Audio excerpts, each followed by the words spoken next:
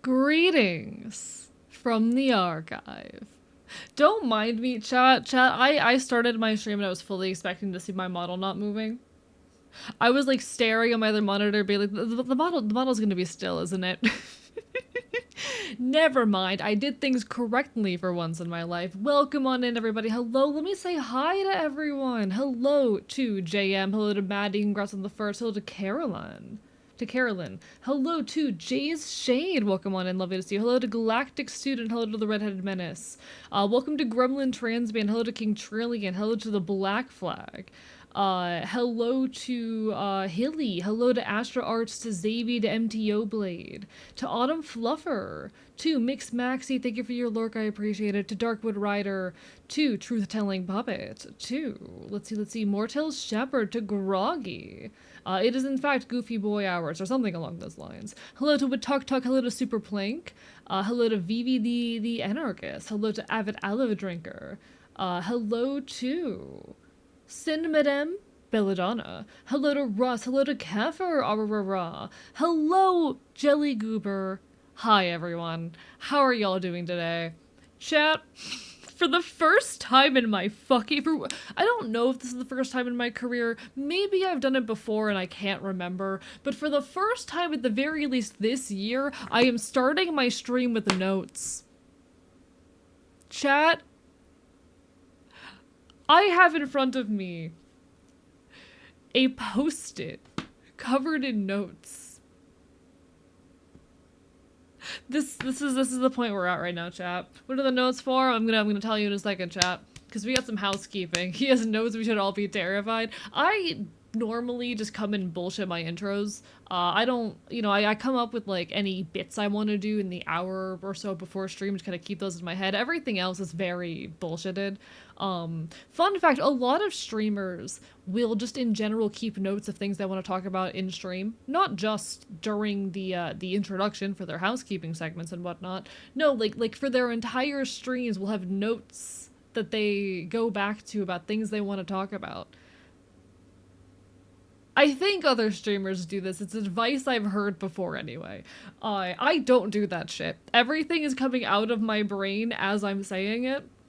There's no thinking beforehand. There's no writing things down in this household. I brought notes. Because I do actually have some pretty important housekeeping to get out of the way today, chat. Before we get too far into things, I want to bring attention to a new rule that has been implemented both here on Twitch and in the Discord. Hello, Emmy Barry. I'm hearing your stream is the same as DMing D&D. It shouldn't be. There is a new rule that has been implemented both on the Discord and here. Hello, Mal, as well. Lovely to see you. And hello, Omega Scales. I have been talking about needing to do a big overhaul of the rules for a while now, both on Discord and on Twitch, and have been holding back just because I wanted to roll it all out at once, but this rule has kind of hit a point where it's more important for me to set it than for me to like do it in a way that feels good and organized. It would have been so nice to roll this rule out alongside the big new rule update. No, I gotta do this now. Because we did have a bit of an incident last stream. I've officially instated a rule both here on Twitch that reads, let me go and find my actual fucking writing. No violent rhetoric of any sort will be tolerated, even as a joke, regardless of who it is targeting. This applies both here on Twitch and in the Discord. This is a rule that's being implemented for my safety. For the safety of, my platforms, my continued ability to stream. And just for the general safety of our community. Because listen, guys, I get it. We're all leftists and anarchists here. We can't be saying that shit. we cannot be advocating for or encouraging violence. I've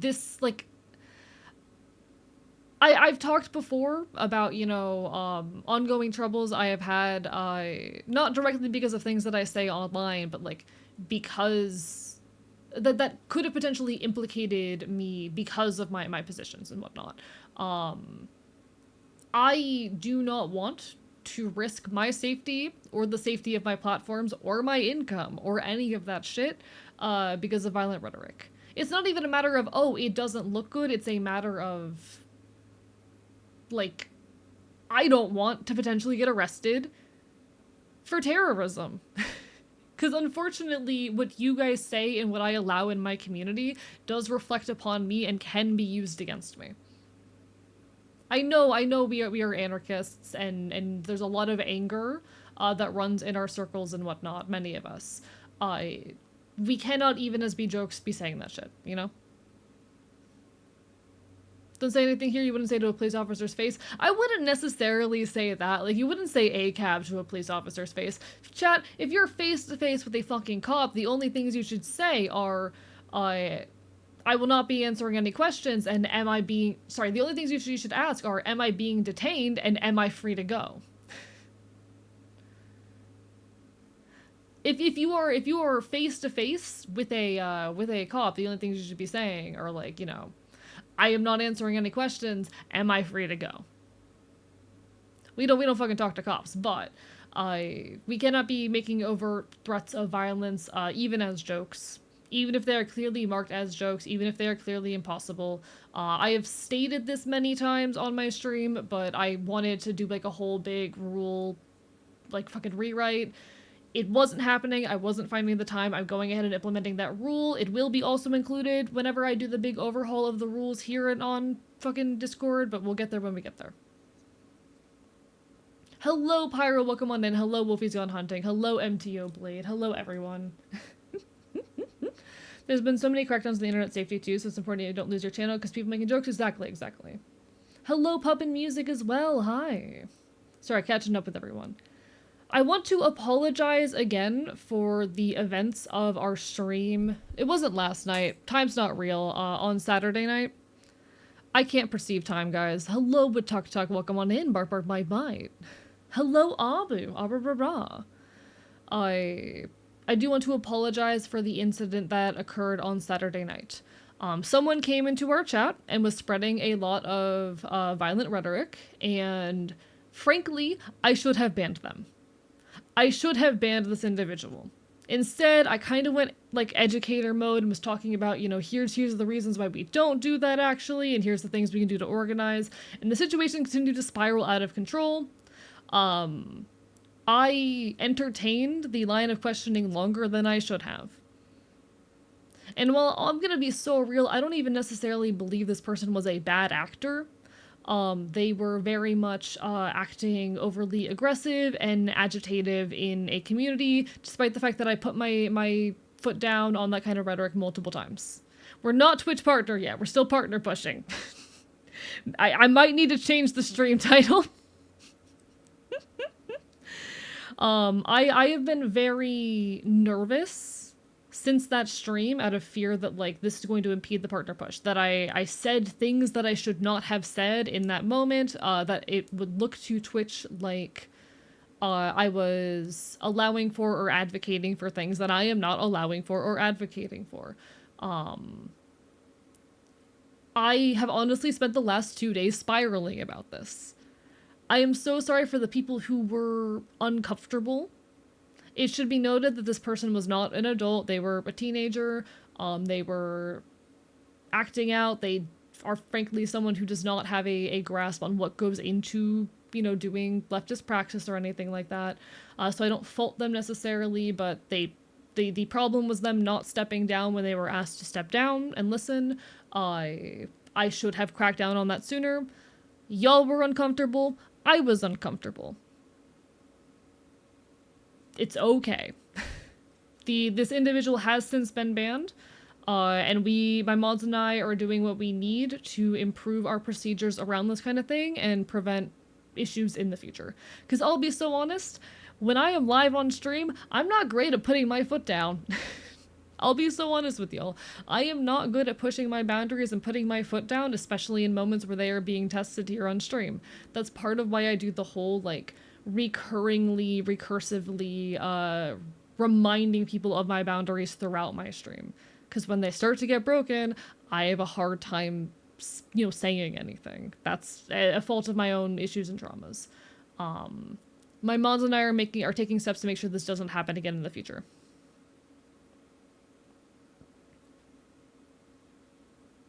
We are doing what we can to make sure this doesn't happen in the future. One of the few benefits is your streams being so late at night as I was sleeping through all of the violent rhetoric debacle. Hey, good for you. Good for you. We'll do better as a community too. I will say the majority of you are fine. Hello, Pengi. Welcome on in. Bark, bark, bite, bite. Arrarara. How are you doing? Next thing, though, on my list of announcements here, after going through that whole debacle, after that, I was really scared to submit my partner application. I was supposed to submit my partner application directly after that stream, and I didn't. I was scared that Twitch is going to look at that VOD and go, hey, this is against our terms of service. Don't do this shit, even if I was not the one being the problem. I have decided, though, today, after talking to a couple of my friends who are already Twitch partners, to submit my application anyway. It was submitted about 30 minutes ago. About 30 minutes ago, the application was submitted. You're fine, Pyro. I'm rambling.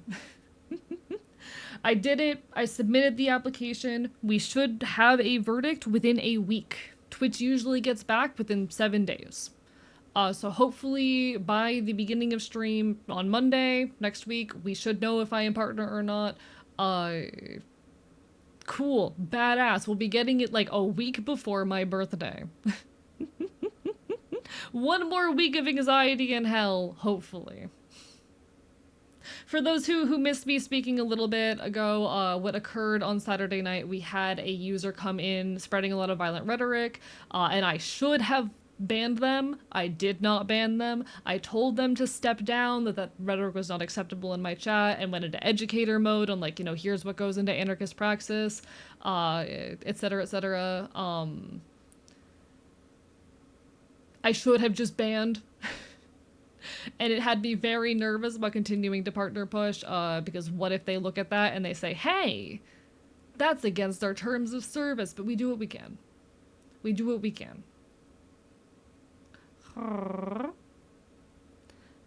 It's not, ultimately is a situation where I and my mod team need to do better on pushing the boundaries of rules, the boundaries and rules of the space, and I've updated our rules to properly reflect this. So thumbs up.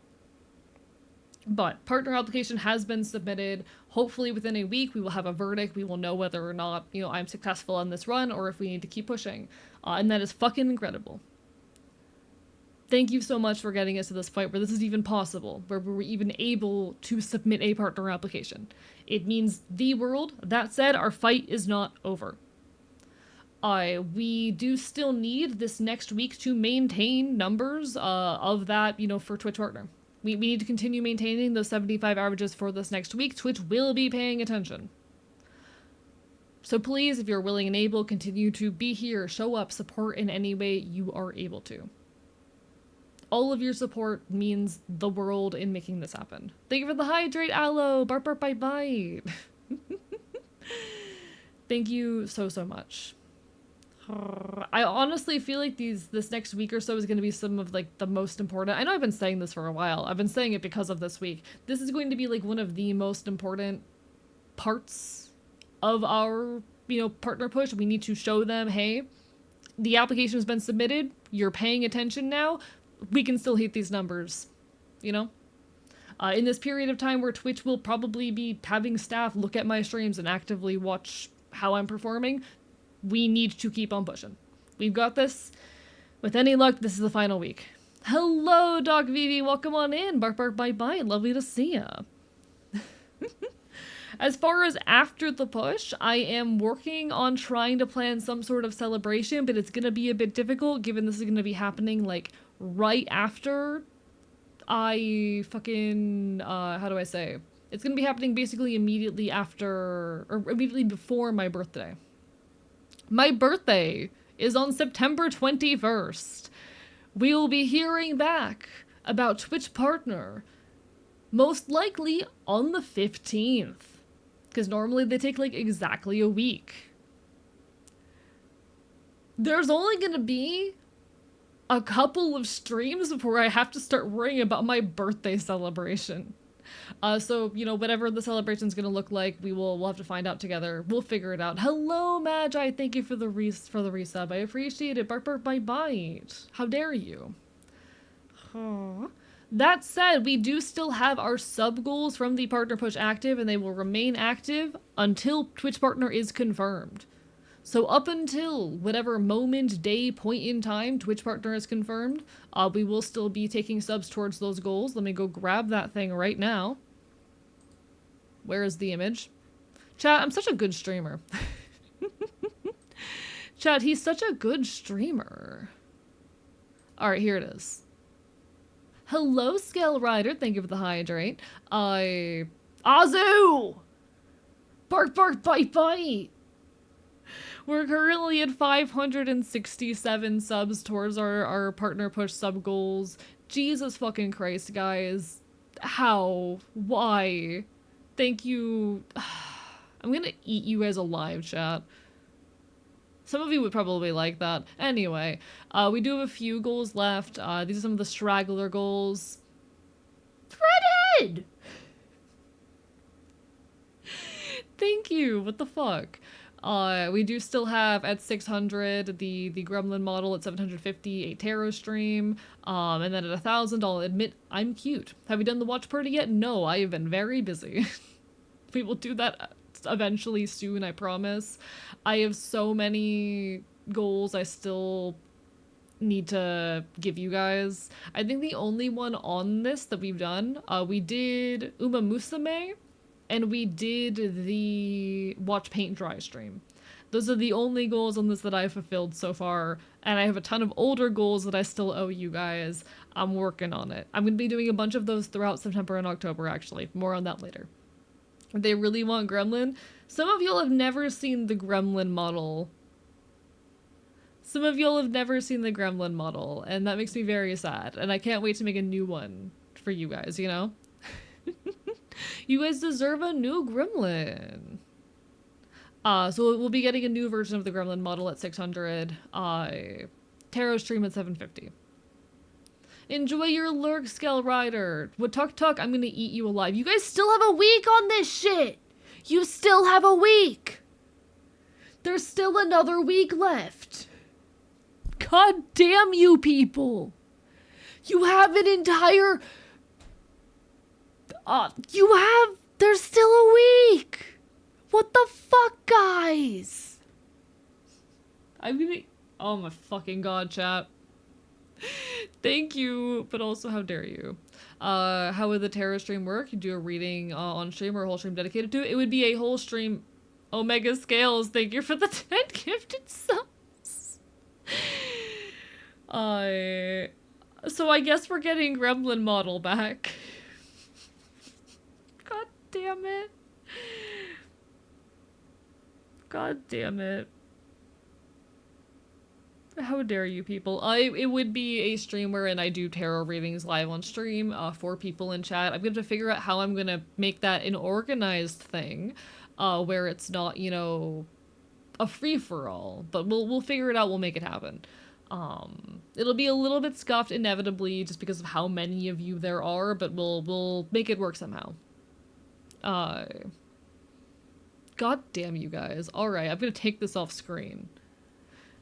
I need you guys to understand that, like, I'm doing okay financially right now, and that's honestly entirely thanks to you guys. The fact that I'm doing okay financially right now is something that I can say is, you know, so much y'all's doing. I was running through, like, my budgeting spreadsheet earlier today, and the you know, income I make through streaming plays such a good role in me being able to, like, keep myself afloat and actually have... like, savings, so I don't die. It's something that I worry a lot about. Thank you so much for the gifted subs, everyone. Thank you so much. It means the world. What else did I have on my list? Oh yeah, birthday soon. On that note, birthday soon. I mentioned this a little bit in regards to celebrating for partner, because I don't know what a partner celebration is gonna look like. Oh, congrats on getting cleared to start tutoring, Emmy. That's so exciting. Congratulations. My birthday's gonna be on September 21st, and I'm actually gonna be doing a whole big celebration for it. On September 21st, 2024, I ended up homeless. That was my 23rd birthday. That was my 23rd birthday. It was my 23rd birthday. I ended up not able to stream that night. It was supposed to be my King Trillion! Ah, rah, rah, rah! It was supposed to be my 2.0 model debut, as well as my birthday celebration, and unfortunately that stream had to be canceled. There was really no warning for it either. I just kind of went missing, and in that moment I was so scared I had lost everything. I didn't think I was gonna come back, honestly. I felt like my life was over. I had nowhere to go. I was really scared. Hello, Nimbus Vibes. Thank you so much for stopping on in. About a month later, on October 18th, after narrowly dodging the second hurricane in a row, I did come back. And I came back to the highest numbers I had ever seen. And even though at that point in time I was living on a friend's couch, I continued to stream it a little way I could until I was able to, you know, get myself back on my feet in some capacity. Largely thanks to you guys. So from September 21st to October 18th, I'm going to be running a whole big event. I'm still not entirely sure what's going to look like. I'm figuring out the details. But it's going to be full of, you know, fun event type streams, special things. I'm going to be doing everything in my power to make that time period something unique. We're going to be making up for lost time. That month I had away from streaming as I was trying to settle and get my feet back under me while I was homeless.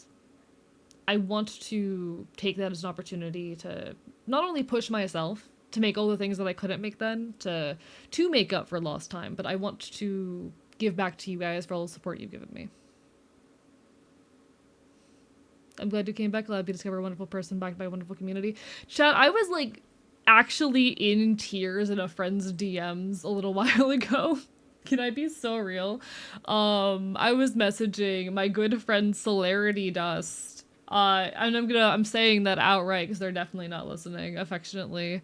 They're not gonna hear me talk about them. They're not gonna hear me. Also, hi Wonder, bark bark bite bite. They're not gonna hear me gush about them. Celerity Dust was my first ever friend that I made as a content creator. I met them about 2 months into my journey as a VTuber. They had started out there about a month in as well. We were both brand new to this and we immediately clicked. We friended each other on Discord on May 20th of 2022. We've been extremely close-knit, close friends ever since, despite some hiccups and struggles. Our relationship has been a roller coaster at times, but we settled into a very nice spot. They're extremely near and dear to me. When I call them one of my closest friends, they are one of my closest friends. But I was gushing to them about this earlier. I was in their DMs talking about how, like, yeah, a year ago, 2 weeks from a year ago, I was homeless. I thought I had lost fucking everything. I was so scared. I'll be so honest, when I ended up homeless, I was more worried about my ability to stream than my own fucking safety. Because that's how much this shit means to me. I was terrified for my life. I felt like everything was over. Hello, Thorier, go get some good rest. Bark, bark, bite, bite. And hello, Baba. But here we are, less than a year later, about to hit Twitch partner. Life is terrifying and beautiful and incredible, and I could not thank you guys enough. Thank you for continuing to be here to support me, for being a part of my life. This community honestly, genuinely means the world to me. Thank you guys. So much. Alright. As far as what's going to be happening during the birthday, I'm still figuring out what it's going to look like stream-wise. But we'll be doing a small mini merch drop. I'm going to have some miscellaneous. There are a few things that I definitely want to do, such as a live music stream somewhere in there, probably in October. Unfortunately, it's looking like I'm not going to be able to stream on October 18th itself, which is the day that I came back from homelessness. Or not from homelessness, I was still homeless at the time. But like my return stream while I was sleeping on my friend's couch. when I debuted the 2.0 model, because unfortunately, one of my favorite musicians decided to set that as a tour date. So I'm so sorry, chat. I love you guys. I'm picking that band over you. I am picking the punk show over you guys, but we'll probably do it on like the 17th. We'll probably do it on like the 17th or the 19th. We'll figure it out when we get there. We'll be doing a live music stream. It'll be great. It'll be a wonderful time. I'm still getting all my equipment together. I want to do it for my birthday, but my equipment didn't arrive yet. It's gonna be great though. I have something really cool I'm planning on debuting on September 21st as well. So keep an eye out. It'll be good. It'll be good. General, one other note I had here. Merch update. We are currently working on a restock for our merch. Y'all might have heard. But in the meantime, we have some really, really fun stuff in the works. We are actually trying to currently figure out the logistics of getting a plushie made. We have an interest form in the Discord. Can one of the mods go and grab the link for the interest form? If you are interested in an Archivist plushie, thank you so much, Unum, for the follow. Bark, bark, bite, bite. We have an interest form, so if you're interested in owning an Archivist plushie, please do fill that out. It's helping us figuring out our like pricing and logistics of it, because we did look into things. Currently, as the market stands, it would cost us just shy of $500 to start production on a plush. We don't know. The tariff situation's really scary. We don't exactly know how that's going to impact things, because, oh boy, things are happening. But it would cost us about $500 to start production on plushies. We need to figure out how we gotta price this in order to make that viable, but we're working on it. We're working on it. Archivist plushie coming 2026.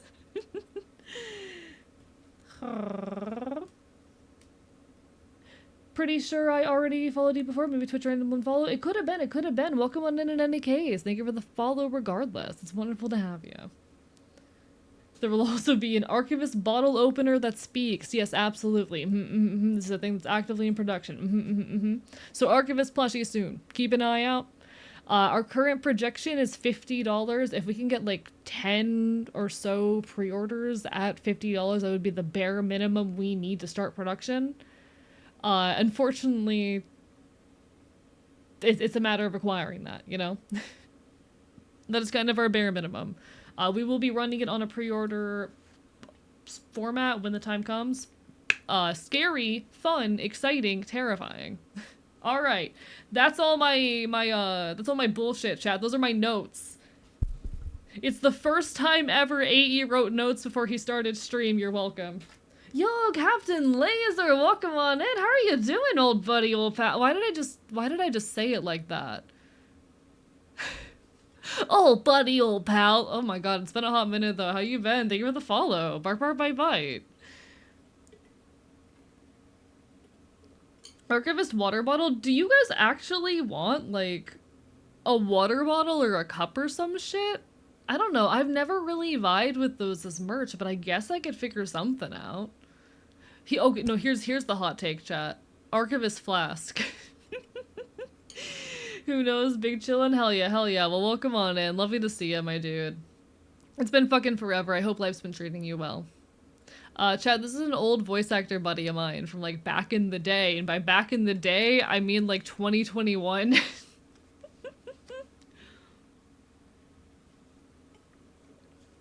Old buddy, old pal, to me always brings to mind, Cowboy was about to kick my ass right over to the Rockies. Yeah, yeah. Square up as well as I can. You know what? Honestly, fair, valid. That's how life goes sometimes. But hey, we keep doing our best. We keep doing our best. Tacky Cup is white, just a PNG print on it. That's the thing. Like, I've never been able to vibe with, like, oh, you took a random, you know, plastic cup that probably was super wasteful to produce environmentally as well. And you just, like, printed a logo or a face on it. Like, yes, your face on a plastic cup, delicious. That's such a high quality product that I definitely want to buy, and definitely does not make me feel terrible about like the state of environmental protections.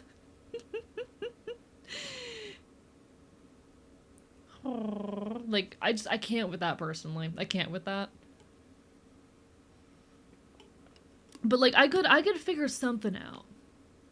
I could figure something out. Really want to get a laser engraver for the store so I can do more in house. One day we'll make it happen. Dishwasher safe sticker.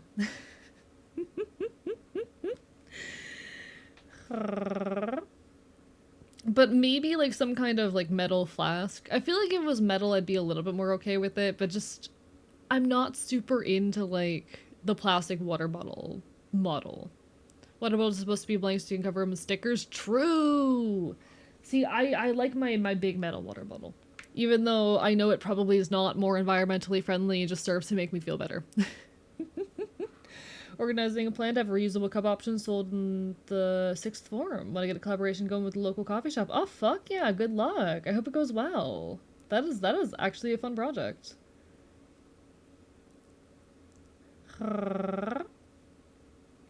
Sorry, I'm like reeling from seeing CL again. It's been so fucking long. Here's AE choosing a punk show over chat. Just the onions some cod insist on cutting near.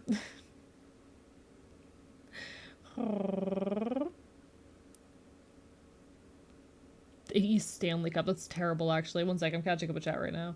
Just to track down a 5-year-old Twitch account. I no longer use to verify my current account. I love Twitch. Set up. Hey chat, here's your reminder to set up 2-factor authentication on like everything.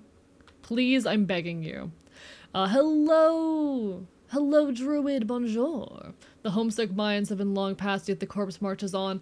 Oh my god. I've been having a lot of feelings recently about Homestuck with the whole, like, ongoing situation. I've talked pretty extensively on my stream about, all of the drama happening with Homestuck recently, and not the worst part of it is just the massive steps that have been taken against like digital archival and just the ability of fan content to exist on the internet. But watching the fandom excitedness, the way the fandom is trying to is just not seeing how bad this is sucks. You know? I miss Homestuck. Homestuck was a piece of media that was very influential to me, despite all its problematic elements, and I genuinely believe it's a piece of media that is best understood in its original format. Everything going on with Homestuck gives me so much grief. I do miss my days of doing weird Homestuck voice acting shit. I do miss it. But Jesus fuck, I am not looking forward to the direction the fandom is going. I'm not looking forward to any of it. Raw.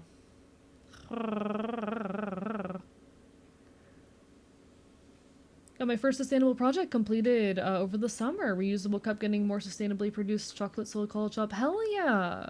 Honestly, it sounds like you're doing some really good activism. Fuck yeah, we love to see it. Raw. Chad, do I rehash the Homestuck situation again? Am I emotionally prepared to rehash the Homestuck situation again?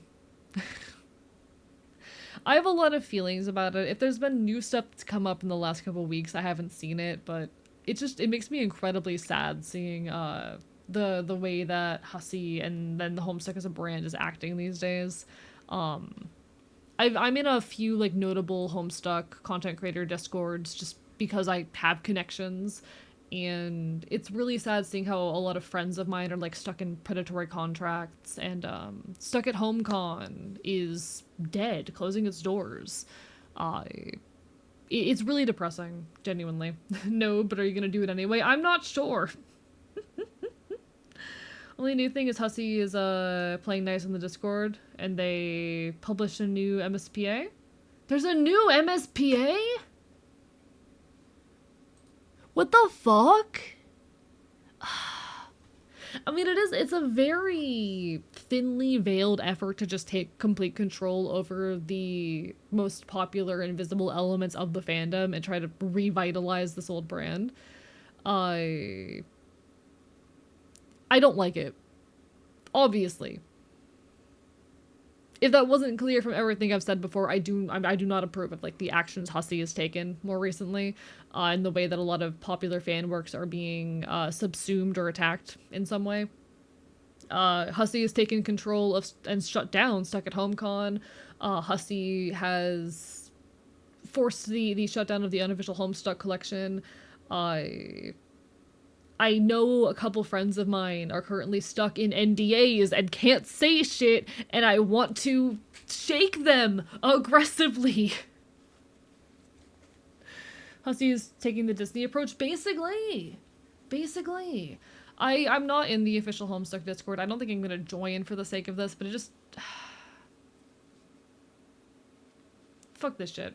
To be fair, Hussey didn't force the shutdown of Second Homecom, but they didn't help. From what I heard, is that the people running it got pushed into a contract, and later on they took control of the project.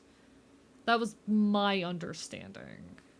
I could be wrong in that. Like, I know for their own reasons those involved wanted to step away from the project already, but bruh.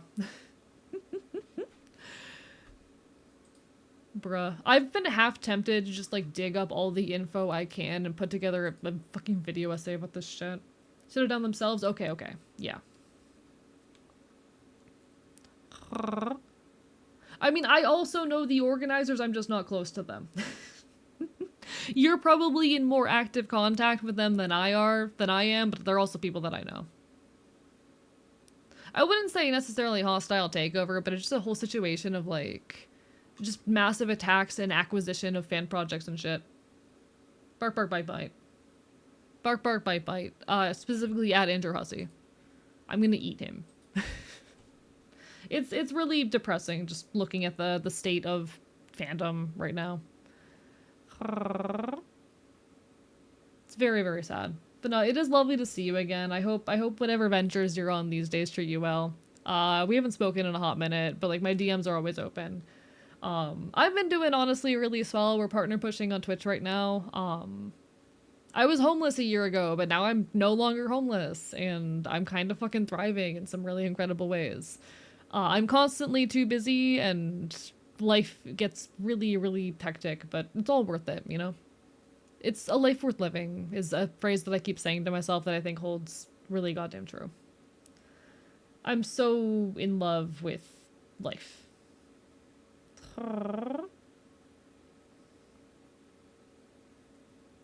Doing a lot better. Glad to hear you're happier now. Yeah, honestly, things have improved in some really, really wonderful ways. Like, I think honestly the best element of it is that I have a strong like IRL support group in my local punk scene and whatnot. Chat, going outside matters. Hey chat, going outside actually, like the secret to fixing your life is going outside more. Straight up. Hello, Lunar Soul. Thank you for the Pop-Tart. Get involved in your local community. Find like a fucking, hey, a lot of you are leftists. Find a local leftist group in your area that's doing cool fucking praxis and get involved.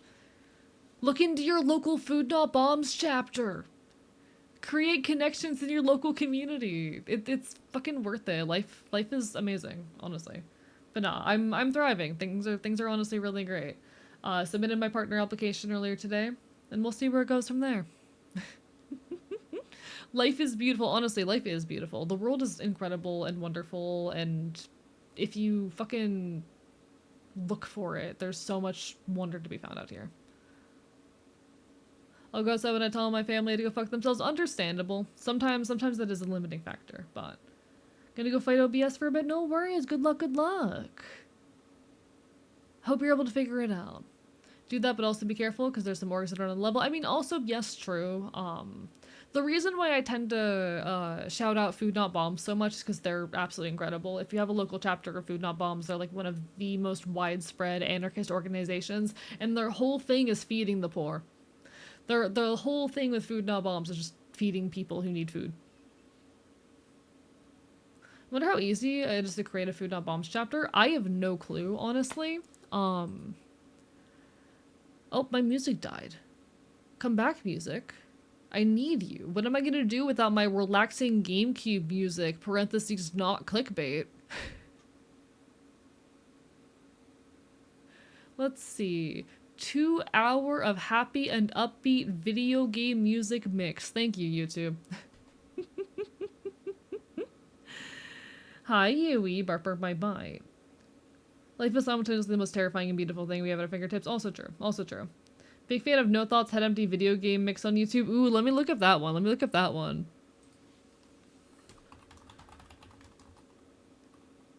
No Thoughts Head Empty video game mix.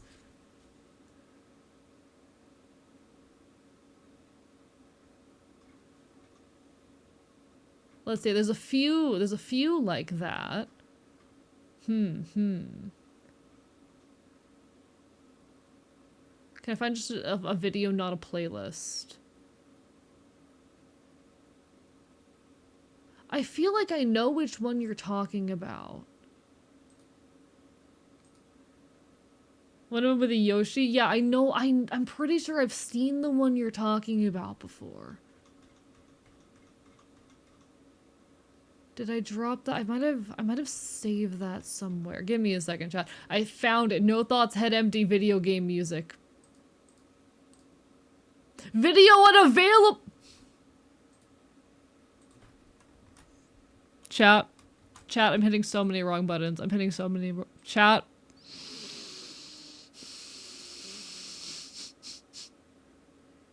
I saved this link. It's the one with the yarn Yoshi. I saved it, and it's gone.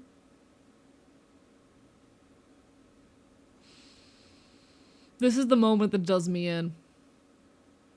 This is my Library of Alexandria, chat. This is my Library of Alexandria. This is my Library of Alexandria. What the fuck, chat? My life is so sad. Life is pain. Life is hell. This is my side channel that I only use to listen to fucking video. You know what we need right now, chat? Pokemon Mystery Dungeon piano music with a relaxing rain for studying, work, and sleep. Found out recently that archive.org has a lot of video game music. Indeed it does, Gkage. Fucking archive.org, and the Internet Archive, and there's so... I love digital archivists. If you couldn't tell from the name, I'm a huge fan of digital archival and everything that goes into it. Projects like the Internet Archive are so wonderful. These places where they, and will be so real, illegally, if we're being perfectly honest, upload, host, and distribute material. They're so incredibly important. They're so incredibly important. It's an unfortunate fact, quote unquote unfortunate, that piracy and copyright infringement are necessary parts of the preservation of digital media. But I genuinely think that they're more than a worthwhile cost in that endeavor. It should not have to be illegal to commit the kinds of, or to perform the kinds of archival that, you know, websites like this do. It should not be illegal, but oftentimes it is. It's very much these days under attack. The Internet Archive in particular has been facing so much legal trouble from folks who do not want their materials to be hosted on the service, which absolutely disgusts me, again, as someone who's very invested in digital archival. But services like this are incredibly necessary. Incredibly important in making especially older works accessible to people. It's illegal in the same way being Spider-Man is illegal. Exactly. There is so much media that would go missing or become inaccessible were it not hosted elsewhere by third parties. And I think about that a lot. There's also a lot of media that is so small or insignificant that gets remembered by so few people that these kinds of services are necessary in the perpetuation of. I want to introduce you guys to a website called Spunk. I want to introduce you guys to spunk.org. This is actually the subject of part of a segment, of a section of my next video essay. Spunk.org was a website founded that first went online in 1993. 1993 was the same year that the World Wide Web went public domain. I cannot stress to you enough how much the internet was not a thing at this point. There were 623, if I recall correctly, websites online by the end of 1993, and one of them was spunk.org. Spunk was a virtual digital library dedicated to the collection and distribution of anarchist literature. There are thousands of texts, recipes, flyers, comics, all hosted online on this website. It was, at one point, the largest, and very likely the first, digital anarchist archives. And it's very, very near and dear to my heart for that purpose, for that reason. Shit like this matters so much.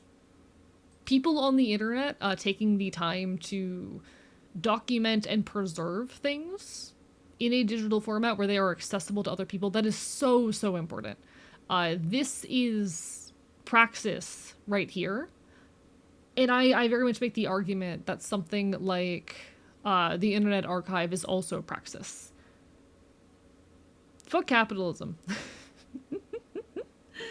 Fuck capitalism. Also, yes, I'm aware that spunk is slang for semen. It's also here in the US, and they fucking chat.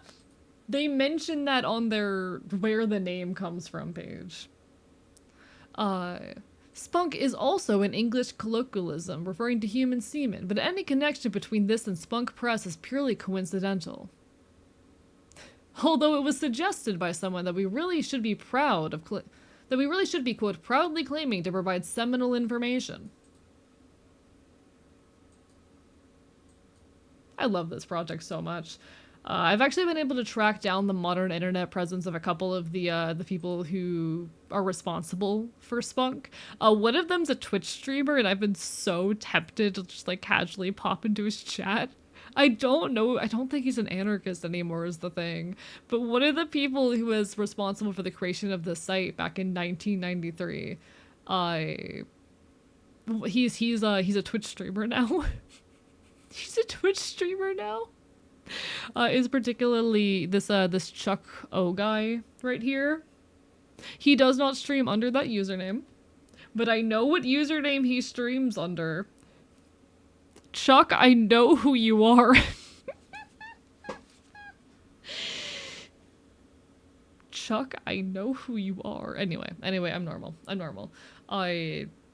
Digital archives have existed for as long as the internet has, and websites like the Internet Archive are so important. Please support those services as much as you can, and fuck anyone who tries to tear them down. I don't understand copyright law enough to say, you know, how we fix this. I can't offer a solution to the absolute disaster that is intellectual property and all that comes along with it. I can't tell you how we make these things and continue to have them be accessible. Aside of, you know, getting rid of the idea of intellectual property, which I'll be so real, I am not opposed to. But we gotta protect this shit. I think there's so much beautiful history to be found in it. Online archival is an amazing way to preserve niche content. Think about how much possible classics and groundbreaking work have been lost in time because it wasn't available places to store them. This is something that I thought a lot about during the death of Flash. The death of Flash is actually what, you know, made me interested in digital archival in the first place. It's the reason why I took up the name of archivist. Back in 2020, when the death of Flash was looming over us, I actually produced a little visual novel style game called The Archivist. No, you cannot find it online and play it. Don't go looking for it. It's not there. You won't find it. But that is where I got the title from. And it was a whole like little mini unfinished visual novel about my feelings on the death of Flash, particularly talking about digital archival. When is it okay to alter a piece of media for a modern audience? How do we go about navigating IP law? What do we do about the pieces of media that are so insignificant they wouldn't be missed? You know? It covered a lot of these really difficult subjects. The death of Flash is what got me here, honestly, more than anything. I think frequently about the number of Flash games that probably never got saved. Even if there are Flash emulators, I have no doubt that there are dozens, if not hundreds, of Flash games that only ever got played by a dozen people that have been long since forgotten, that did not have their data saved.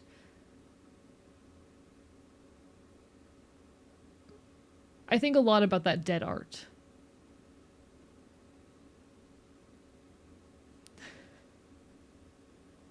I still remember an old ass Flash game that I like very much. Oh. Honestly, one of these days I would love to get a Flash emulator up and running and go back and play a bunch of those old, like, classic Flash games that I know I played as a kid. I wasn't on the internet much in the early 2000s, but I very much got a taste of via like a friend's computer, Girls Go games particularly, and I wonder if I could dig up any of the old Flash games that were running on Girls Go games and like play them for you guys. Maybe one of these days. But very much that little game I made, it was motivated by the death of Flash, and also very much by Homestuck as well. In fact, the title screen for the game had a like Homestuck poster in the background because that was one of the big like influences in all of it. Because it was both about the death of Flash, but also touching specifically on that bit about at what point do we alter media for modern audiences? What is the value in archiving something in its original context? Was about all of the anger people had around Homestuck slurs and wanting to have them removed. Because I was always very much on the camp of actually maybe don't remove the slurs in Homestuck. I've always very much been in that camp. And I know I'm a weirdo for that in a lot of ways, but I believe that they are a part of the cultural context of Homestuck. That the weird bits of like the weird not very appropriate jokes and slurs and whatnot are all part of the cultural context because this is a work from the 2010s and early 2000s. This is a work from the 2000s and early 2010s. That very much reflects that culture and a particular subset of that culture being, the old forum culture. And I believe you lose something when you remove Homestuck from that context. If you forget that Homestuck was a webcomic, that, the first segments of it were written collaboratively with all of those little enter commands being written by fans on a goddamn forum, I feel like you lose a lot. Hello, Sailor Shy. Welcome on in. Bark, bark, bite, bite. Lovely to see ya. I do think archiving all media refers to everything, but I think it should be a context section beside them for works made with various historical or situational context. I do agree. Like when we're archiving work, we should fucking say something about like, hey, this is when this work was written by this person, informed by these contexts. Because if you walk into Homestuck not knowing that it's a piece of media fucking published in 2009 and continuing to be written into the mid-2010s, that's heavily based in, like, early fucking 2000s forum culture, you're gonna be very confused and grossed out. But you lose something of the work if you try to remove those things. Hello, like and bark, bark, bite, bite. I'm biting you harder.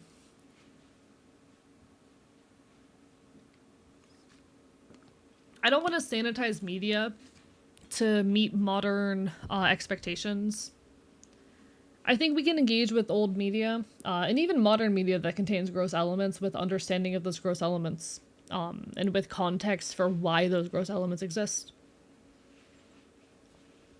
Which is not a statement against adaptation. Adaptation is valuable and is a completely different endeavor. than archival, but when we're talking about archival, I think it does genuinely matter. Hello, Spoony, welcome on in, Bark Bark Bite Bite. Or Spunny, rather. Welcome on in, Aurora. Yeah, we're talking a bit about digital archival and Flash and Homestuck. And all sorts of things, because an old Homestuck voice actor buddy of mine is actually in chat at the moment, which is fucking badass. Like, fucking adaptation is definitely a different situation than taking a work and trying to sanitize it for a modern audience. And I do believe there's also at times effort in, or some kind of value in trying to retell a story from a modern lens. But removing the slurs from Homestuck would not be that. It would just be erasing part of its original context while leaving it kind of disjointed in that way. I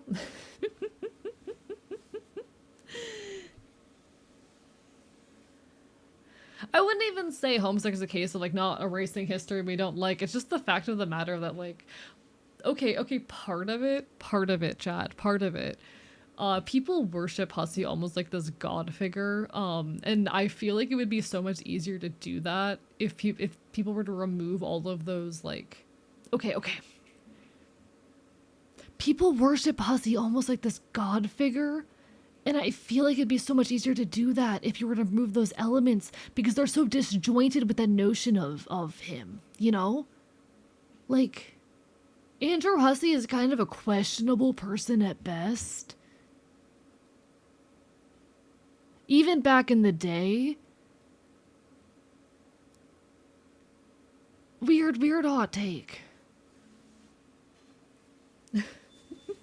I think my second most popular video was a Homestuck video. My first was a Naruto Abridged. Alas, I'm no longer associated with them, but it was nice to be appreciated.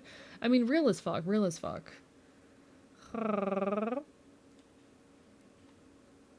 If you're referring to that old group, yeah, I don't think I ever publicly did any work on the channel aside of like for some of the charity stream shit. But yeah, no, those were the days in a weird way.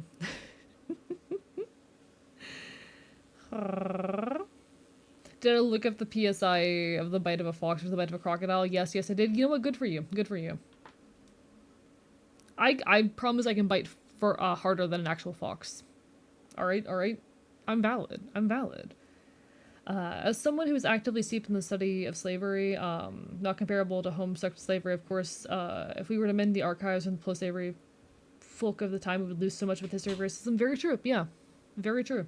The three staples of an AE stream: Homestuck, Vor, and the FBI. At some point, context is more important than actual content. Homestuck itself is great context for forum culture, removing the fact that people were edgy. They still are.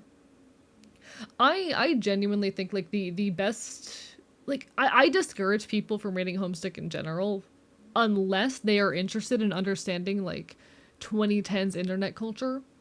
Or really, yeah, I mean, that's the main reason to read Homestuck, honestly. If you want to understand, like, 2000s, 2010s internet history, and culture, that's, like, the best reason to read Homestuck. But, fucking... I hate the way Hussey is worshipped as a god figure, and I feel like the attempt to try and remove slurs from the story and whatnot is in part out of a desire to preserve that image of them. You know? It's so disjointed from the way that they are basically worshipped as some genius who wrote this super queer story. They aren't. They're not that. And you can't sanitize the work to try and make that look as though it were so. I promise you, Dave Strider was not mildly homophobic in early Homestuck because he was closeted. I promise that's not why he was written that way. It's because that's what humor was at the time.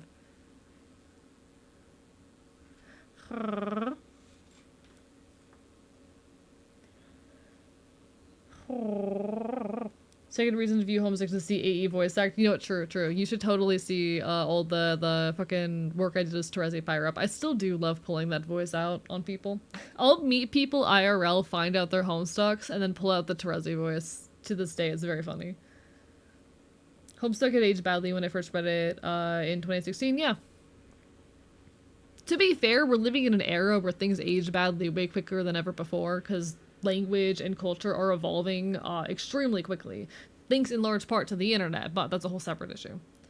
Ad will be hitting in about a minute, folks. I do apologize. Twitch just forced me to run ads, but don't worry, I'll still be here when the ad break ends. Abra-ra-ra. Abra-ra-ra.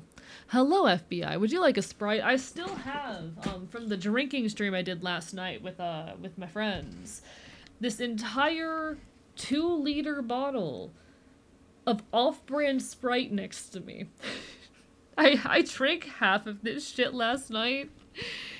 I did drink half of this shit last night. Whoops. Be sure to keep it away from your laptop. Fair point. Putting that back on the ground.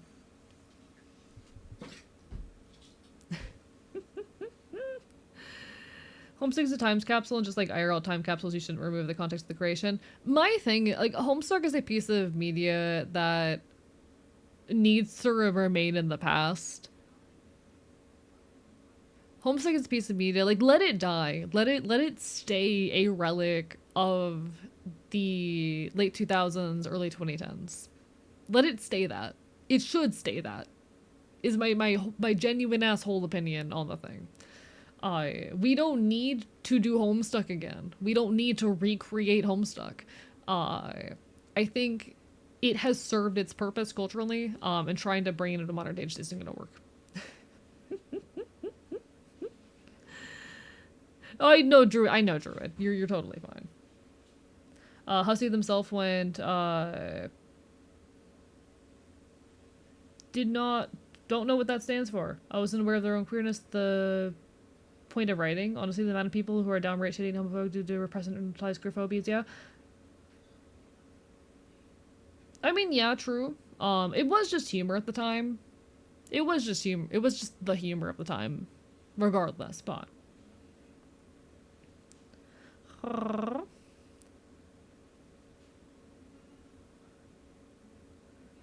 One second, I'm trying to keep up with shit. Anthropology thesis of the future, the legacy of the interest, the first sin. Homestuck. The legacy of the internet's first sin. Homestuck. Far from the first sin of the internet being so real, Darkwood Rider, but. If anyone's worship as a god figure, like what they're trying to cover up, except for AE, worship AE as a god figure and pet him, don't you dare. Don't you dare.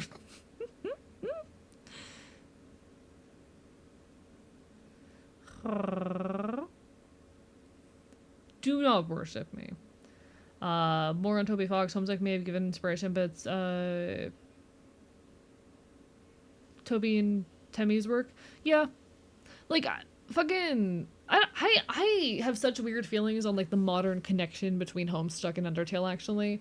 Like, as much as I am a little bit disappointed that, that Toby Fox is still fucking with Hussey with everything that's going on more recently, ultimately, like, Toby Fox was living in Andrew Hussey's basement when Undertale was created, if I recall correctly. Like, there are a lot of interpersonal connections between the two, even if they were intertwined in some way. Oh, as far as we know, oh, got it. Got it. Me watching AE take all the pets, while not even wanting pets. Chat, can you believe there's non-consensual petting happening in this goddamn, fucking Twitch channel right now? That's a new fucking AO3 tag. I've never seen that one before. I wonder if there's anything on AO3 under that tag.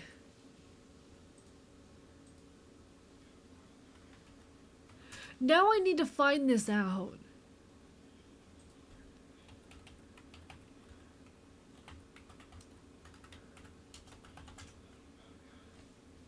Is this an existing AO3 tag?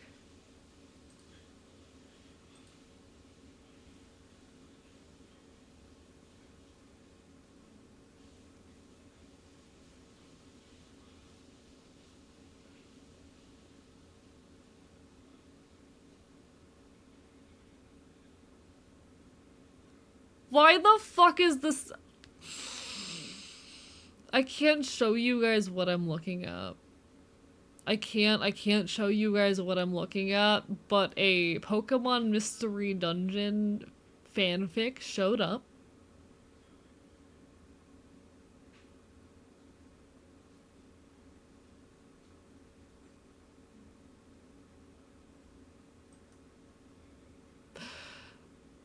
I'm regretting things right now.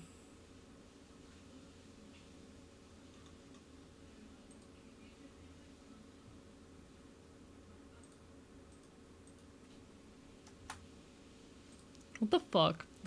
Like, I do not kink shame. Ultimately, I fully believe in the right of people to create whatever content or art they want on the internet, and we should not censor anything. I'm very much, like, on the extreme end of all censorship is bad, don't censorship. I...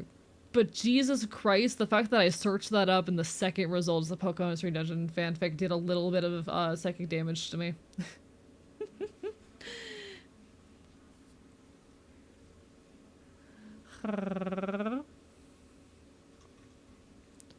I'm very much of the mind that, like, any and all censorship is harm done, and we should not censor jack shit, but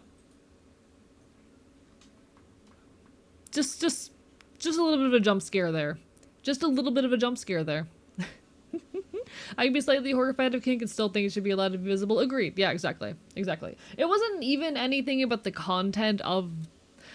Okay. Okay. Anyone in the audience who is under the age of 18, I need you guys to cover your ears for a moment, alright? Just for like 2 seconds. The tag that dealt psychic damage to me was, and I quote, cloaca fingering.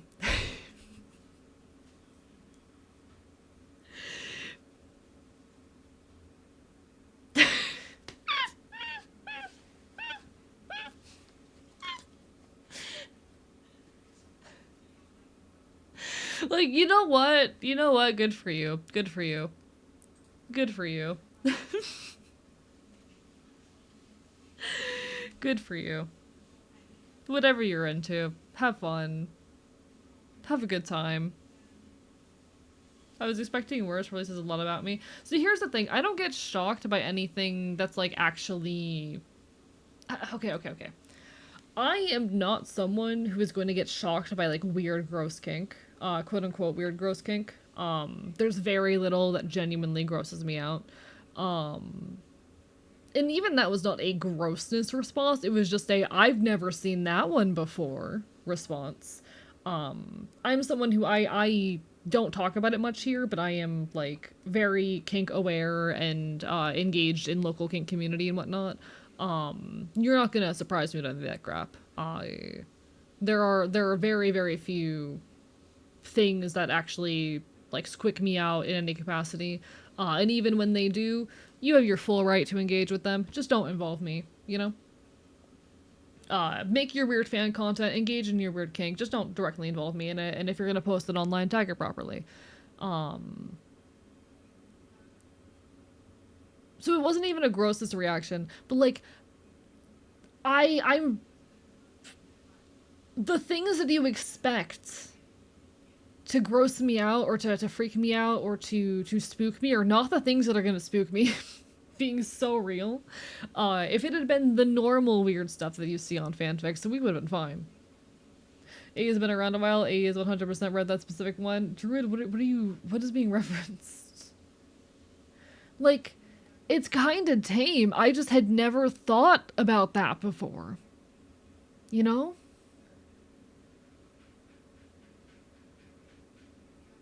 I had never thought of that before. Like, it's not bad, don't get me wrong. I want to be very, like... You're allowed to uncover your ears. You're allowed to uncover your ears. You're totally fine. You're totally fine. Like, I promised you, I would not actually be all that shocked about much weirder stuff. I just had not seen that before. You know? The internet's first actual sin is, as we all know, lust.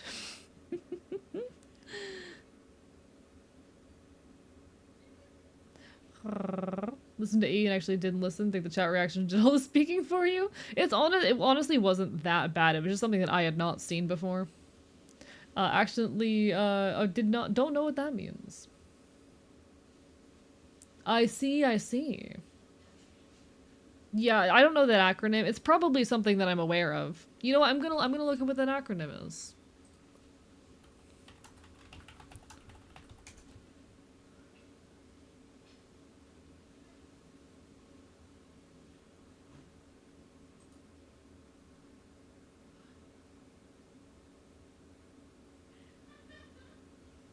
Again, I'm seeing multiple potential meanings for that I could see applying here. Unless I'm missing an extreme one.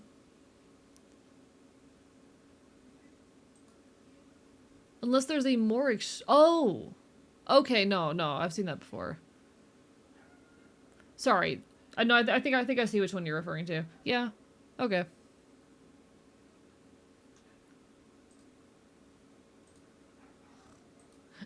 Alright. One would think a Vorto would be able to guess. See, I'm not into Vor is the thing. I'm not into Vor.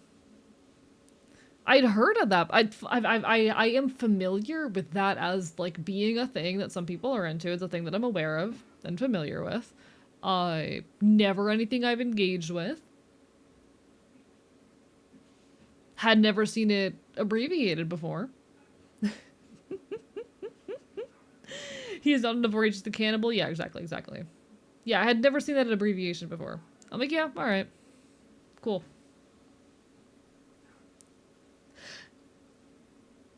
Cool. Thumbs up. Caveman discovers fire response. Fire burns. None of either. Some of your titles are questionable at best. You know what? Fair point. I think it's a joke for most of us. He isn't Vor, just chomp. Has it come up 20 minutes every stream? Okay, so literally straight up what it is that I threatened to bite people a lot, but people were too into me biting them and thought that was too hot, so I needed to make up a worse threat, so I ended up somehow with eats you. Somehow, I needed a more severe threat than biting people, and my immediate response was eats you.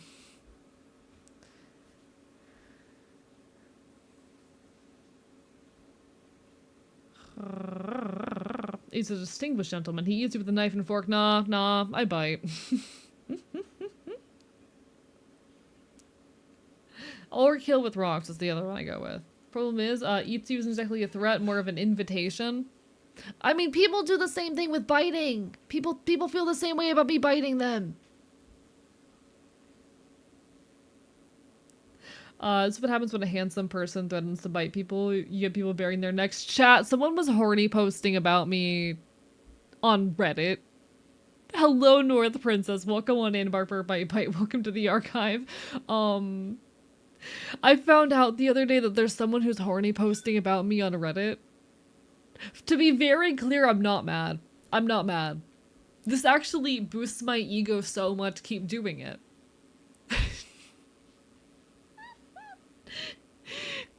This actually boosts my ego so much. Keep it up. Keep doing it. But Jesus fucking Christ, I was not expecting it.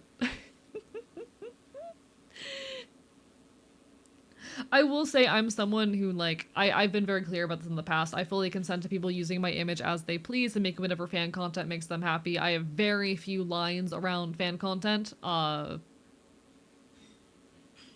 honestly made my day. No worries, North. It's always a weird time around here, to be fair, North Princess. No one ever enters the stream at a normal time, because there's no such thing as normal times around here. How are you doing? Pleasure to make your acquaintance. Lovely to have you. I do also, like, so that post got posted, you know, on my Discord. That's how I found out about it, and I'm not really a Reddit user. I am someone, though, who ego surfs a little bit. So I do try to look up and see what people are saying about me every now and then. It is a thing that I occasionally do poke around and try to, like, find out what people are saying about me.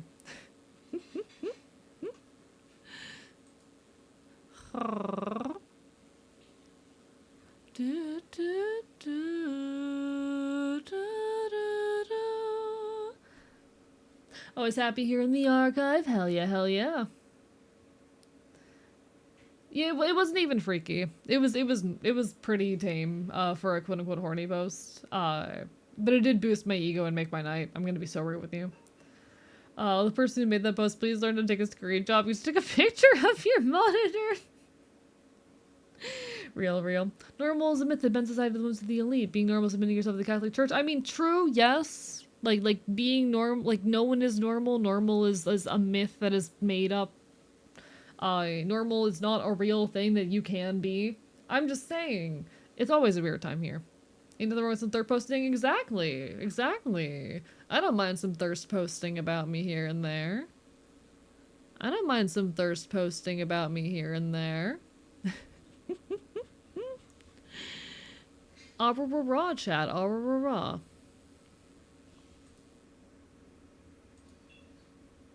Raw. We're thirsting? Hell, y'all always are. Don't submit to people above you. Submit to no. I mean, you can, but like, I will say like I was talking about this with a friend as well. Actually, I think I posted about this directly in my Discord. Shit like that is kind of the ideal situation for me. Because I'm someone who I desire for fandom and things of that nature. It's something I've always kind of aspired towards in the back of my brain. And I have given my full permission for people to use my image as they please. Hello, Starless Salt. Welcome on in. Bark, bark, bite, bite. Thanks for saying hello. And that includes people making like weird NSFW content of me. I have like very few lines. My lines are don't depict me engaging hate speech and don't gender bend me. Those are my only real lines when it comes to fan content. I have at otherwise. But for me, like, part of the reason why my channel is not very NSFW and I keep it a 16+ space is because I don't want to deal with a ton of, I don't want to deal with a ton of that in my chat itself, you know? I like to keep my channel to the, you know, suggestive humor at maximum. But I still do like that people find to be attractive and want to engage with me in those ways, and I aspire to fandom including those elements. So that stuff existing on other platforms, having people post shit about me on other platforms, and create that content and whatnot, and just have it existing on the internet, that's very much like ideal scenario for me. I'm winning, is what's happening. It's okay to do, but it's still a time and place sort of thing. Yeah. Like, you know, don't post your sexual fantasies about me in my Twitch chat, but like, feel free to have them and post them on AO3. Write them down and fucking post that shit on AO3. Have at, you know? Also, did someone make a spacey AI AE? Yes, this is true. This is true. Hello, Oberon Station. Thank you for the raid. Welcome on in. Bark, bark, bite, bite. Mods, can we get a shout out? Hello, folks. I am Archivist, your resident chaotic Enfield. I stream not quitro games and do art here on Twitch.tv. We cause problems, we commit chaos, and I will bite you. How are y'all doing? It's lovely to have you. Yeah, it's lovely to see you again. Alright, Mods got the shout out. Hell yeah. Welcome on in, folks. We are currently partner pushing. We are so absurdly close to Twitch partner, so if you are able and willing, please do drop a follow, leave a lurk. It means the world. We're absurdly close. I actually put in my partner application this morning, so we should know within a week if I am going to get Twitch partner, but this next week does still matter. We do still need to continue seeing those numbers and fighting for this next week, so if you are willing and able, please just keep on showing up, keep on lurking, keep on supporting. It all means so much to me. So thank you. Thank you to 10 follows. Of course, no. Everyone, go give some love to Oberon. What were y'all up to tonight? What were y'all up to? Hope you're all having a wonderful evening. I genuinely hope life's treating you great. If anyone needs some food, some water, some rest, take care of yourselves, do what you need to do. I'm a little bit scattered and all over the place right now, I'll be incredibly honest. My brain's been a little bit foggy these past couple weeks, but we keep on trucking. We keep on doing the best we can. Playing Palia, hell yeah, hope you enjoyed your Palia time. Fuck yeah. Raw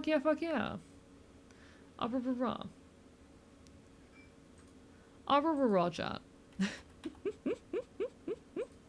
If you catch my drift.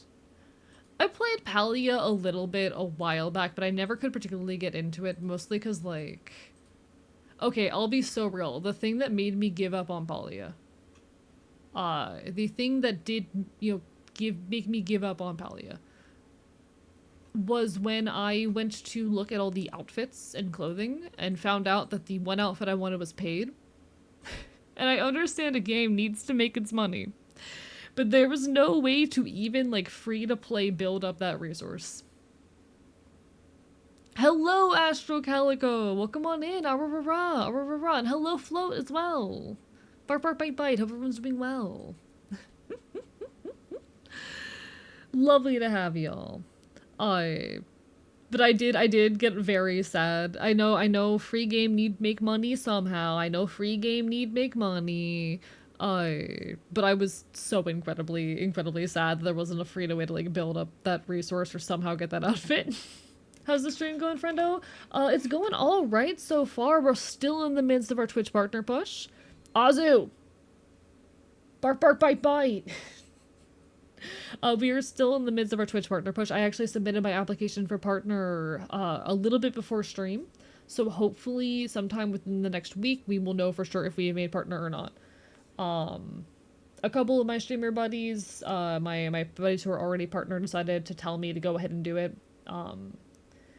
We've been looking a little bit low on the numbers end of this particular stream, so we do need to keep on pushing in that direction. This next week is still going to matter. This next week is going to matter, honestly, be one of the most important weeks on whether or not we do get partner. But we're going to keep on fighting. We're going to make it happen. I would watch like 50 ads for a paid thing in game. I hate ads. Real though, real. Had some, like, super synthetic orange drink earlier. It was like orange 40. I mean, it looked tasty. You busted in the Discord. It did look tasty. But yeah, no, we're doing our best. That's why I be lurking, and I appreciate it.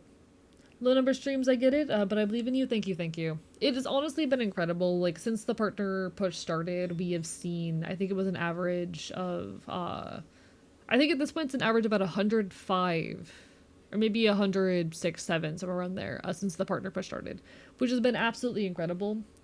I'll admit it's terrifying because I know the partner push is going to end and we're going to settle back into seeing, like, 60s to 70s, but that's how it goes. That's how it goes.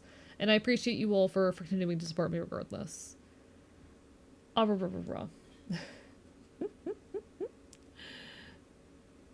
something wrong with the overlay of subs and follows and show up on the screen. I don't know why my alerts are broken. They've been broken for a while. They've been broken for about a week now, and I don't know how to fix it. Hello, Amethyst Vaporeon. We are doing well. We're still partner pushing. We're still thriving and doing the best we can.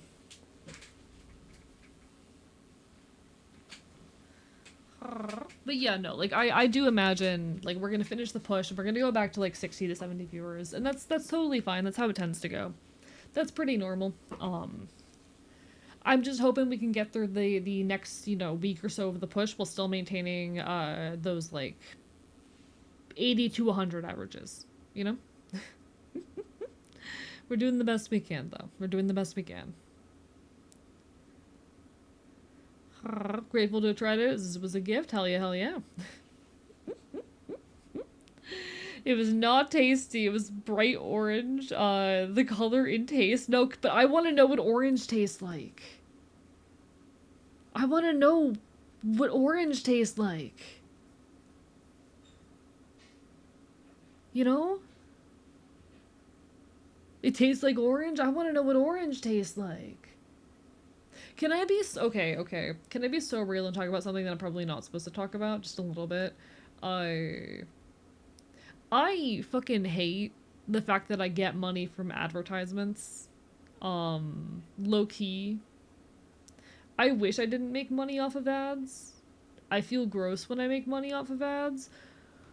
Holy shit, the ad rev. Oh my god, chat. Anyway, that's it. That's the whole thought.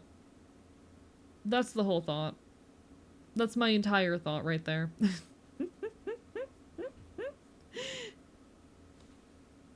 I wish we could have ads fully turned off. I do agree. I do agree. Money. Gotta make money somehow. Are you gonna sell your boss to one? Are you gonna sell your body to one boss or to a few? I mean, that's what I'm doing with you guys, aren't I? I'm just selling myself to you guys. Chat. Everything is a product seeking to make your money. I'm the product. The product is me, my time and attention. But you know. Hello, Aaron. Hi. Bark, bite. Like we did. Yeah, we talked all day, bitch.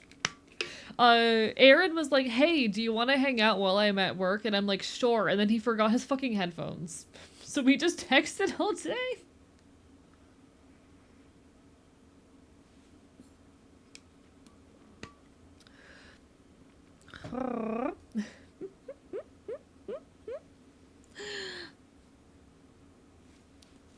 I will say I do get ashamed sometimes as a leftist with the percentage of like my revenue that is ads, but honestly the support y'all give me is incredible and I appreciate it endlessly. I ad rev during the partner, which has been fucking wild.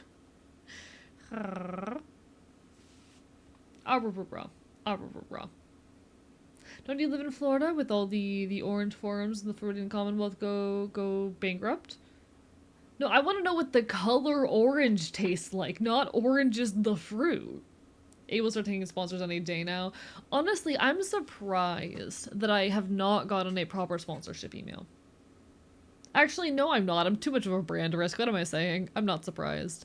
But I actually, like, to this day, the entire time that I've been a streamer, I have not gotten a single sponsorship request, sponsorship email or anything like that. I have a business email. My business email is advertised here on my page. You can go find it if you scroll down. Don't send me business emails to my business email, or don't send me non-business emails to my business email chat. I beg of you. But I do have a business email. Somehow I am yet to receive a sponsorship offer. I have actually had a number of like charities reach out to me, and I felt so bad that I haven't like responded to any of them and taken them up on their shit. Because I want to. I really do want to. But and I've also gotten a lot of things just like offer me game codes for free, expecting me to play them on stream. But I've never gotten a proper sponsorship. I've never gotten a proper sponsorship. No one is too based for sponsorships. We had a whole tier list about this. I'm too much of a brand risk. I talk about politics, Chad. They don't want people with politics taking YouTube sponsors, you know?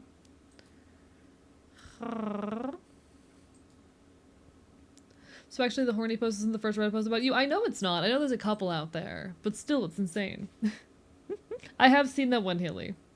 Hello, Grumlark and Bark Bite Bite. Bark Bite Bite. Lovely to see you. I'm just like low-key with the numbers that I've been getting on all my platforms. I'm surprised no one's reached out to me to be like, hey, promote our product on your stream. I just get the spam shit.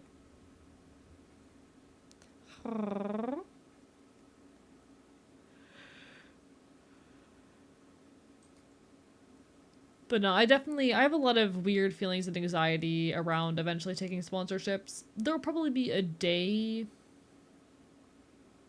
when it happens. There'll be a day when something comes around that I decide is either worth the risk or is good enough to meet my standards. It's gonna be a good ways away, I imagine. Hello, I'd like you to advertise my mango holder, which keeps the skin nice and plump.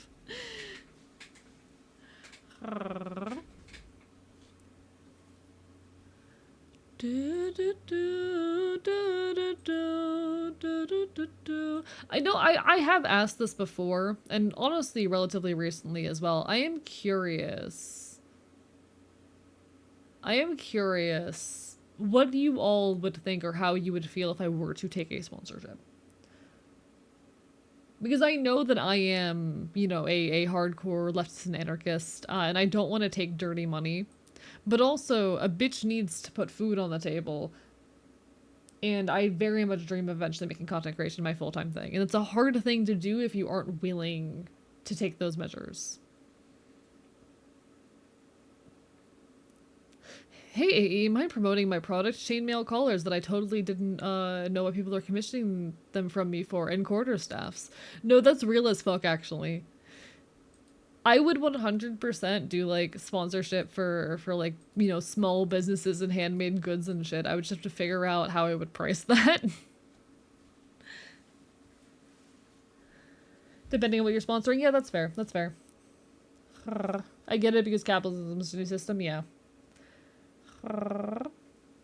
The issue is there is not a single there's maybe only like okay, chat, you could probably count on one hand the number of common YouTube sponsors who are actually like good. You know? You can probably count on one hand the number of YouTube sponsors that aren't shitty companies. Most of them have done something scummy at some point. Most of them are actively doing scummy shit.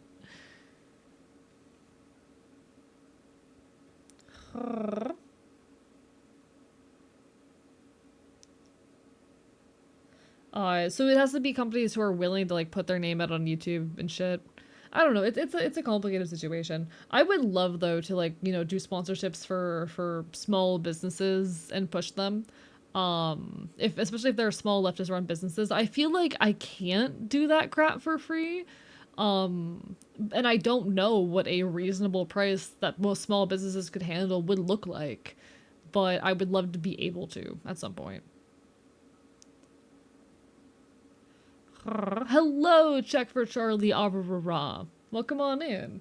But I would love to one day do a thing where like a small business could pay me $50 and I would just shout them out in a video. Difference between sponsoring BetterHelp and sponsoring, say, co-ops. Are those co-ops going to approach me for a YouTube sponsorship? No, that's the thing. Are they going to be interested in having a YouTube... Like, are they going to be interested in sponsoring a YouTuber? Not only does the thing doing the sponsoring have to, like... They would have to reach out to me to do a sponsorship. And unfortunately, the way of the matter, the way that things go is like the only companies who are actively trying to sponsor YouTubers are big shitty companies. They have to have the money for a sponsorship and the interest in sponsoring a YouTuber. I've never seen things like co-ops actually go out and sponsor a YouTuber because they have to have that in their mind as something that they want to do. And that they have the resources to do.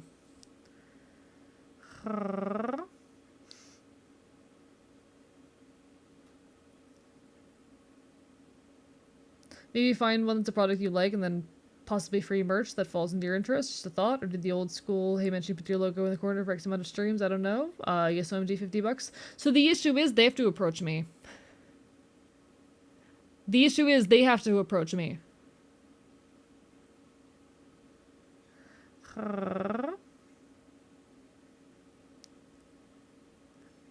There are services for like connecting individuals with companies that want to sponsor them and shit, that are looking for people to sponsor, but again, it's only big companies that are probably doing scummy shit that are interested in signing up for those services to begin with, you know? Hey, sponsored by Sprite. The unfortunate fact of the matter that like the only companies that are frequently sponsoring YouTubers are like big giants of industry who are probably doing some kind of scummy product, some kind of. Oh my god, can I speak today?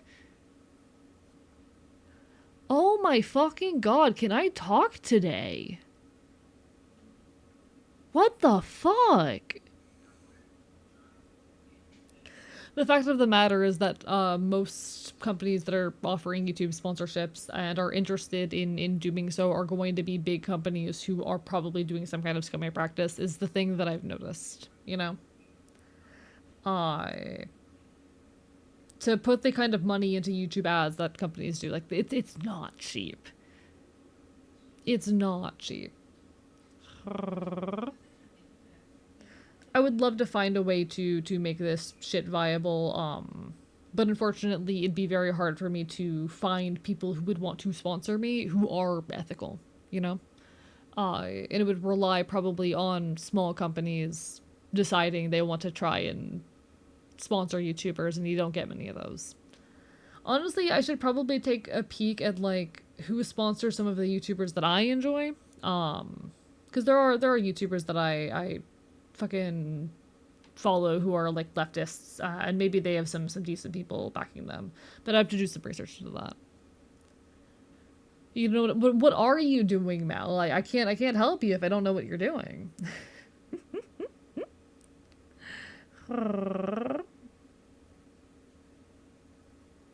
Hey Lime, does your woodworking company want to sponsor AE? Don't do this. It would have to cost money. And I don't know what my prices are.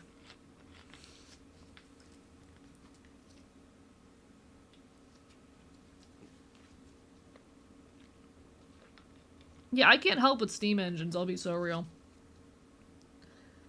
I don't know how steam engines work. No fucking clue.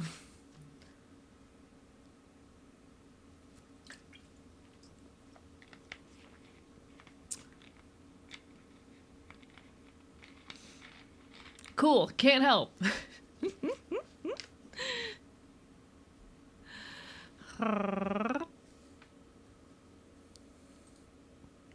Raw chat, raw. This is how I communicate. AE to chat communication.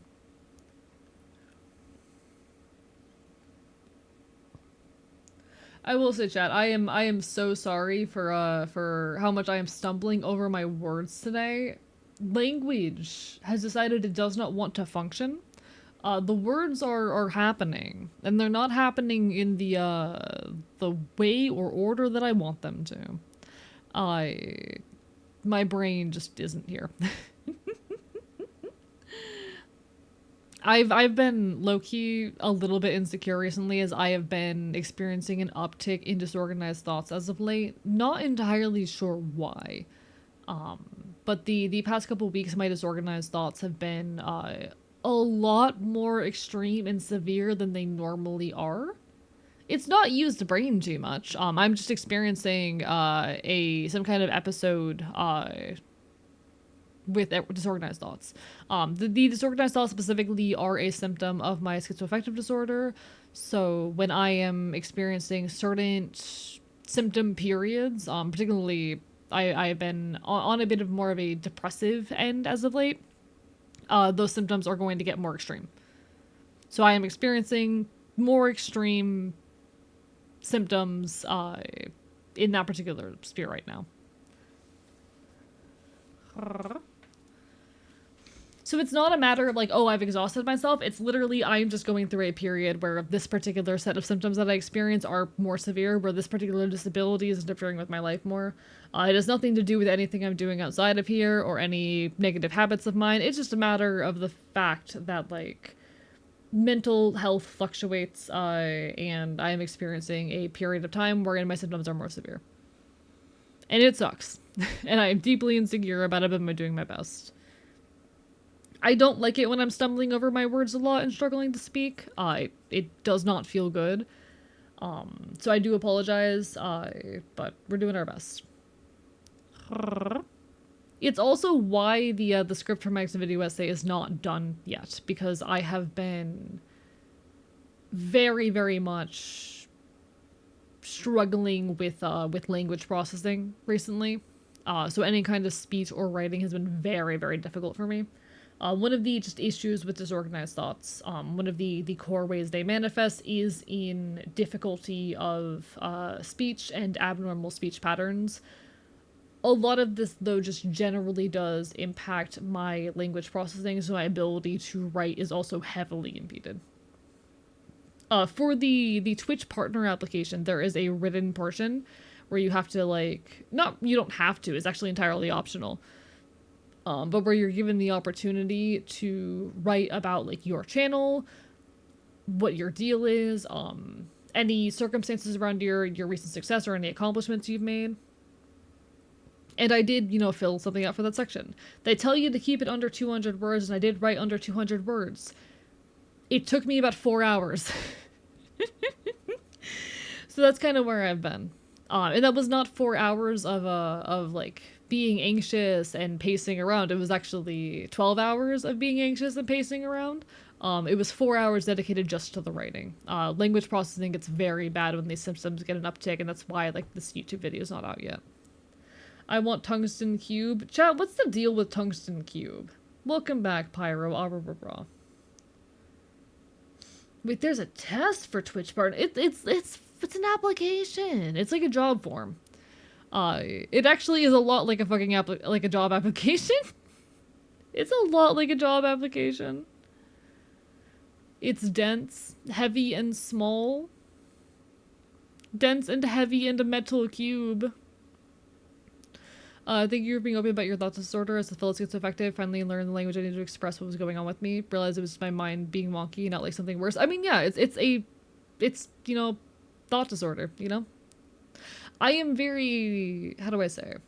I am extremely open about a lot of the shit going on with me, about my mental and physical disabilities, and I'm glad that can be helpful to other people. I am open about, you know, being such effective and whatnot, because they're important elements of my life, and being a loud leftist content creator, it doesn't feel, it's not that it's not right for me to hide it, but like, what kind of fucking community would I be building if I were building a community where I can't bring this shit up, you know? If I'm going to be mentally ill on the internet, I might as well be loudly mentally ill on the internet and potentially break a little stigma along the way. And that it's, you know, not just broken stigma, but helped you find words to express yourself. Fuck yeah, I've done something right.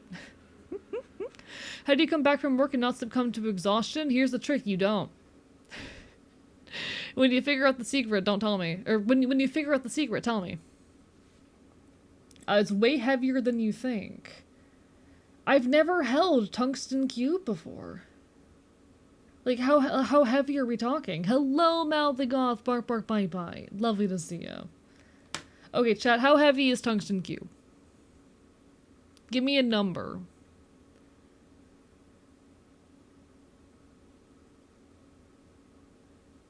Tungsten is fuck heavy? That's not a number.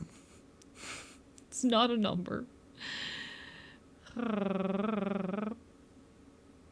Hello, welcome on in, Lucky. Never a problem with being late. Lovely to see ya. At least 3, thank you, Dust. Very helpful. Fuck heavy is a big number. Like 45 pounds for a 4-inch cube. Yeah, that's pretty heavy, damn. That's pretty heavy. Tungsten cube heavy. The 1.5-inch cube is 1 kilo. That heavy! Heavy.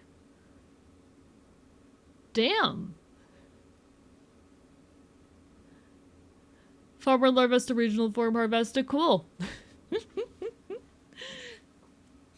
Very heavy, understood. It's more dense than I am. Ah-rah-rah-rah. Certifiably dense. I know at one point someone put a herb... oh my god, it's happening in real time. And I can only sit here and watch it happen, chat. My brain. Put me back. Chat, make the disorganized thoughts go away. Chat, I know someone at one point put a tungsten cube up on the throne. I know that happened and I was so confused about it. I think that was my first exposure to tungsten cube as a meme.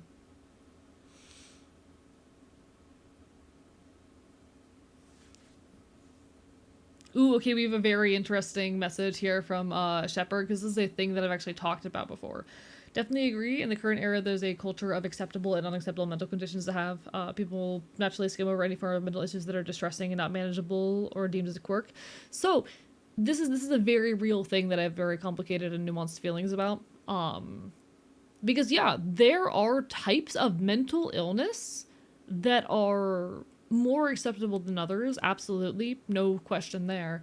I think in particular, though, there's also certain types of mental illness that in a weird way are almost, like, fetishized. Like, there is, at this point, a variant of depression that is fetishized in ways that make me really uncomfortable.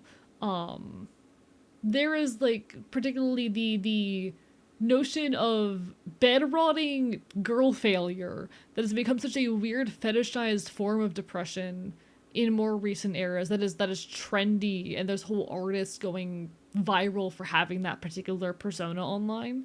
uh they're allowed to be a messy variant of mentally ill, and it's seen as fucking hot. But if I'm schizoaffective, then I'm dangerous and need to be in a mental hospital for the rest of my life. Manic Pixie, Dream Girl Autism is a classic one, yeah. There's also BPD, but up until they actually experience symptoms, you know?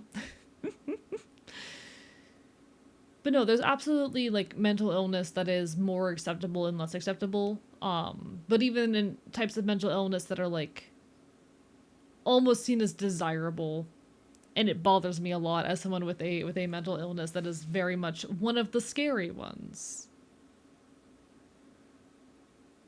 Do you like Black Sabbath? Haven't listened to them really.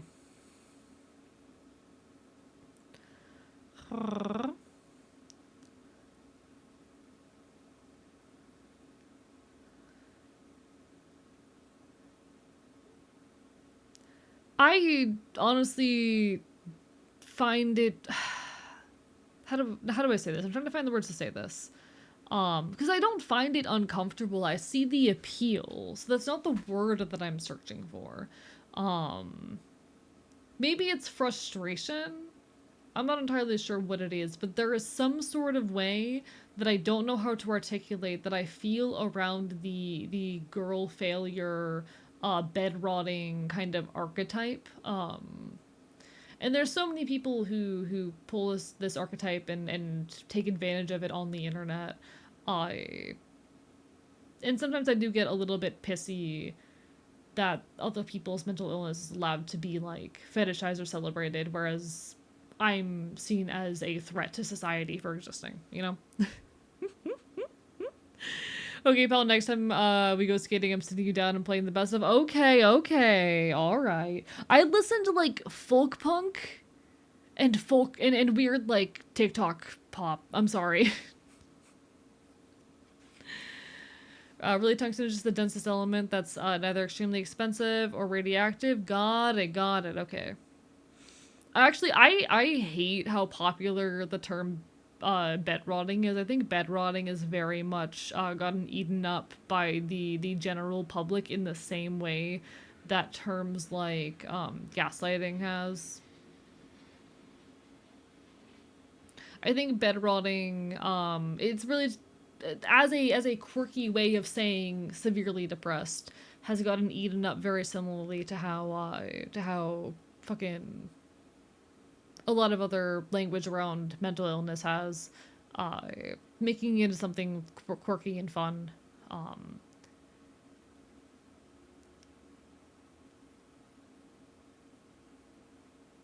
it's not bed rotting when you lay in bed for 4 hours and do nothing. It's bed rotting when you don't leave your day when you don't leave your bed except to eat for like 3 days straight.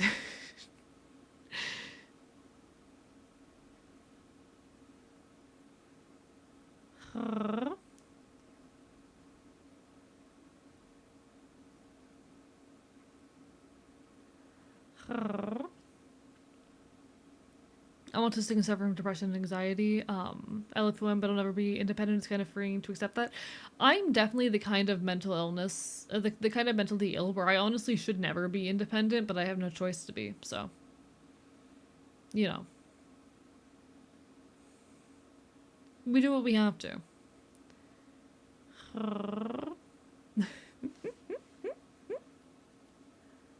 The bending and dilution of the concept of bed rotting feels the same as the bending and dilution of the concept of gooning. God, I hate this shit. I hate when... Okay, generally, I'm someone who is chill with linguistic drift and the fact that concepts move and change and shit.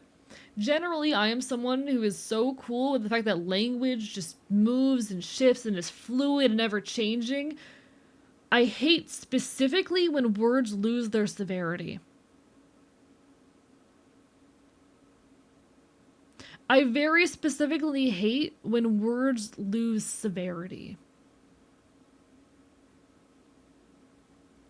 We do need to do call making stream eventually, Vivi. I've been avoiding collaborations recently because they will cut my viewership in half and I'm partner pushing. Low key, Vivi, I'm gonna be outright with this. I'm terrified for tomorrow. It's probably gonna be the first stream since the partner push that averages under 75. I do not imagine I will have an average above 50. And I am probably going to cry and break down after the stream, but that's how it goes. Like, I am probably going to have a full-blown breakdown tomorrow, but that's how it goes.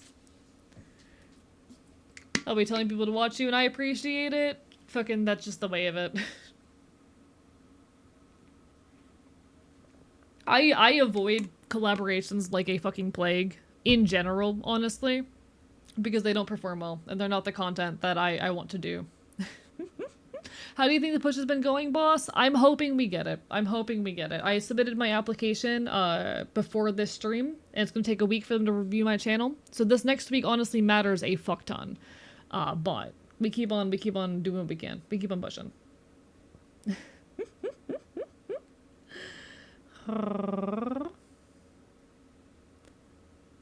Colin, you have the idea of working on a new post-apocalypse setting where civilization collapses in the 2100 due to climate change and pandemics, then begins rebuilding circa 2600. Ooh, fancy. This is why you said it needed to be in a mosh pit. Being so real, I have not been doing well this past week. The reason why my whole like tagline for the schedule this week was I need to be in a mosh pit was because I have not been doing so hot this past week. This past week I've not been in a great place mentally. I got back from Megaplex and I had so much fun at Megaplex. Me feeling bad has nothing to do with Megaplex. But I had just a bunch of bad things kind of hit me all at once. The past week has been pretty rough. And on top of that, my disorganized thoughts, my symptoms have been very much acting up recently. So I've been kind of sitting here in this state where everything's snowballing and like I need catharsis. I need relief. I need to go out and do something stupid with my friends. Unfortunately, my only free night for the entire next week is on Thursday, and the show I was supposed to go to on Thursday. Not happening. It unfortunately sold out. So I'm not gonna have any chances for like any catharsis or healing for like the next until the 18th. I don't think. We do what we can though. We do what we can. I also think people make a general condition that any form of medical condition, aka I was labeled autistic until a dissociative crash when I was 15 that was clearly not, quote, autistic boy behavior, random event, but I don't fucking know. I have no clue what you're saying like that. I have no clue what you mean by that. I'm gonna be so real. Like, completely fair. I have a lot of frustrations. I have a lot of frustrations with how mental illness is categorized and diagnosed and whatnot. I don't know what you mean by that. Do not know what the fuck you mean by that. But no, yeah, I'll be so real. I've not been doing so hot this past week. And I definitely apologize because it's been very visible. Primarily the fact that my disorganized thoughts have been like so overbearing that I'm having a lot of trouble speaking, but we do what we can.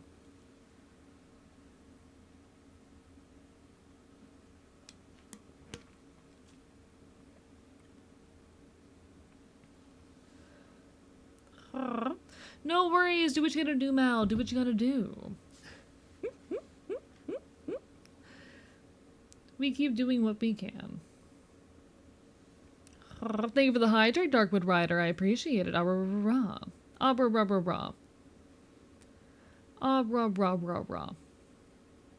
As someone who is mentally ill, neurodivergent, and physically disabled, it's hard to parse out what's what sometimes. And when, let's say, my ADHD is better managed to become more visibly autistic. That's interesting. Because I'm not sure if I experience anything of that sort. Admittedly, I've been in basically non-stop survival mode for the last year, nearly, but, you know. Is Bestie the gender-neutral version of Broski? I find that interesting because Bestie has always had a more feminine energy in my mind, but maybe that's just because it's typically coming from, like, femme people.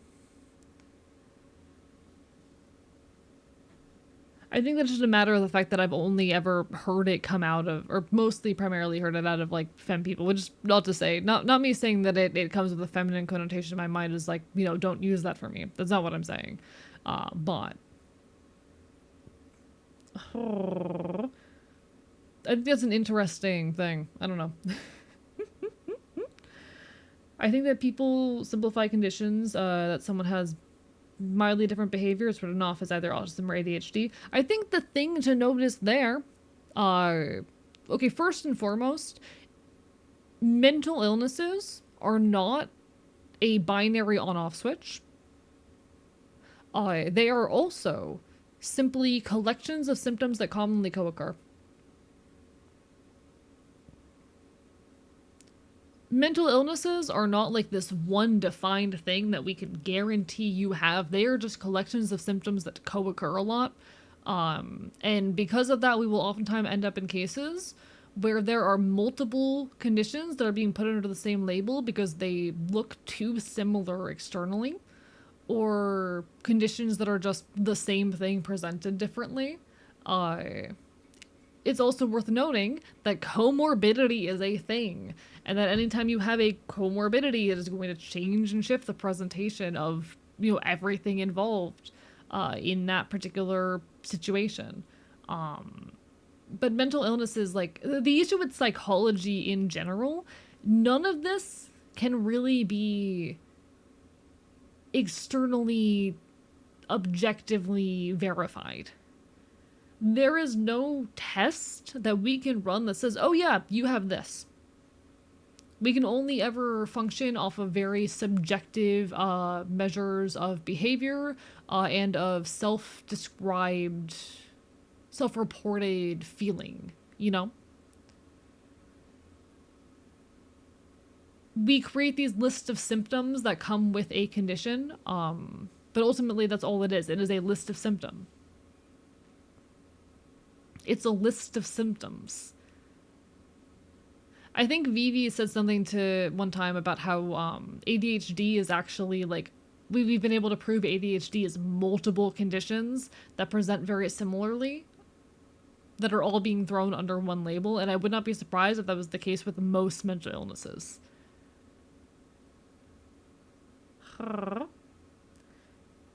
There is no verifiable way of saying, yes, this condition is a real thing that exists and that you verifiably do have, because ultimately this is all just our attempts to categorize a very complex thing that cannot be externally verified. You know? Sometimes when I see reports about how, like, there's a 70% comorbidity rate between, like, two mental health disorders, I'm like, maybe these are the same thing. ADHD is a variety of congenital neurological conditions. That's why different meds work in different people. Nods, nods. Hello, Sunbrood, bark, bark, bite, bite. No worries, it's lovely to see ya. How are you? How are you? Ah, rah, rah, rah.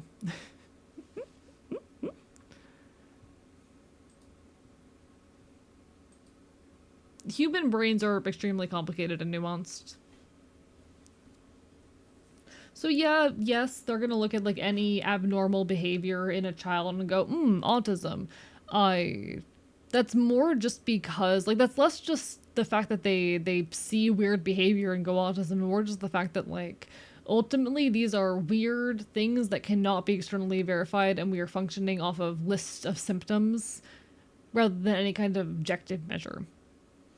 It'd be so much easier if we could run a blood test and say, oh yeah, you have XYZ condition. But unfortunately, we cannot run a blood test and say you have XYZ condition. We're just guessing. At the end of the day, we are just guessing. Brains are fucking weird, chat. Brains are very fucking weird. Speaking of meds, Vyvanse is so good, but it demolishes my circulation. And I have a circulatory condition, so I had to stop taking it. Very sad. I am incredibly reliant on Vyvanse for my ability to function, being so real. I am so incredibly dependent on fucking my Vyvanse. I cannot get anything done without Vyvanse. Oh, so yes, add soon. Add soon. Hang in there through ads, chat. Hang in there through ads. I cannot do anything with that Adderall anymore. See, the only thing that cuts through the disorganized thoughts, even the tiniest bit for me, is Vyvanse. At this point, at this point in the day, the Vyvanse has mostly left my system. Chat, I'm so fucking mad. Chat, okay, chat, I'm gonna be so real. It's getting to me really badly tonight, how much I'm stumbling over my speech and shit, but also I need to be performing at my fucking peak right now because of the goddamn partner push. I hate this. I hate this. I hate this. The insecurity is not helping.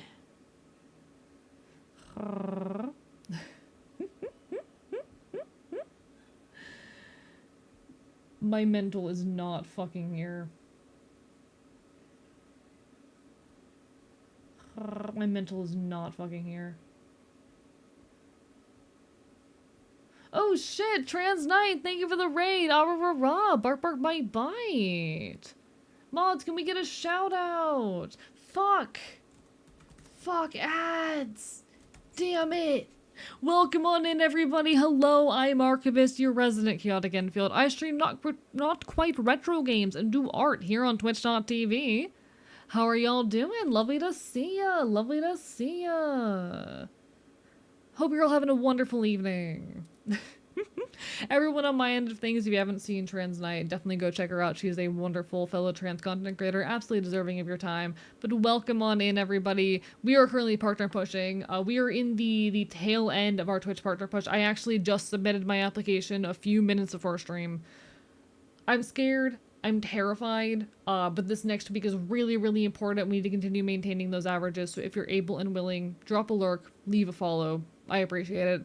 I'll admit I'm having a bit of like a head empty day. My brain's barely here. I'm having so much trouble speaking. Normally I'm a lot fucking better than this, but we keep doing the best we can. Wonderful to have y'all.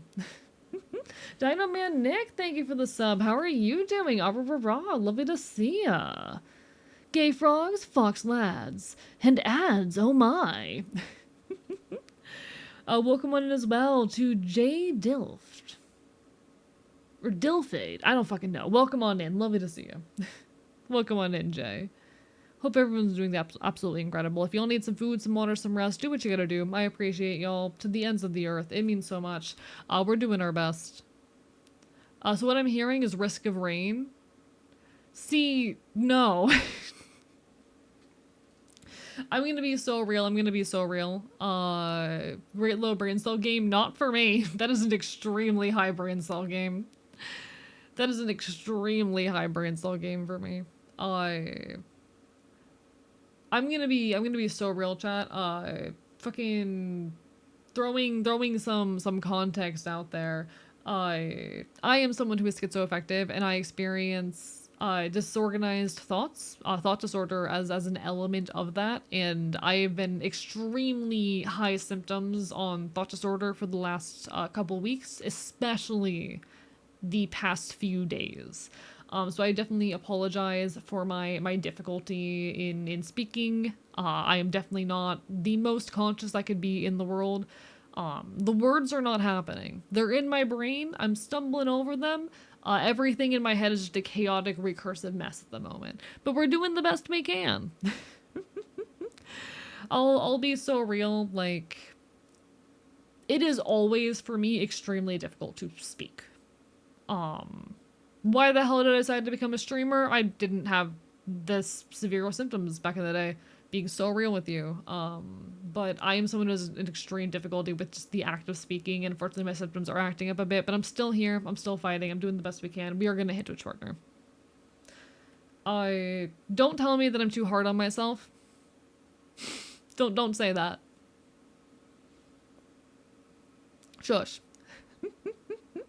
But in any case, lovely to have y'all. Lovely to have y'all. You're articulating way more clearly, way more coherent than me some days. Consider this as a skill that I've been building for 3.5 years and compare this to me on a good day, okay? I also just have a very high standard for... Okay. This is the thing with me.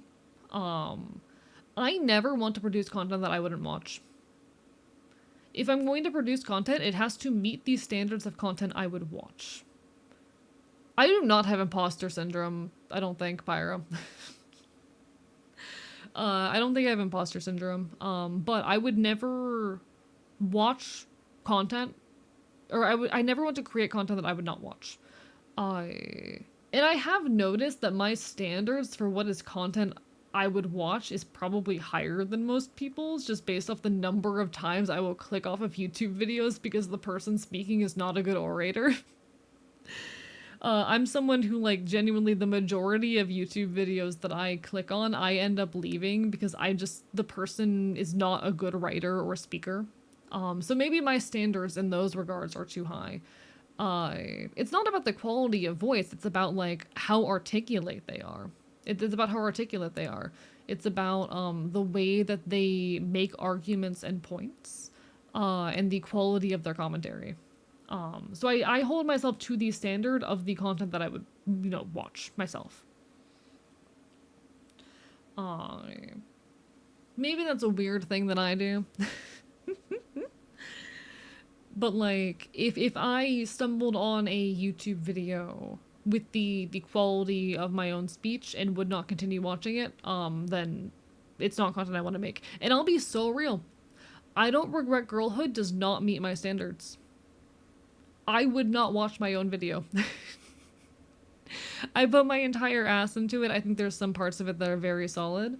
If it was something that came up in my feed and I clicked on it, I do not think the quality of my writing would have been good enough for me to stick through it. Yeah, my standards are very high in a lot of this particular stuff. And I've noticed that, like, general audiences' standards for what makes good writing or orating is not as high as mine. But that's the thing with me. I am not too hard on myself. I am holding myself to a certain standard, I have goals and aspirations that I'm pulling towards. We need a sample of what is a good video. Go watch literally anything by the Leftist Cooks. They are my, like, favorite video essayists. I think my favorite Leftist Cooks video, give me a moment. Obviously not during my stream because I'm partner pushing, but the quality of commentary and just general performance that I hold myself to is that of the Leftist Cooks. I haven't watched the most recent video yet, but, like, some really, really solid ones are Sex and the Revolution and, where is it? You're Probably Mentally Ill. These two are, like, some of my favorites that they have produced. Big recommendations for me.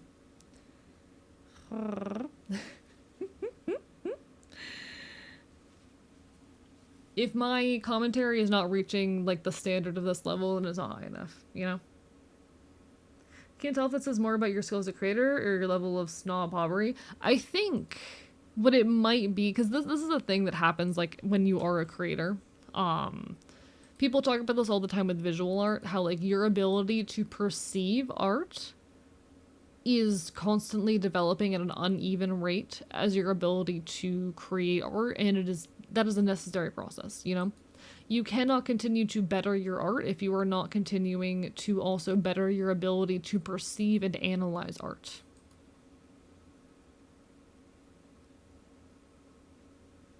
So I have developed, as an artist, a trained eye for art and what makes art look good.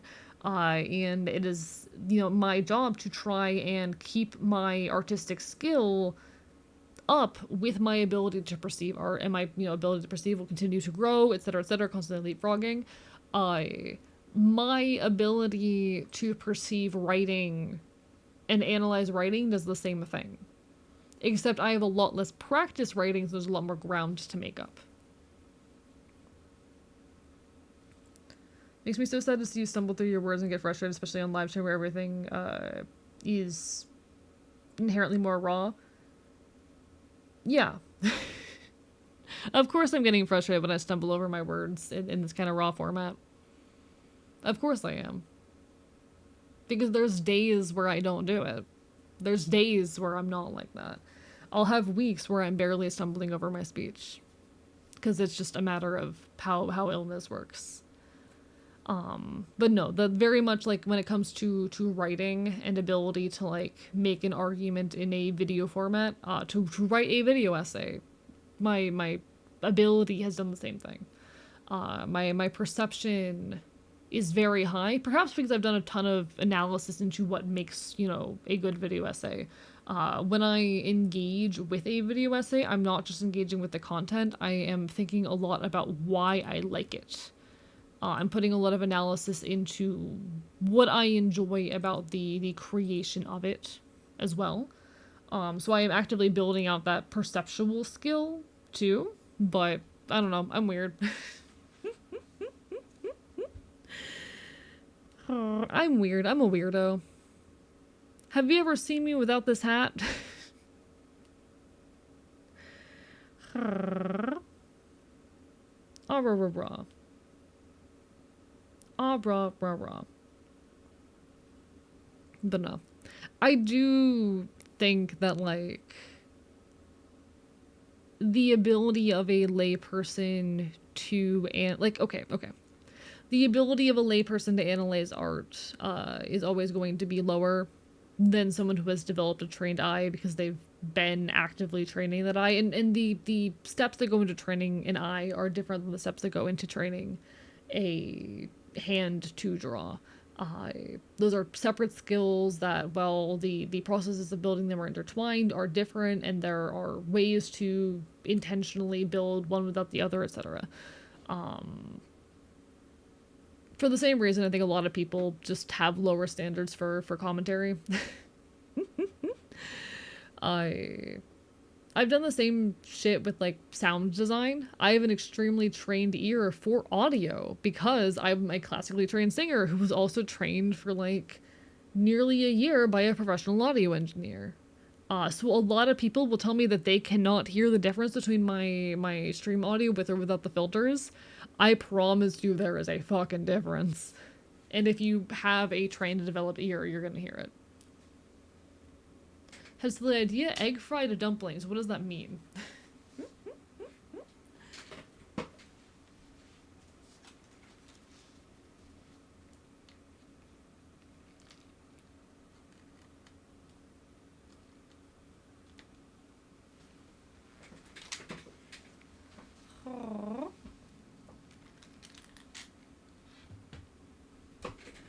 You make dumplings and fry them to crisp them up, then egg? Where does the egg go? Where does the egg go? Like, okay, chat, I'm gonna turn off my my filters real quick. This is my audio without any of my filters. Here's what it sounds like when I turn off all of my my EQs. So I have an EQ, I have a compressor, and I have a de-esser running. This is what it sounds like.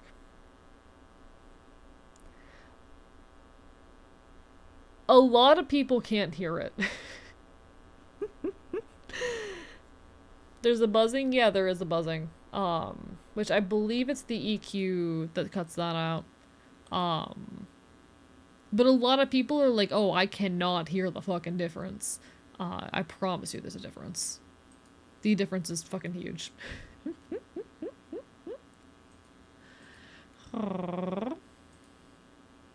With your elf ears here, there's a noticeable quality in the clarity of my, or a noticeable shift in the clarity of my voice. My voice is a lot more clear and a lot more prominent in the audio source. I can hear your plosives more. You can. And unfortunately, I can't do anything about that. Well, I could do something about that, but it's not worth it. It would, adding a pop filter would put too much distance between my mouth and the microphone. So there's no pop filter in this particular setup. Gives your voice an evanescent quality. Thank you, Pixelated. Thank you, Pixelated. But nah, I'm someone, maybe it's because I'm someone who puts so much focus in like building my perception of things. When I engage with anything, very deeply analyze it. So I pay a lot of attention to audio quality. I pay a lot of attention to writing. When I am, this is a thing I do whenever I watch a video essay. I think, how would I have written this differently? Thank you so much for the combo star. I am constantly thinking, how would I write this differently?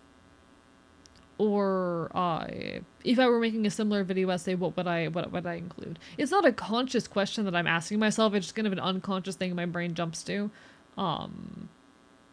What I would do either the same or differently were I creating this piece of media, how I would build off of it and what I can take from it for my own purposes. I do this with songs too. Basically everything I engage with, my brain is constantly like building off of it and trying to either draw inspiration from it or figure what makes it work or click. Because I'm like that, I guess. I'm just like that.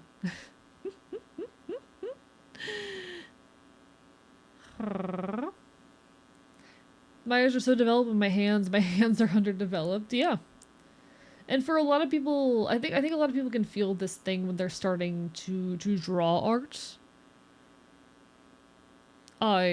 You've spent your whole life looking at art, and maybe you've never looked at it with a critical lens, but still, you have a amount of ability to perceive art that is built up over a period of years. And now you're sitting down for the first time trying to actually draw and produce it. Unfortunately, it's not a clear translation, that ability, or rather, even if you didn't spend all that time learning how to perceive art intentionally, that unintentional perception is going to take an amount of time to crest. Hello, Druid, welcome back. And I think that might be just where I'm at right now with writing and video essays, where I spent a lot of time, not even not even fully subconsciously, but very, very much building up a ability to perceive an art form that I'm now learning how to put into effect. By the I just did it stream title, I submitted the application for Twitch partner. Literally, like, less than 30 minutes before stream started. I did it. It's been submitted. Now all we can do is wait. Now all we can do is sit and wait. I'm fucking terrified. I will not lie to you all. I am genuinely terrified out of my mind. We'll see what happens. We'll see what happens, chat. All we can do is wait. Hello, Sangheli. All we can do is wait and hope. You've got this. I hope I do. I hope I do. I genuinely, genuinely hope that I do.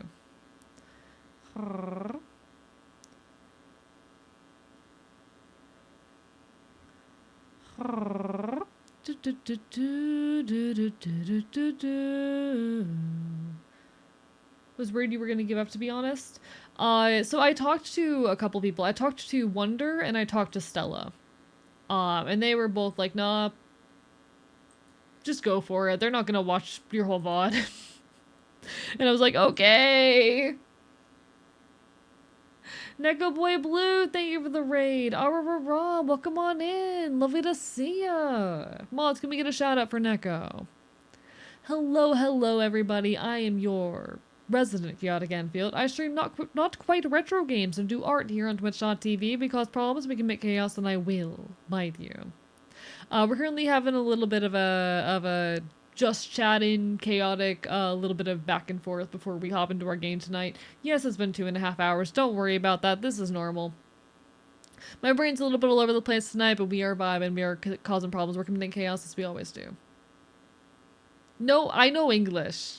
Brain no work. Head empty. Y'all are used to it, that though. You guys watch this fucking cat. You're used to head empty. Everyone go give some love to Neko Boy Blue.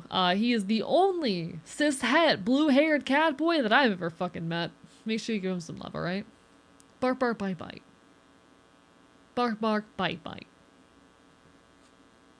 So Astro Arts, the reason why you're doing that is because you're in the phase of art where your ability to perceive art is higher than your fucking ability to create it. And you need to put time into your ability to create it to get back over that hill. Head empty sparks lets your brain the space to dodge bullets. So true. So true.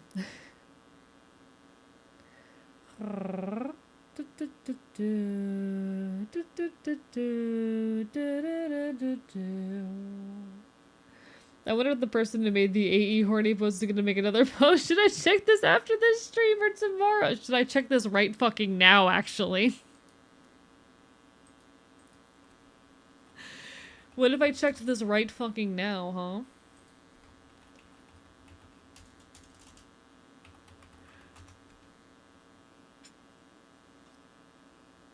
Keep checking every 10 minutes. Listen, chat, I need serotonin. I'm addicted to serotonin.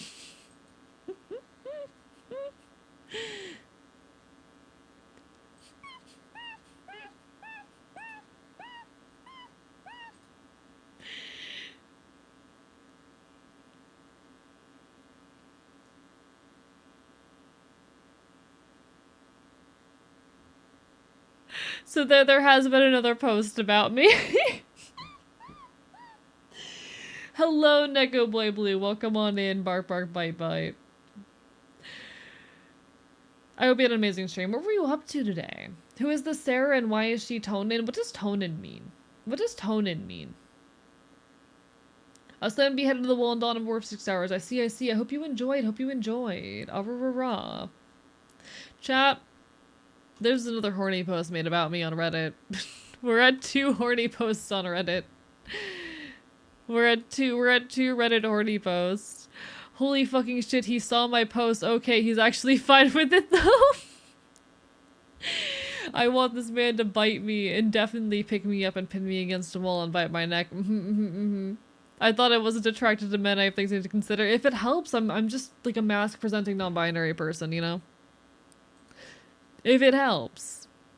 Anyway. Gotta let it spread.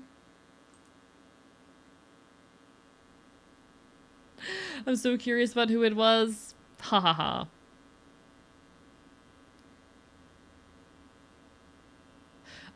Neko Boy Blue, that was for research purposes. I'm on HRT now, and I was like doing some research, like genuinely. Like this is not me actually just trying to make excuses. It's just generally a situation. Like I'm on HRT now. That's a symptom I've started experiencing recently, and I was looking for some fucking like resources on what to expect in regards to that.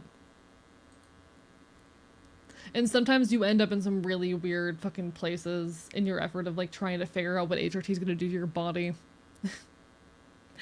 Do you think I'm just actually surprised at what page the internet has? You know what? Fair. Do you like the symptom? Or yeah, actually, it's well, okay. It's something. Oh, I just realized my music was muted this entire time. Yeah, it is actually genuinely a useful subreddit.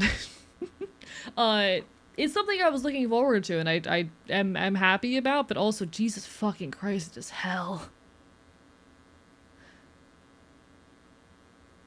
They got one for adding an inch to your height, so I'm not 5'11". Hey, fun fact, Neko Boy Blue. HRT can change your height. I might become taller than you. There's the tiniest chance that I'll become taller than you. There's the tiniest chance.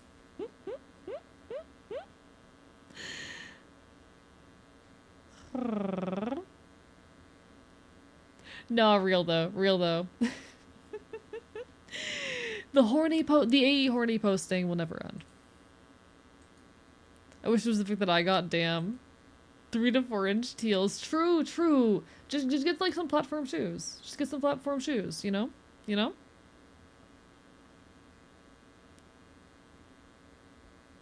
Just get some nice platform shoes.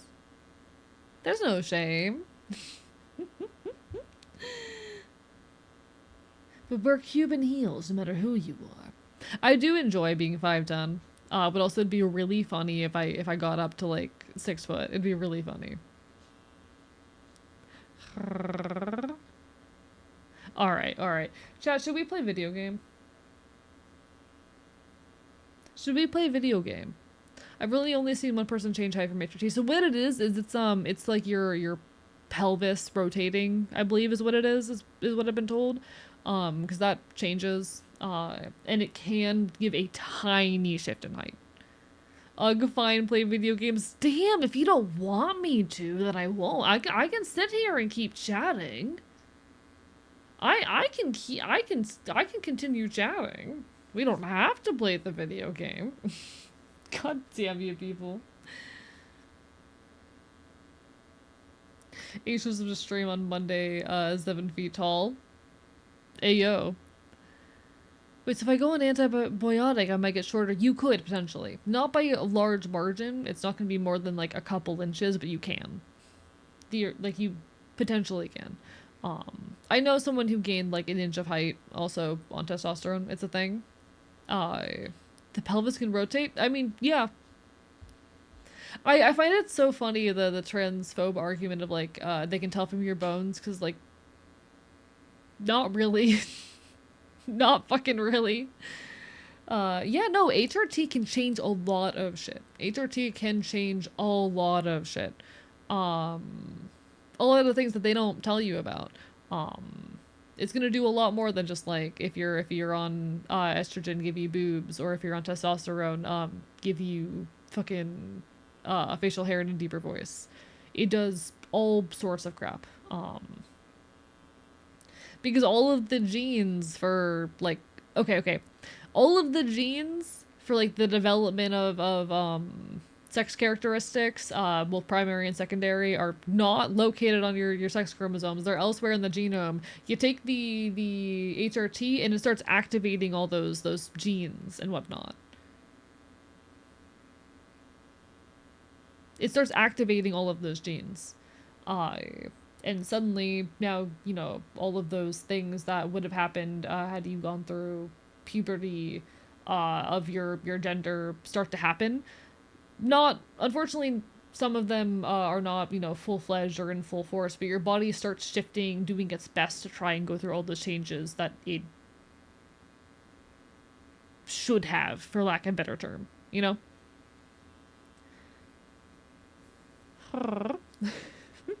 But yeah, no, like the whole thing about they can tell your sex by your bones later. Not really. Like, yes, there are some slight mild differences, but even that's very much a gray zone. And HRT can offset quite a bit of that shit. It's not real. Like, there's already been so many. There's already been so much research that's gone back and found that, like, oh, flawed standards were used to analyze bones, and there are probably a lot of bones of women that have been falsely analyzed as men. The differences in skeletal structure are very minor, and HRT does actually shift quite a bit of that shit.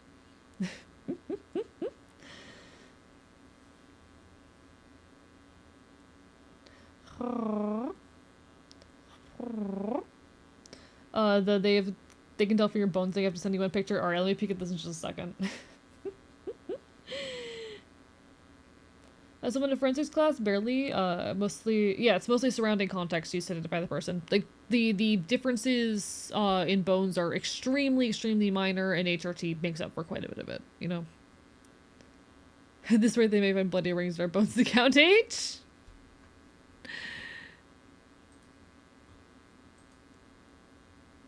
Alright, what did Nico send me? I've seen this post before. Chad, how many of you have seen the picture of the fucking Halloween skeleton with the boobs?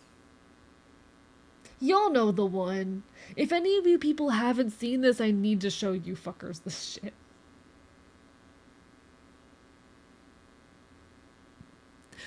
I need to show you these. Please tell me y'all have seen this post. Okay, so someone in chat hasn't seen it.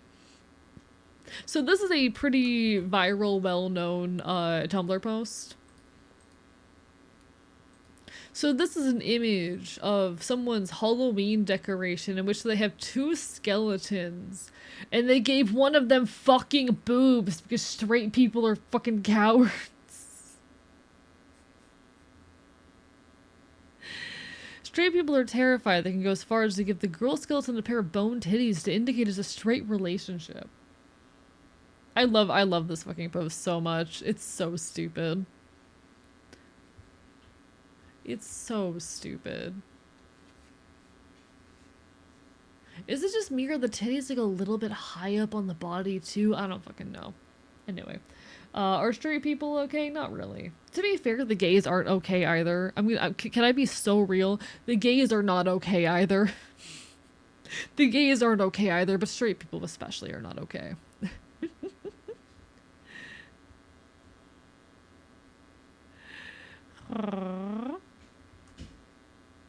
Nobody is okay in this economy. So true. So true. So true. I'd say I'm doing alright, but also meow on the internet for tuna. Yeah. Hey, Neko Boy Blue. There's tuna mac and cheese in my fridge right now. You want some?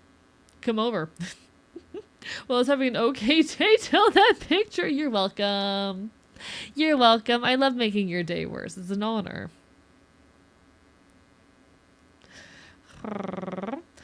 I want a plate steel bra to be buried with.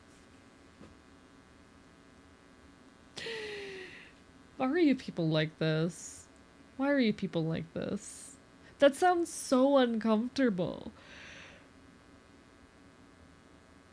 As someone who unfortunately still has tits, that sounds so uncomfortable. What the hell? Yeah, Neko started it. The instant noodles with fake crab canceled it out. Again, not to wear and be buried with that. Oh, okay, you know what? Fair. That's valid. That's valid.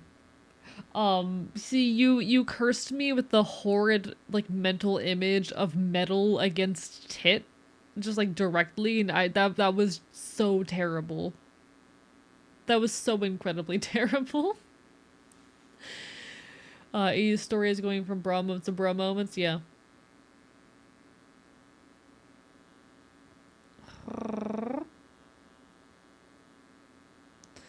Forgot you were trans and I was about to ask. You were underweight, how did you get boobs? How, okay. Okay, I know I'm on HRT now and shit, but I don't think my voice passes yet. How are you fuckers forgetting I'm trans? There's a trans flag right there. Trans woman who's actively said I want death ray tits. I want to be able to keep it burned with my nibbles. Yeah, that's fair. That's fair. Oh, it passes. I can assure you in my day-to-day life, no, it doesn't. In my day-to-day life, at least the way I speak off stream does not fucking pass. The way that I speak off stream does not fucking pass. People just off my voice. Why is there... I just turned on my direct monitoring on my microphone. That vibration should not be there. Why is it buzzing?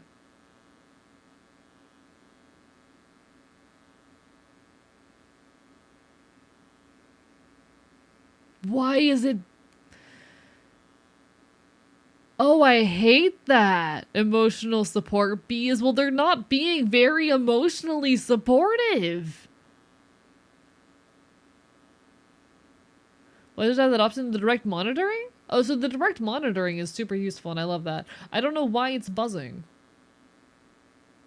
I don't like it. I don't like that. That makes me uncomfortable. Give me a second.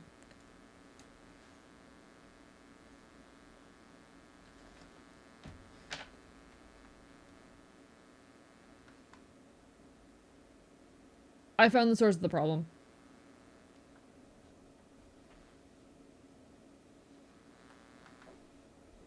I found the source. I don't know how to fix it.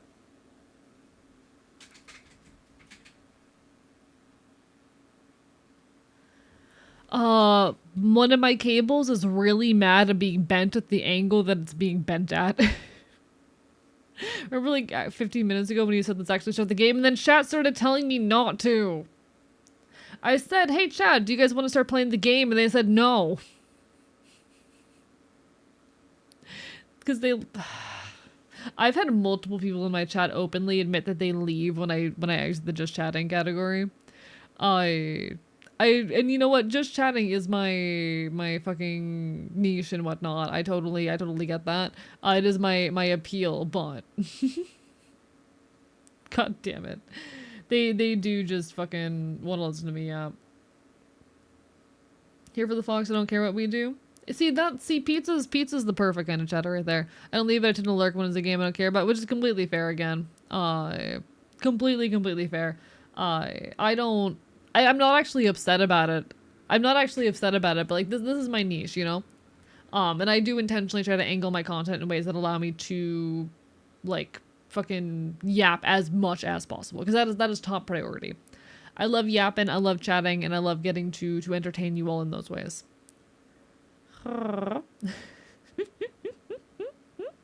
Only leave because I need to eat. Also completely fair. Putting forward the idea of a just chatting whiteboard stream where I'm there in the corner putting up a meme every 5 minutes for you. What if I did? I feel like a community whiteboard would be really funny, but also very risky. What I do is check in to see if you're playing or yapping. That's fair. I do, even when I'm gaming, spend most of the time yapping though. I 5% understand the plot of the Teenage Exocolonist game after 10 of your streams. Yeah, that's fair.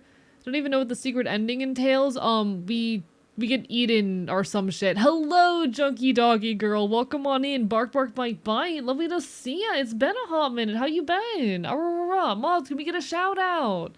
Hello, everybody. I am Archivist, your resident chaotic Enfield. I stream not quite retro games and do art here on twitch.tv. Because problems, we commit chaos, and I will bite you. How are y'all doing? It's lovely to see you. We're currently in the midst of our Twitch partner push.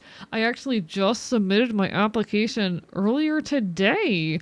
So hopefully by the end of the week, we'll know if we have achieved Twitch partner or not, but we still need to maintain those numbers. So please, if you are able and willing, drop a follow, leave a lurk. It means the world. Thank you so much, y'all, for the follows. I appreciate it. How are you doing, Junkie? Everyone go give Junkie some love. She is super sweet.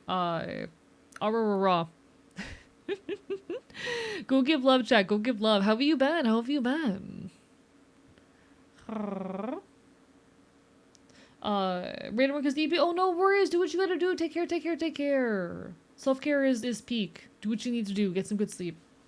Or whatever it is you're up to. All the best, but lovely to see you. Another bite me. Up. Bite. You rate it so often. It's because I'm partner pushing right now and people know I'm partner pushing. So they're throwing their folks at me because I need the numbers. I also just know way too many people in the space, and also being as big as I am gives me a lot of visibility. Like the reasons I get rated so often are multiple fold. It's one, I have a lot of friends and those friends want to raid me. Two, I'm partner pushing, so I'm like one of the primary raid targets for all my friends. Three, I have big number, so I show up at the top of most lists when people are looking for someone to raid. Dude, you're a stick in 5'10". Shut the fuck up. Eats you. How about that? But yeah, that's why I get rated a lot. People are trying to support me right now given the partner push is ongoing, and I massively appreciate it, you know? But no, I appreciate everyone's support. Thank you so much. I love biting people so much. Okay. You know what, chat? What if we actually did open up the video game? What if we actually did open up the video game? We haven't gotten to play it in a couple weeks because life kind of kicked my ass. What if we actually do that? Get supported, you fuck? Have you considered that I am mauling you? Huh? What if I actually did open up the video game, chat? What if Exocolonist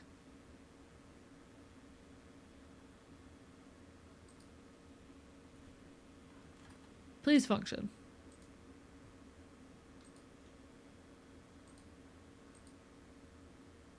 There it is. Okay. Come on, work. Wait, if AE is shorter than me, I can pick AE up. Even if I was taller than you could probably pick me up because I weigh like 125 pounds. Please function. Me to my brain daily. Me to my brain recently. Please don't make me guess, but I can't tell if you're a dude, chick, or something in between. I am trans, masc, non-binary. I'm masc-leaning. You can use masculine or neutral terminology for me. I do appreciate you asking. You're totally fine.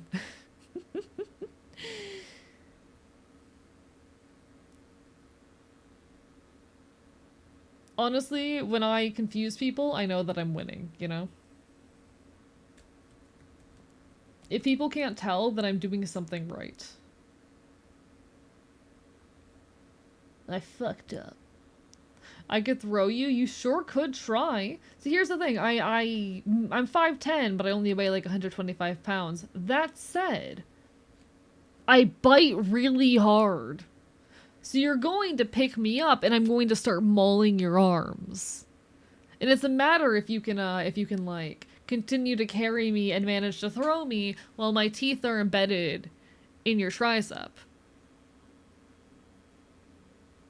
Or in your bicep, rather. I can't fucking talk today, chat. Is the biting supposed to be a deterrent? For some of you, it might be. 125, damn lad, you need to bulk up. I'm trying. This is after I have gained 10 pounds in the last couple months. In the last 2 months, I've actually gained 10 pounds. Okay?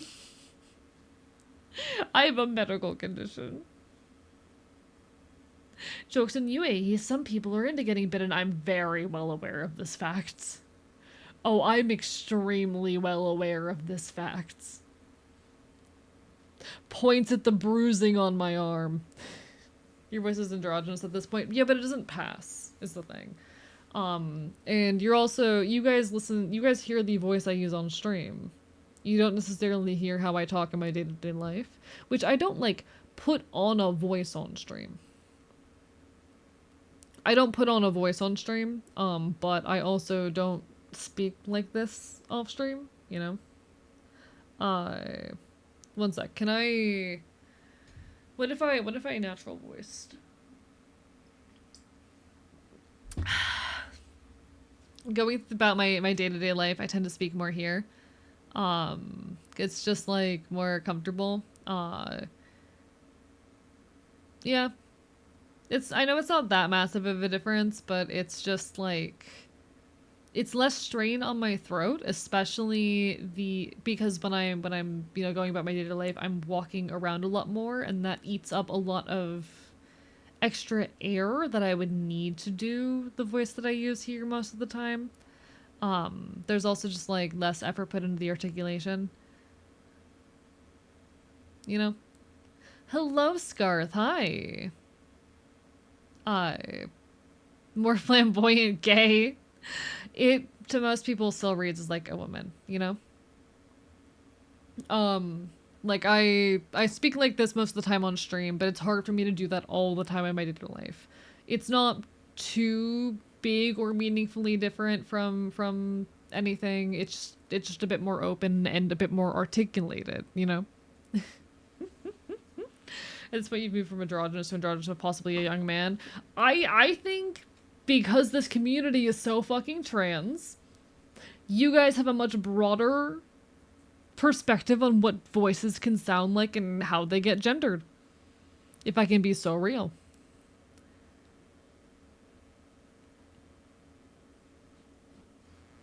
I think because this is a very queer and trans space, a lot of our perspectives on what a gendered voice sounds like are a little bit shifted, you know?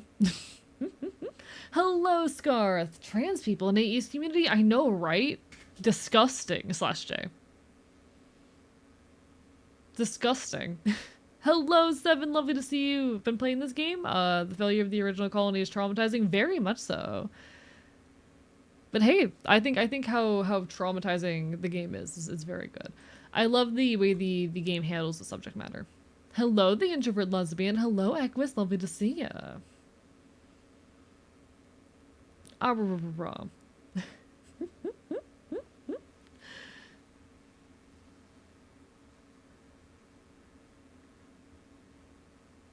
Alright. So, before we hop into this game, I always like to jump through our fucking disclaimers and content warnings in here.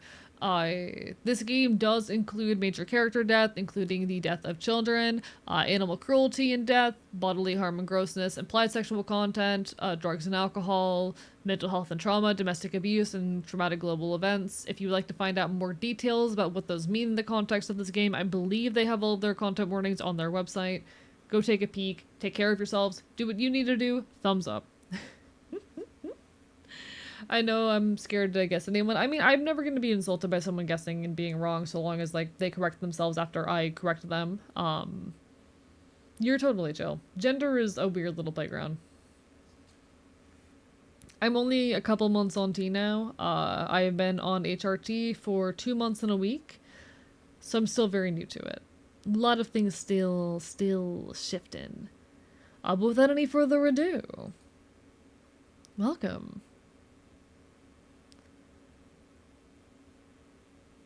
Yes, Sev?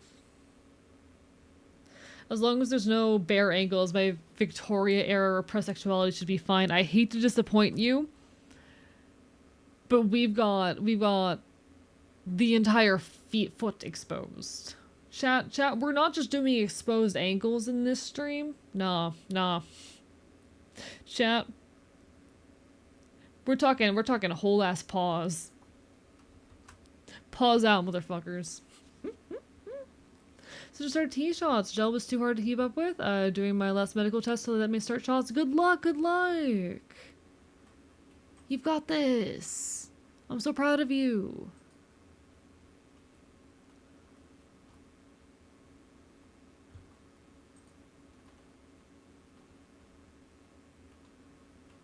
Alright, so we are in currently new territory in the game. We're experiencing things that we had never gotten to see in any previous playthrough. We are in Glow of Age 16, and I believe this is our second Glow here with the crew of the Helio. And honestly, I have no clue what I'm fucking in for. Last Glow, nothing went too horribly wrong. We'll see if that holds true again this year. Oh no. Bare ankles. I've been deflowered conceptually. And I'm no longer a virgin in spirit, even though I remain one in body.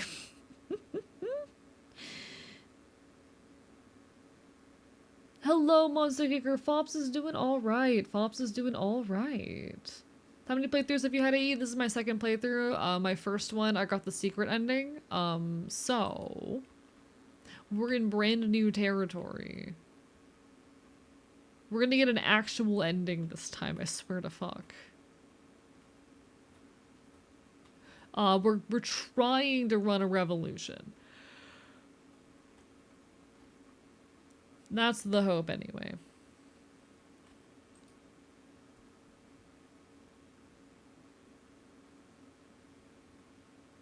Okay. So, I'm imagining this year is going to be more intense than last year. I am expecting some shenanigans. You got the secret ending first go? Yes, I did. I think I'm up to Globe 816 also, first playthrough though. No worries invalid. I got the secret ending at the first possible opportunity to get the secret ending. Like literally as soon as you could get it, which is Glow of Age 15. Am I worried about an attack? He shrugs. No, we'll be fine. The governor's got this. And more importantly, we've got explosives. I'd like to see those alien animal nutshits beat this.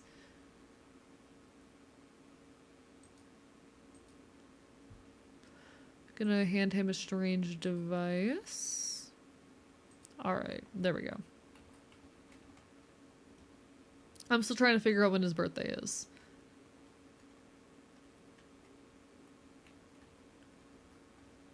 Okay. No one seems to want me for any particular reason. I think we just need to figure out what our activity for the month is and go from there. Yeah, I didn't even get to see the adult arts. This is true.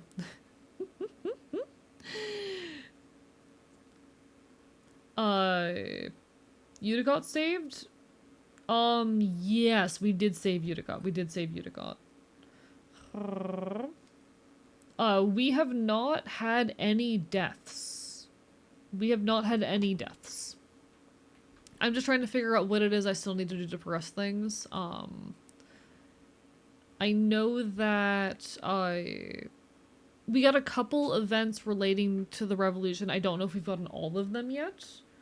I'm a little bit nervous that we don't have all of the events we need for our revolution, but I definitely think we need to continue improving our persuasion skills. So we might focus on persuasion for now. Hello, Riolu. Hi.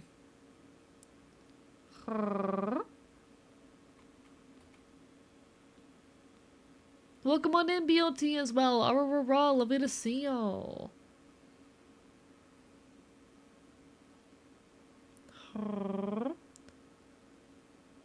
Pyro, what the fuck happened? Okay, we're gonna I guess study humanities for now.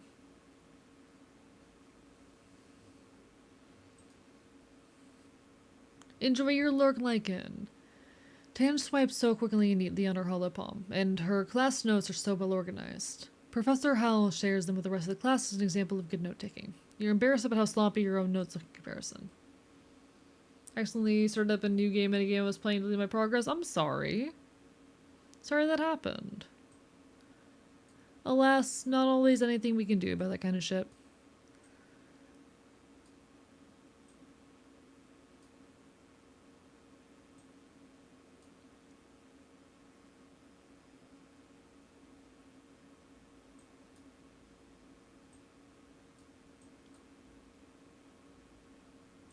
$32 or $34. Okay.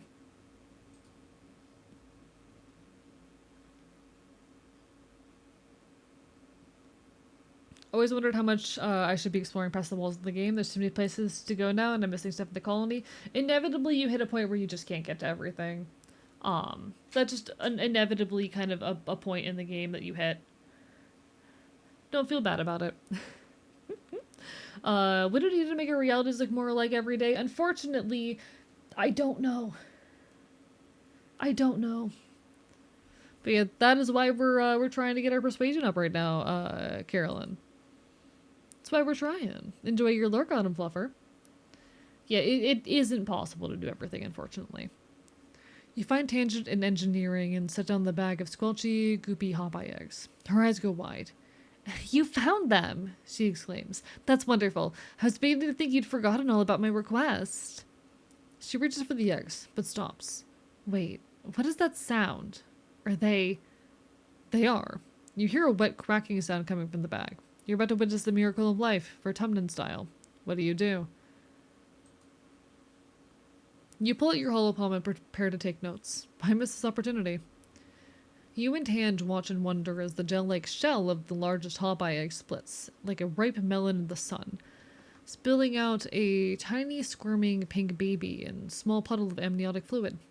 You watch the last two eggs intently, but through the clear eggshells you can't see any movement inside at all, not even a heartbeat.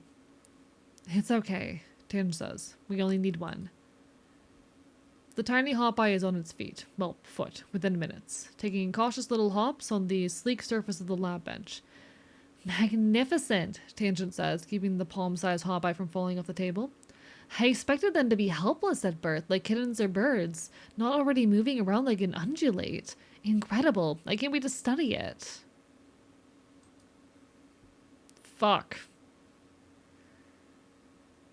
Perfect, Tangent says. Let me get my specimen container for it. She leaves you with the tiny clumsy thing, which chirps and blinks at you unevenly with its 4 eyes. Well, whatever Tange and Dr. Inces are going to do with it, it's probably for the greater good of the colony.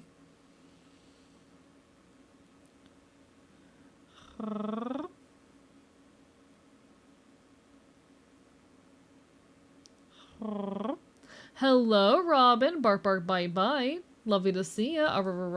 Now, we're not keeping that one as a pet. I don't believe we get to. Like, I know there's 4 pets in the game. I don't think that was one of the pets. I don't think that was one of the pets. It actually is part of the game loop, trying to figure out where to go and when. Made it the whole time. Yeah, exactly. Like, management of your priorities is very much a part of the game here. You're lying in bed, staring at the wormhole through your window when you hear a loud thump resonate through the ground. Then a second one, quieter. The woven roof of your room quivers, unleashing a season's worth of fine glowing dust to sift through the air. Through your open window, you hear voices and sound the alarm. The annual offensive is here, leading the charge of two massive, faceless. You grab a plas rifle and report to the front, where a line of soldiers has taken up arms and is waiting for orders. The colony prepares to defend itself against the two building-sized faceless, as well as a teeming swarm of smaller xenos that seethe toward you. Take care, Hilly. Arrarara. Good night, good night, good night.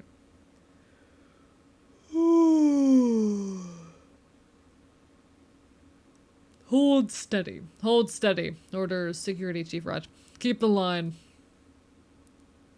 No! Governor Lum yells, running from the front gates to front the defensive line. He elbows Rhett out of the way and waves his arms wildly. Bring them closer. Draw them in. Rhett stops himself from shoving Lum back, but just barely, you can tell. Are you serious? He retorts. We can't let them any further into the colony. We're going to fight them on our territory, Lum cries, raising his plas rifle over his head with one hand. We have the walls, let's use them. We'll let one of them come inside and pick them off one by one. We can't pick up a faceless. Rhett sputters from the sidelines. Lum smiles maniacally. You can see the gleam of his teeth from here. I have a plan, he roars. Just follow my lead.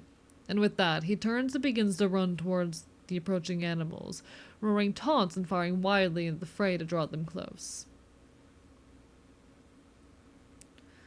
At a loss, Red motions you all to fall back and let the animals approach. The area just inside the gates becomes a swirling melee of smaller xenos and plas rifle fire, the two faceless lumbering slowly behind them. Yeah, no, it's an extremely, extremely stupid strategy. Fuck everything with Lum. Fuck Lum, I hate him. He's a stupid fucking fascist. Can you let Lum die here? Okay. So I'm trying to decide what the option is here. I think it's very interesting that trying to stay out of the way is like a near impossible challenge that or a hard challenge that we're having to deal with here. I do think that is interesting. That is the challenge.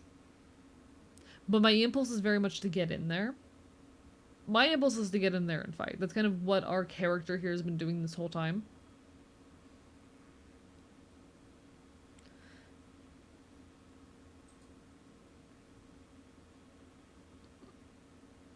In all the disorganization, you get confused. You fire into the melee, screaming and retreating when some creature gets too close. You mostly just make things worse. Then an explosion goes off nearby, and you freeze in shock as all you hear is a high-pitched whine. So I made the wrong choice. Out of the artillery smoke wafting over the battlefield, Lum comes running. Here they come! Here they come! He shouts joyfully and plows through the gates with the two faceless galloping behind him. It's without a doubt idiotic and horrendously dangerous. You can't help it. You hit record on your hollow palm and film the ensuing chaos. You catch a glimpse of Chief Red putting a hand over his face and sighing. A squad of Helio soldiers take up the charge and help shepherd the faceless into an open area in the middle of the colony. You have horrible flashbacks to the first time you saw a faceless inside the walls. From the looks on the faces of the other Stratos, you're not the only one. Then, you're all thrown to the ground by a tremendous explosion. Fire engulfs the center square, roasting the two faceless in an inferno that blasts the sweat from your pores. I hate these. I hate that man. I hate that fucking man. Rocks and chunks of dirt platter around you, with the occasional thunk of burning mushwood. These soldiers nearest the blaze all recoil. Those soldiers nearest the blaze all recoil in surprise. Clearly, no one but Loom knew the square had been rigged with explosives. You don't think anyone was caught in the blast, but it was close. Oh my god, I hate him even more with every fucking sentence. Chat, there's gonna be an ad hitting soon. I hate this man more every fucking sentence I read. Lum stands before the blaze, laughing and firing at the two tortured faceless as they roast to death. You raise your hollow palm to capture the image, his silhouette dark against the column of flame and smoke. It was ridiculously dangerous and stupid, but it does look pretty cool in your recorded footage. People filter out of their hiding places, shielding their faces from the heat coming off the bonfire in the middle of the square. On the horizon, the first watery rays of quiet sunrise are struggling to make a dent in the hot orange glare. The colony's fire suppression system is turned on in the square, revealing the charred corpses of the two faceless. Utopia walks by with a reclamation team, hauling an industrial plows cutter on a hover lift. Did he use the mine explosives? Utopia says in awe. Mighty bold of him. Those things will blow a hole in a mountain, or a creature, I suppose. She sighs. I wish you could have saved him from mining. That must have been the last of them, and we sure can't make more.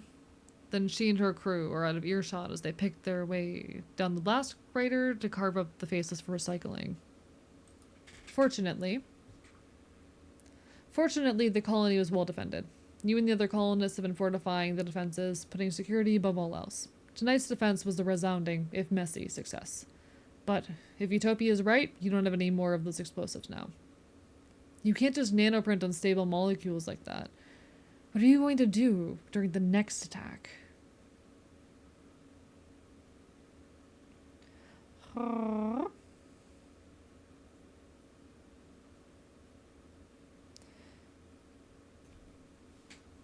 Alright.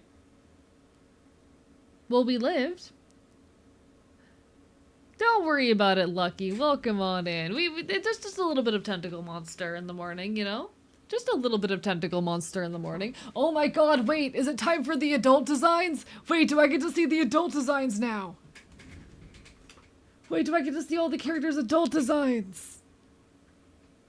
Fuck yeah! Okay. Welcome to age 17, I suppose. Sorry, I'm getting a little glimpse of everyone off in the corner. I need to see these. I should just go around and talk to everyone.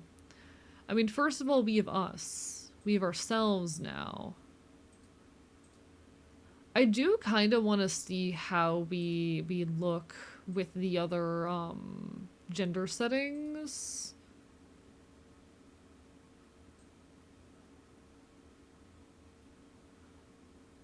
Okay, I like the androgynous best, but fuck yeah. Okay.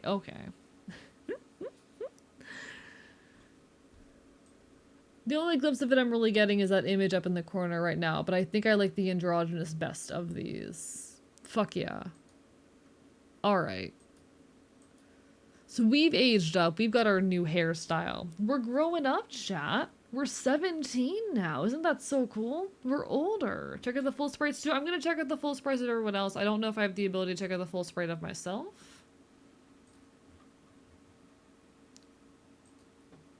But nice. Wonderful. We're growing up, chat. I guess we go around and we talk to everyone. I really love what they did with Tangier. I love Tangia's hair very, very much. Tangia is about to duck back into engineering when you approach. She winces and shields her eye from the sun. She looks at you miserably, and you notice that her right eye is glowing faintly. It's my new hollow eye implant, Tange says.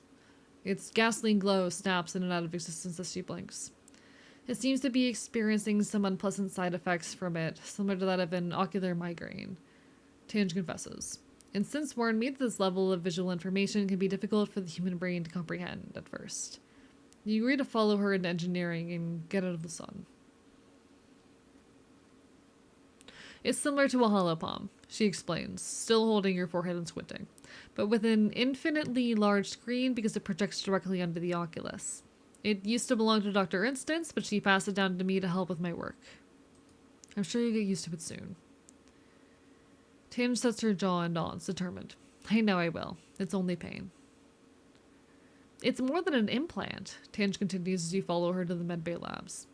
Hollow eyes are on the very forefront of human augmentation. They represent our next steps towards ascending as a species. She touches the red scar where her hollow palm used to be. No more clunky screens. No more privacy concerns. She says quietly. Elegant, integrated design. It observes the motion of my hands and uses it to generate an AR interface for my entire field of vision. It's partly powered by my own metabolism through the magnets embedded in my skull. It's beautiful. I could have sworn I have gotten this dialogue before. I could have sworn I've seen this before.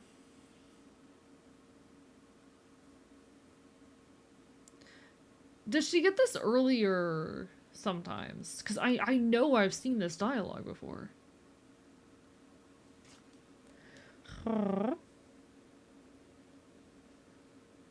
I know I've seen this before. Alright.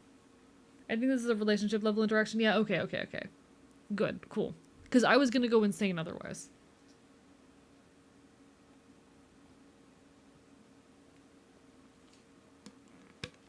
I have not experienced any instance deaths. Does the secret ending make you die early or something? Yes. The secret ending does in fact kill you earlier. Whenever you get the secret ending, that's when your playthrough ends.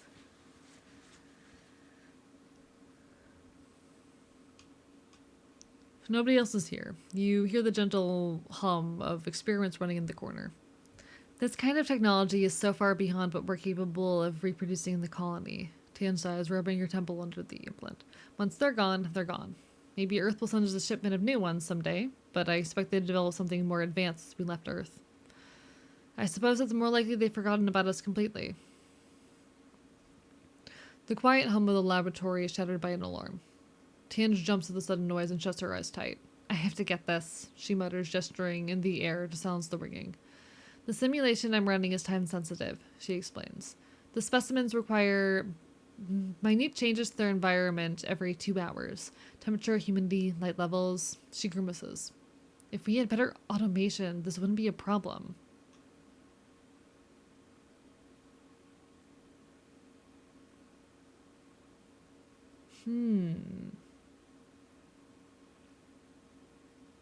I'm pretty sure last time we helped with we helped via the I could do it, not with the I could help with your migraine. So I think we do the dialogue we didn't get beforehand. You're in a med bay after all. You rummage around for a bottle of triptans and a cold towel. Tangent grudgingly swallows the migraine medicine and lays down in a med bed with the towel over her eyes. You shake your head. This girl needs to take better care of herself, as you apply pressure to her temples. She slowly breathes in and out. After a few minutes, the tension on her face eases. I feel less human now. Thank you, she says with a small smile. She wobbles over to her experiment, where she uses the computer to set the environmental parameters for what seems to be some sort of fungal growth comparison. When she's finished, Tange slumps down on the floor in a corner, where it's nice and dark. She folds her arms and lays her head on them. That should buy me 2 more hours. Tange shifts over, wordlessly inviting you to sit down beside her. Her arm is cool to the touch as it rests against yours. Tange turns to you. Thank you for your assistance.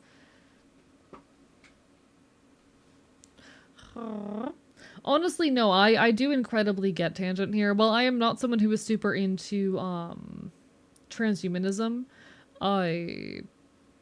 I definitely am someone who is constantly pushing myself on lines of productivity and needing to create shit. So I understand the ideology of, like, I did this thing, I bought myself a couple hours and whatnot.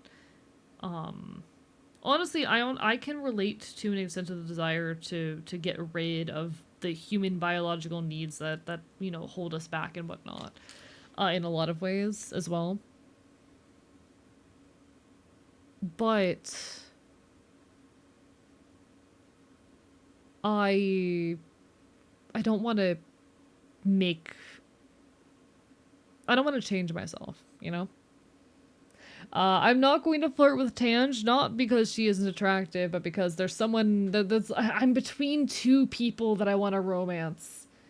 Like, I'll be honest, Tange's physical appearance here has met the requirements of woman that I would find attractive. You give me a androgynous woman, I'm like, hello, yes, hi. Uh,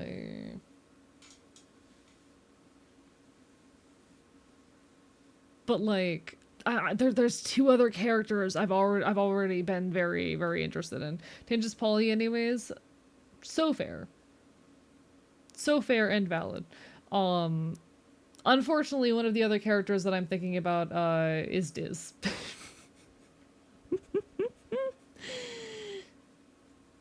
So we will not be romancing Tangent in this playthrough, but maybe sometime in the future. It was nothing. Tangent gives you a slight smile, barely visible in the faint glow of her hollow eye.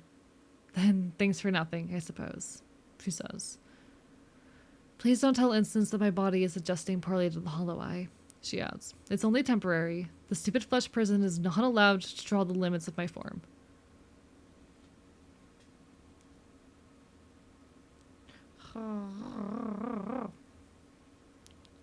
No, I love Sim. I adore Sim. I think Sim is very attractive. Sim is intentionally supposed to be off-putting. He is an alien, like he is supposed to be off-putting and weird. Like that is intentionally how he is written. I like him. I like him. I okay, okay. Oh my god. Look at Tammy. She's doing so well. You walk past Cal in the main courtyard as you approach the lounge, and he gives you a jaunty wave. Moments later, Tammy appears in the door looking rumpled and red-faced. Oh, hello, she calls out to you, smoothing down her skirts. Do you need something?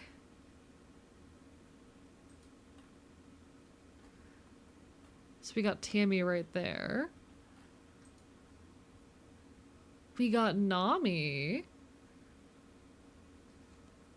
My mom and dad asked if I was getting serious with anyone. Nami says, wrinkling her nose. Gross-a-roni, right? And then we have Dog Boy. Over the years, a lot of people started wearing a lot less clothing than you remember from when you were growing up in the climate-controlled stratospheric. Definitely a lot less than in the holovids you brought from Earth. Rex, though. Rex has really acclimated to Vertumna's hot, sultry weather. Chat!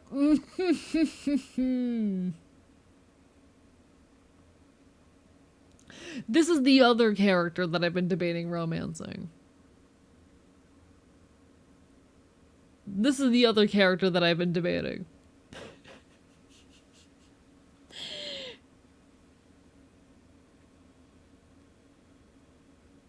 You know? I'm between this guy and Diz. It's where I've been. It's where I've been. You know? Right, I do need to keep giving Rex sticks. Oh. Rex throws his head back and laughs so loud it echoes through the courtyard. Oh, he howls. You both giggle, then lock eyes for a few seconds that feel like literal months. Eventually, Rex fixes you with a thingy smile and scratches the back of his head. It does nice things to his whole chest, body, shoulder, bicep situation. So, you like what you see, huh? He leans in like sharing a secret. Me too, he whispers, then winks at you. Anyway, I'm normal.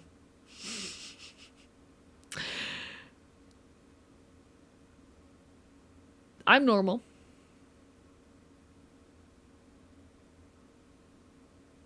I'm normal.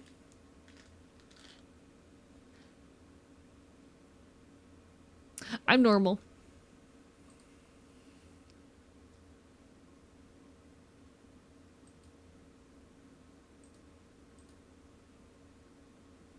Stick.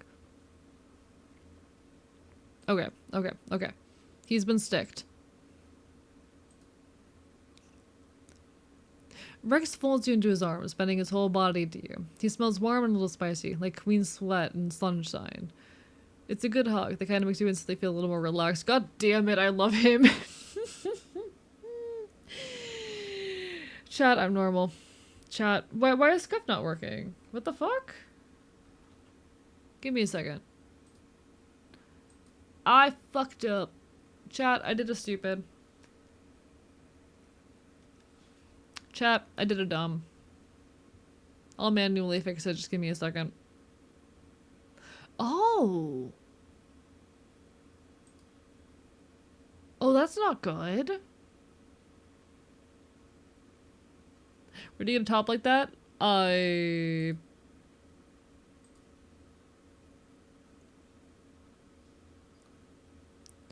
Wait, is this man wearing a fucking harness? Wait a second.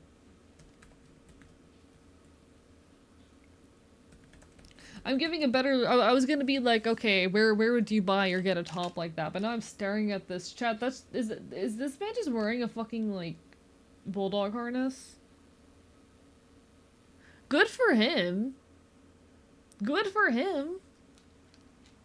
I don't judge. I went to a furry convention recently.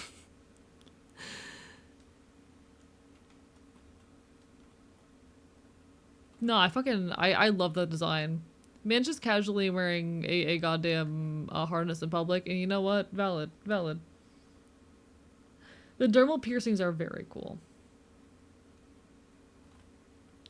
Hello, Spy Dieter. Lovely to see ya. I really like his grown-up design. Alright.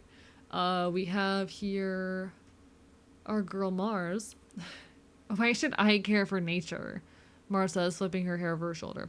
The only thing nature has ever done is kill my people. I refuse to be held hostage by a planet that doesn't want us here. She smiles, though her overall expression is dangerous. If nature wants to kill us, well, it's only fair we try to kill it back. So we got grown-up Mars. Definitely not my taste, but completely fair for those of you who are. Oh my god, hi Cal. We'll go talk to Cal in a second.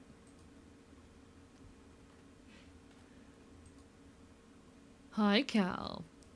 Cal is digging at the garden with even more passion than usual. Stupid soldier assholes, he mutters, throwing weeds into a growing pile. They think they're so important. Well, you know, it's harder to grow stuff than it is to kill it. Not that they would know. He laughs and lets himself fall back into the dirt. There's only a war on nature because we keep pissing it off, he says, gesturing to the pile of green weeds. We're an invasive species, literally. We just gotta figure out our niche in the ecosystem, man.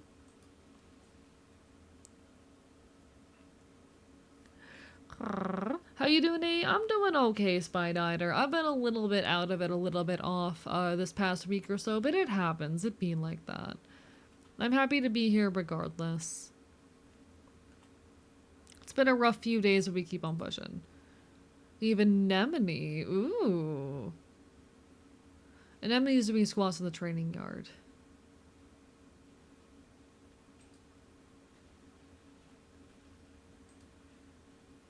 We have Vase. You spot Vase talking to a small group of other soldiers, and walk over to see what's going on. Vase gives you a cool look as you approach. If you're looking for Rex, you're not going to find him here, he says. The other soldiers snicker as though they're sharing some sort of private joke. You should try out back, or maybe personal quarters. I still don't know when your birthday is, sir. Alright. I'm a lurk for now. Have fun with Space Colony Trauma Sim. Will do, Carolyn. You take care. Bark my bite.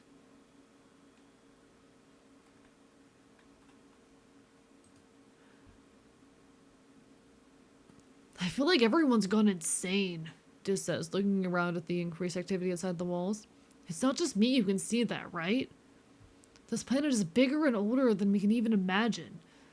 If we act aggressive, it's just gonna smack us down even harder. Diz spreads his hands.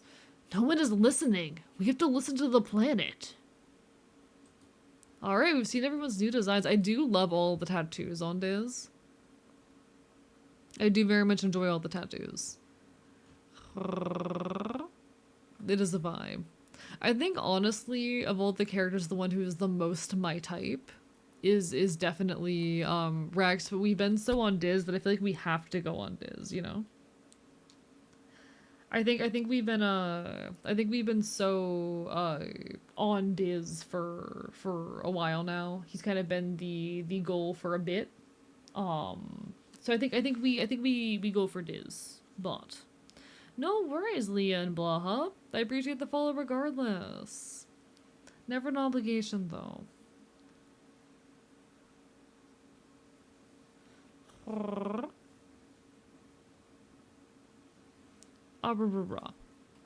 Alright. I think at that point we have talked to all of our childhood friends. So we kind of know what they're all up to now. We have a couple things we need to do. We need to work on continuing to up our persuasion. We also have probably new events we need to go out and explore outside though. And I think I might go and prioritize the exploration. That's usually my impulse. No, not obligation, just helps me see your streams more because it's always fun to watch. I appreciate it. I'm glad you find the fun here. Hee hee. I try my best to keep creating cool, high quality stuff whenever I can. And hopefully Twitch will see that soon. And my keyboard decided to give out again. God fucking damn it. Keyboard? Keyboard. Okay, so the keyboard decided it doesn't want to work. So we're just going to keep controlling the game with the mouse for now. In the self-promo tab in your Discord, are we allowed to add art commissions? Yeah, absolutely. Art commissions are totally fine. You are totally good.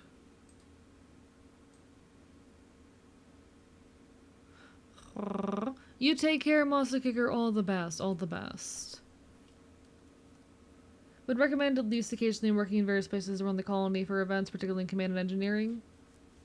Yeah, I know I need to occasionally keep doing work in command. And will continue to do that. I'm just like, gotta go out and do my obligatory exploration. I don't know if we ever unlock any additional areas or if this is all the areas we unlock. But a critter's gotta explore.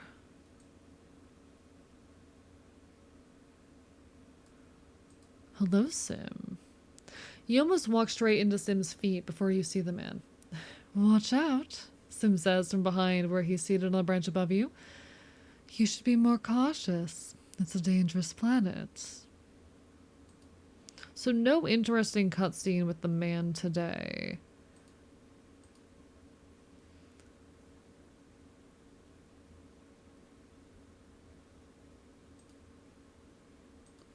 Alright.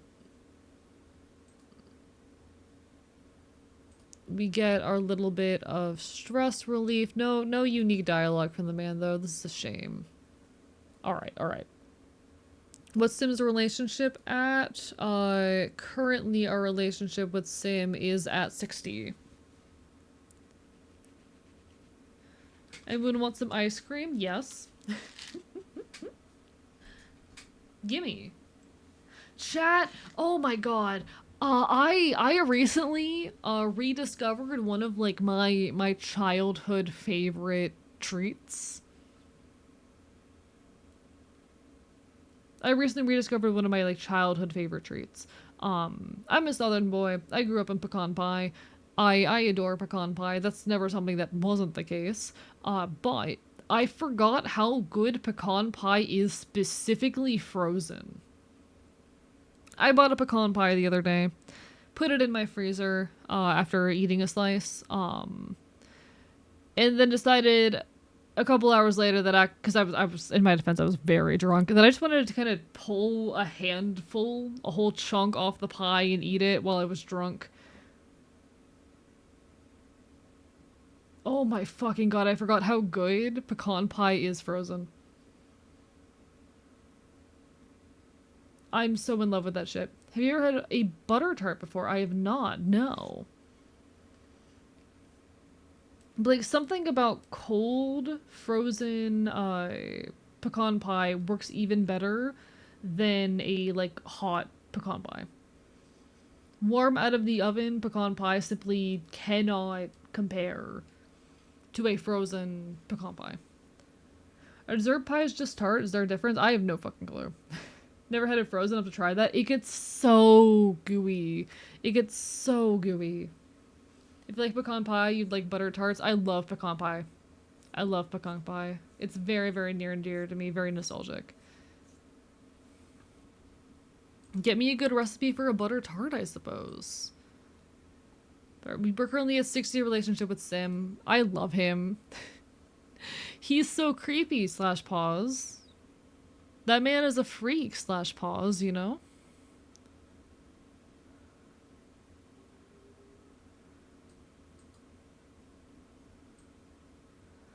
Who a buttering they tart right now? Do we need to work up higher relationship with Sim for something? And if so, how do I particularly do that?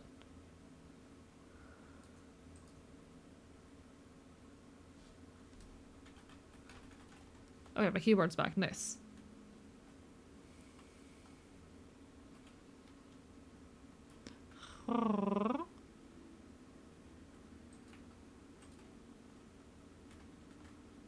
Another boss event. You return with Diz at the pyramid in the ruined Wormhole Observatory, the headache building. This again? Diz asks, unsure. Are you sure you want to go in there? Fuck it. Let's do it again. Fuck it, we'll do it again.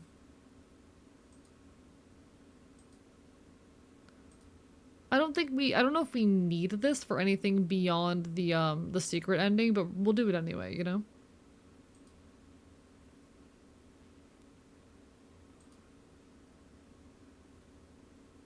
Crap. Okay. Was not given the option. God damn it. Important question, chocolate pecan pie? Never tried it before. So actually, we're gonna never mind on this.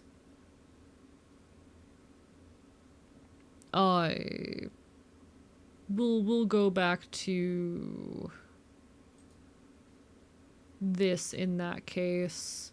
Because apparently I do not have the lack of stress to go through with this. That fucking sucks. Because I don't know if this is something that is necessary beyond just the secret ending. I don't know if that's something that I should be acquiring right now. But I kind of want it. I think if this is the case, maybe I shouldn't come out exploring until I go rest. So I might actually load a slightly sooner save. I think I might load this one instead. Dropped recipe and content media? Fuck yeah. Alright, I'm gonna real quickly go and speedrun all this shit.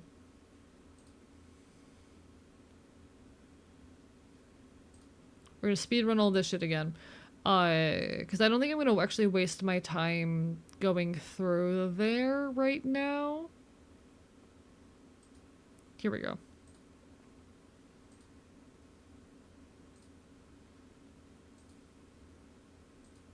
Alright. Remember to give Rex stick? Yes. Stick for stick boy. Stick boy have stick. Boy meet stick. He's been sticked. Do consider Rex is also poly? I mean, true, yes, but I feel like I've been on Diz this whole time, and I can do another playthrough where I go after someone else other than Diz. You know? Probably, maybe, not sure about on stream, but at some point, you know? Oh, let me also go in here and appearance. Androgynous, I like the androgynous better. Alright, there we go. When he gave it, he was all like, fuck you because I'm a dog, fuck you, or maybe I misread it. He's always chill with it with me. He's never given me a negative reaction. So I'm not sure what happened there. No clue. Diz romance is obscenely easy to fuck up. Okay, but now I'm still, like, curious. You still have me really curious. Like, if you genuinely want to talk me out of the path, then okay. Like, if I genuinely should not go after it, but also, like, it's my stream. Ha ha ha. And I'm gonna... it's my content. I was gonna say gayest looking man ever, and it spiraled into, is it gay or modern clothing standard just fucking boring? True. I mean, he is wearing a fucking harness. Man's basically wearing a bulldog harness.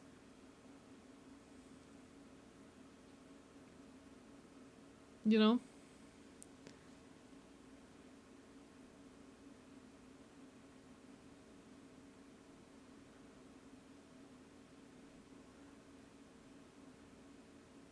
So we're gonna do a little bit more to get our persuasion up.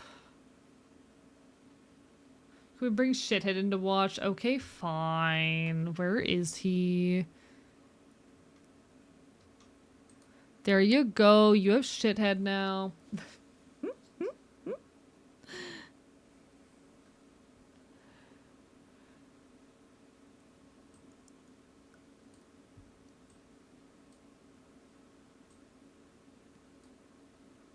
Okay. Wait, what the fuck? Oh, set neighbors that value. Fuck you. What the hell? Gross. Um.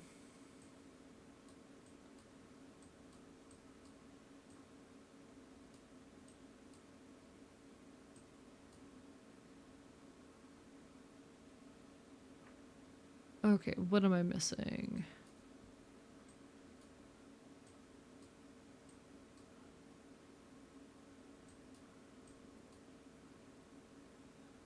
Wait, okay, my brain fucked up so badly right there. Whoops. Um, that might be it.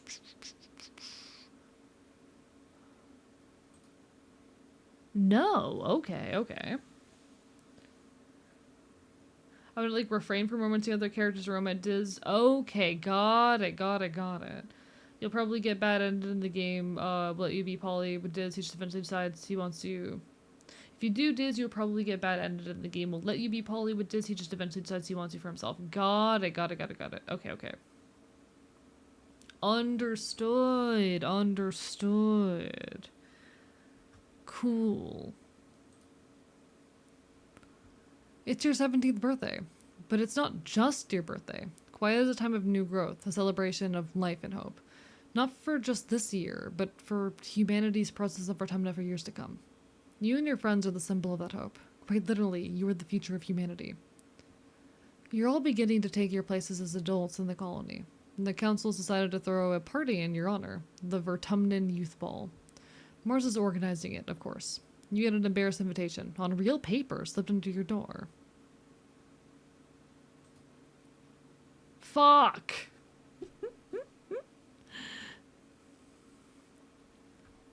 You slip into some party clothes and head over to the lounge to celebrate. Well, yourself. And yourself specifically. It is your birthday, after all. The lounge is all decked out. The decorations look expensive. They must have taken a lot of nanoprinter creds. Your friends are transformed too. Everyone is dressed up, looking like the young adults you're becoming. You can hardly recognize some of them. Mars catches your eye and waves, her bangles jingling joyfully. She looks like a model from her holomags, every inch of her primed, painted, and perfumed. Selene, happy birthday! I'm glad you could make it, she says over the steady thrum of the music. Drinks are over there. Make your song request to congruence and take off your shoes. You look down at your boots, then back up at Mars. Skeptically. She rolls her eyes and does a little bounce. Sock hop, just like Earth, duh. At the refreshments table, Cal is stuffing his face with party food and Rex shoves 2 glasses of punch in your hands. Gotta stay hydrated, he says, pouring himself another glass. We'll be sweating it out, one way or another. He winks at you. Don't let them fool you, Tangent mumbles, joining you. She smears a glob of something pink and meaty looking on a cracker. It's a well-documented phenomenon that people inexperienced with imbibing alcohol will begin to act as if they're drunk, even if they're completely sober. To Rex, she adds, I mean, of course, that I am not going to suffer any bad behavior. Rex grins as he pulls the flask from his vest and pours a healthy addition to his glass. Who says it's gonna be an act? Let's get a little loose. Come on, it's a party. The music changes to something with a fast pounding beat. Rex throws his head back and howls. Whew, it's time to dance.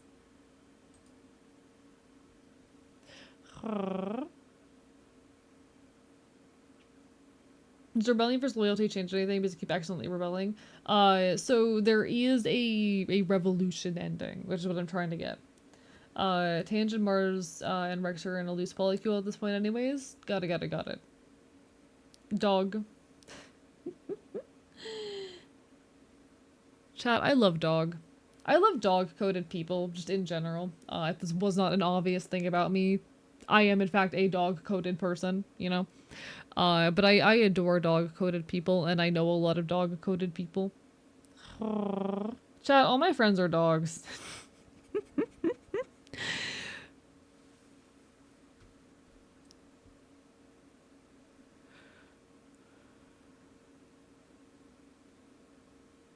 You, Rex, and Mars take the dance floor. After a while, an enemy follows, pulling bass behind her. You all dance until it feels like your heart is going to burst. From excitement, from exertion, from sheer joy of throwing yourself around the room with your friends. Nami, who is playing DJ with congruence, spins up something a lot slower, more romantic. Grab a partner and pull them in close, they announce dreamily. Or whatever distance you both feel comfortable with. Everyone giggles awkwardly and shuffles around, feeling the intangible friction of teenage politics. Who dances with whom? Who makes the first move?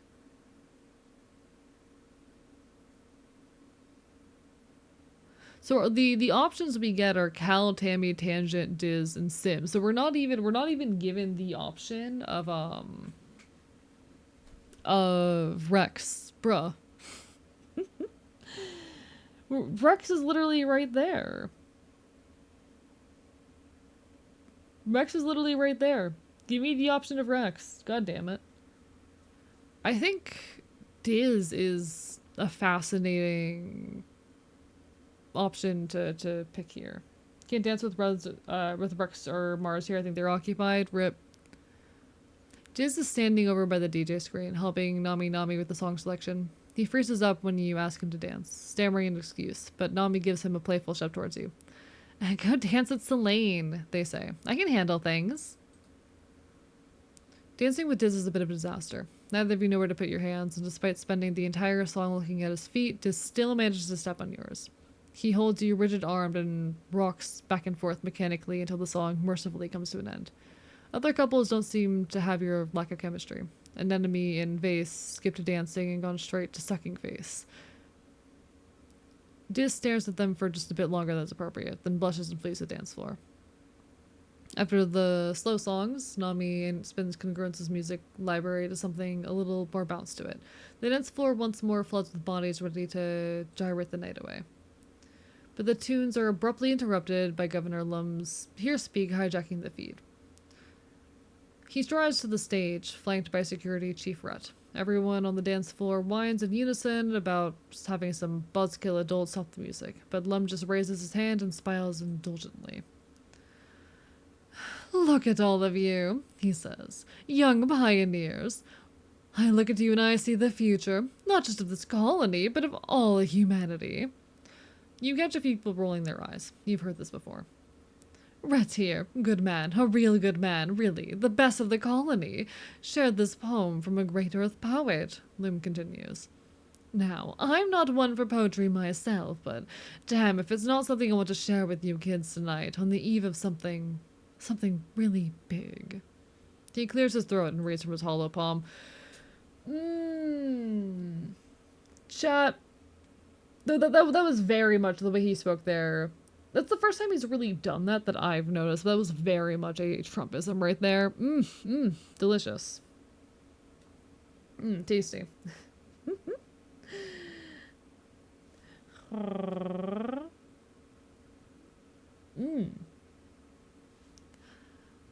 We cannot tarry here. We must bear the brunt of danger. We, the youthful sinewy races, on the rest of us depend. All the rest of us depend. Down the edges, through the passes, up the mountain steep, conquering, holding, daring, venturing as we go the unknown ways. Pioneers, oh pioneers. We primeval forests felling, we the river stemming, vexing we and piercing deep the minds within. We the surface broad surveying, we the virgin soil upheaving, pioneers, oh pioneers. This is bullshit. Rhett looks a little pained, but Lum continues. What do you think that poem means, kids? He asks. Does it mean we should sit here in our colony, politely waiting for this planet to make a space for us? Necromantic Chef, thank you for the raid! Mods, can we get a shout out? Hello everybody, I am Archivist, your resident chaotic Enfield. I stream not quite retro games and do art here on twitch.tv because problems we commit chaos and I will bite you. How are y'all? Arrarara, it's lovely to see you. I'm a little bit brain dead and out of it tonight, but we are still here streaming, causing chaos, being a problem. We are in the midst of our Twitch partner push and chat. Guys, I submitted my application today. Earlier today, I submitted my application for partner. So hopefully, sometime in this coming week or so,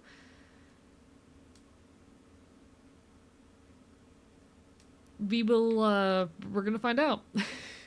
Everyone on my end, please give some love to Neko if you are able. He is a wonderful Catboy VTuber and someone with a lot of history as a chef. Make sure you give him your love. He recently released a cookbook, which I actually had the honor of doing some work for. So, you know, go buy the cookbook. Go support.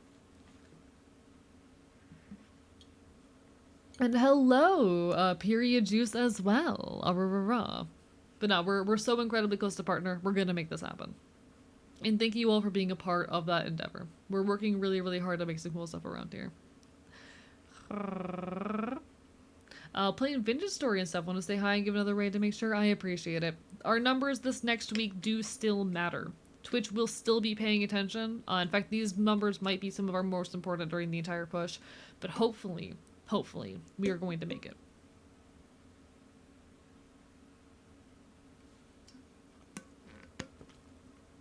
Who's partner? Me soon.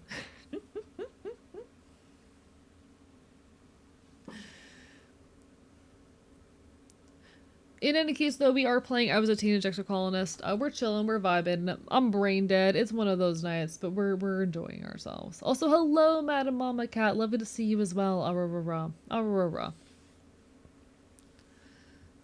He clenches his fist evocatively in the air.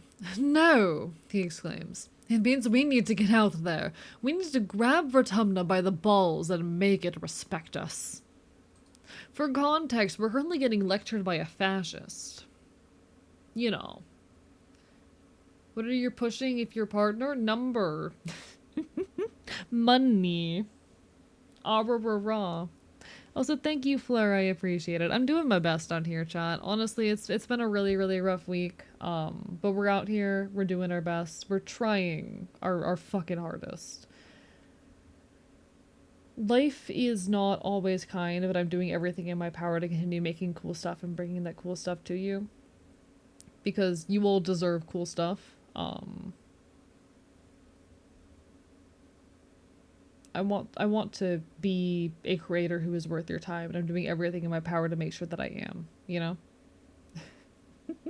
I'm not always proud of everything I do here. I get insecure a lot, and I've been very insecure this past week, but I'm fine with everything I have.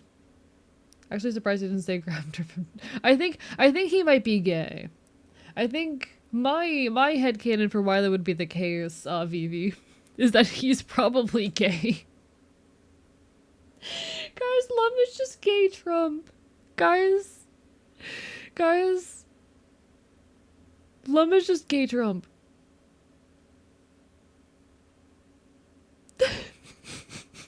I'm right! I'm objectively correct. Okay.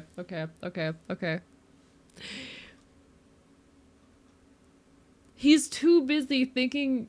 He is too busy thinking about penis. Chat. Okay, I'm normal. I'm still transphobic.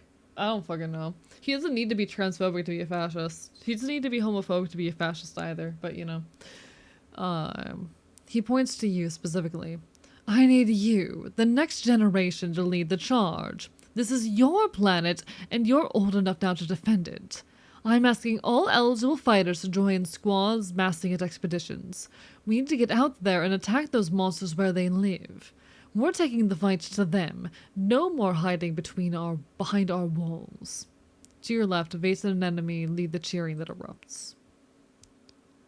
Lum and Rhett leave, and the music spins back up again, but only a few die-hard partygoers still want to dance. Everyone else is broken into small groups to discuss the announcement. You are angry. Nami implies he's at least ambiphobic. Oh, fuck that. Fuck that man. Okay, never mind. Screw that motherfucker. You know, I'm an expert at bashing my head into a wall until something works. I feel you on that, Necromantic Chef. Neko, I need some of that spirit, like, injected into me, for the purpose of getting this fucking YouTube video done. I swear the last 3 weeks of my life have been dedicated to scripting whenever I'm not, like, working on, whenever I'm not, like, streaming or at events and shit, and I'm so mad about it.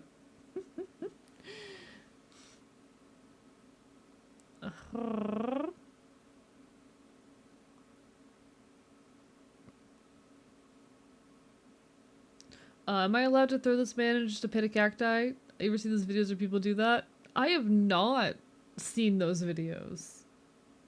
I have not seen those videos. He was just a mega gay. Yeah, basically.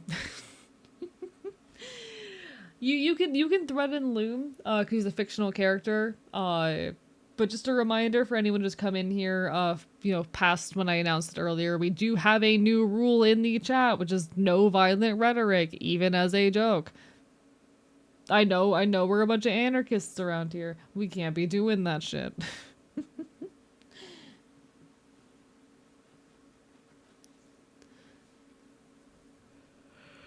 Can we still bite? Oh yeah, no, we can like we can do our silly hee hee ha ha biting each other shit.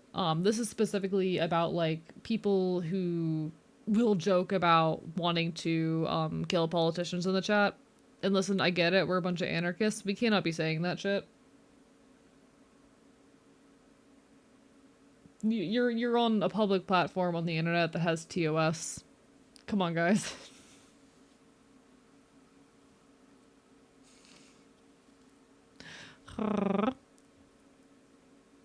This is bullshit, Cal exclaims, causing a few heads to turn. They're not even gonna try to figure out why the animals are attacking us. They're just gonna kill, kill, kill. He waves his arms over his head. Aren't we supposed to be better than that? Dis clearly agrees, though much more quietly. They don't even know what's out there, he mutters. They have no idea what they're up against. The party fizzles out as everyone drifts away from the lounge. You return to find your parents have stayed up to make sure you got home safe. They've never done that before. You've always been told the colony was safe. Now you see their grim expressions. You know that time is over.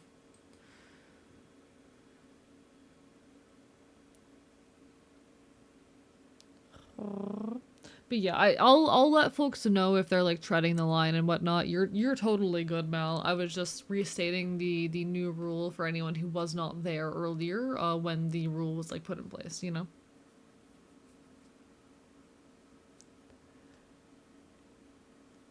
I was just resetting the rule, or restating it for anyone who was not around. Tammy beams when she sees you. Like there's nothing better in the world instead of your face. I love how nothing here changes ever. I love Tammy. God fucking damn. God, chat, I love Tammy. Okay.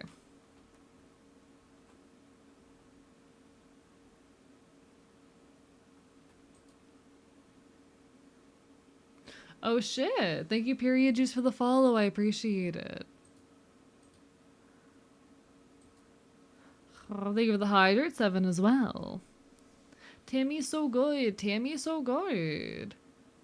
This game is just genuinely incredible.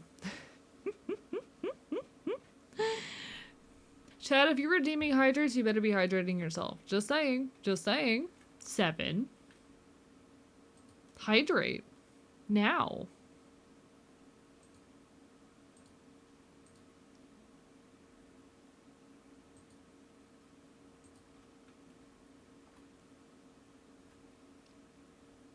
You all better fucking take care of yourselves.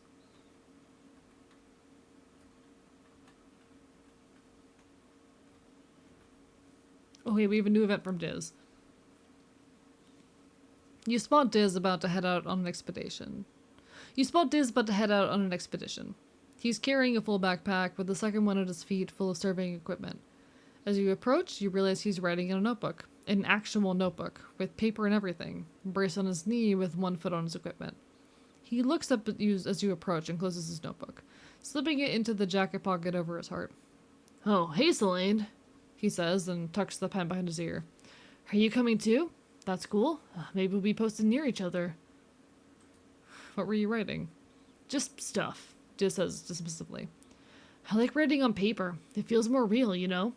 And it's more private than having everything on your holopalm where people can find it. You beg him for more details. Diz huffs through his nose, but he looks amused. Just stuff, he repeats. How I'm feeling, what the weather's like, what people are doing around the colony. I like observing people.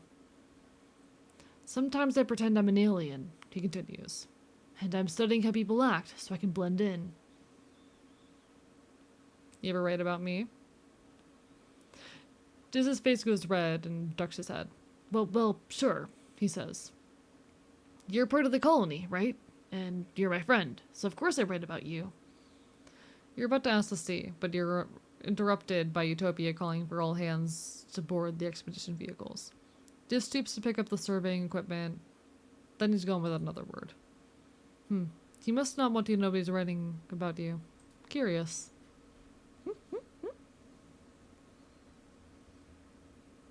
Yeah, that's just the surveyor uniform shit. Gonna go full celerity drowning all of you? Oh. You can try. I don't have a limit on my shit. God, Seb's out here making me nostalgic for the old days, chat. Seb was one of my first consistent chatters, though it was on an old account of his. It's nice to have you back, kiddo.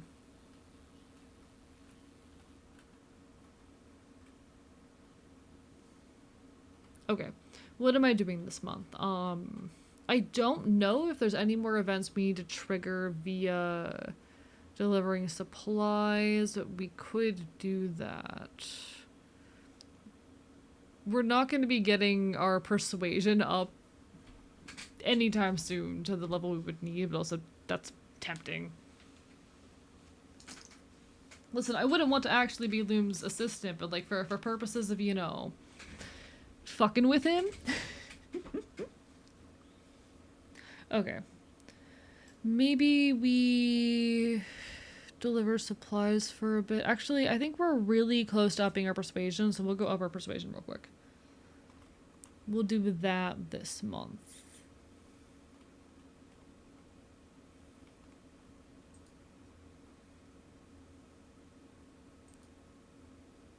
It's time for your end-of-term humanities project.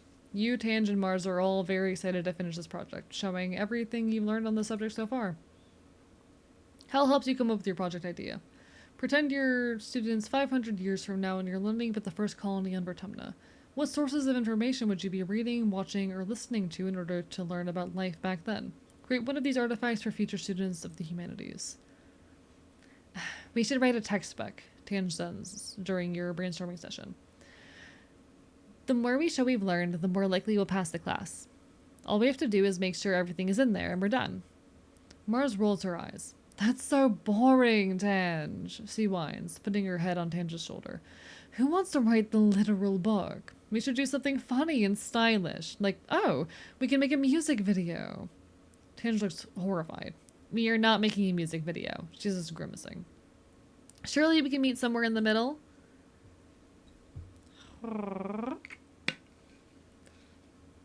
Mange turns her head so she can kiss Tange on the cheek. The bridge of Tanja's nose goes pink and her eyes dart to you nervously. Every band needs a bass player, Mars croons. Oh, or a guitarist. Tan shudders with her whole body, dislodging Marge, who giggles and relents.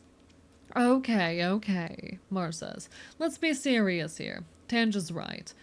We need to do something that proves we learned everything about the subject that's worth knowing. Mars is right too, Tanja admits. There's no shame in relying on her charisma. You mean my good looks? Mars asks, flipping her hair over her shoulder. Tange looks down at her hollow palm and smiles. Truly, what's better than gals being pals? In the end, you agree to record a news segment about the colony's war on nature. What spin are you giving your news report?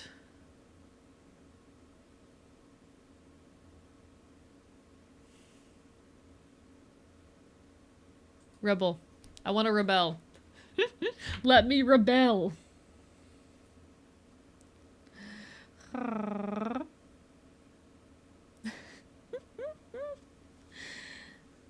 I participate, but the VIP price ain't going down. Smart. Smart, Mal. Oh, why is that so high? Okay, we're normal. We're fine. We'll be okay. We can figure this out. I'll make it happen. I'm smart. Chat, I'm so smart and capable, aren't I?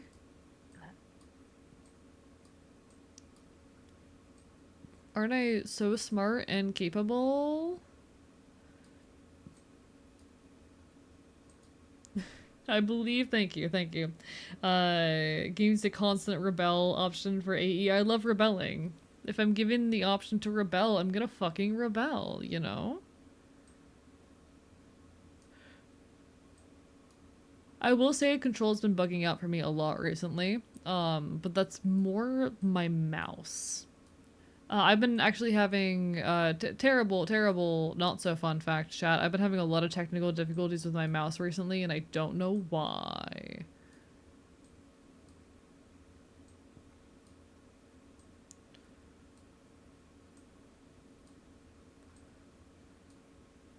As you can see.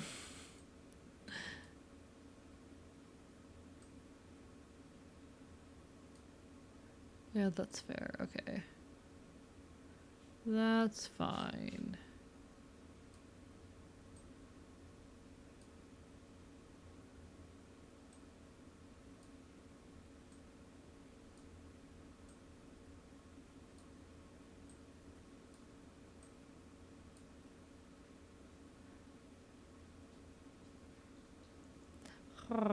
Is the military faction ship equipped with manufacturing facilities in the first place? Hell if I fucking know. Why would I have that info?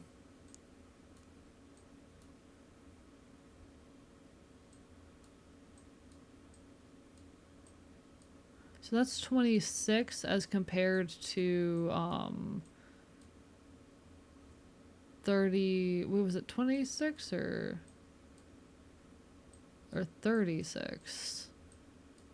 Okay, okay. So this is definitely preferable. We're really low on mush wood though, so I don't want to rely too heavily on that. We could see if this would be enough to do anything. Barely. Not enough. Not quite. Crap.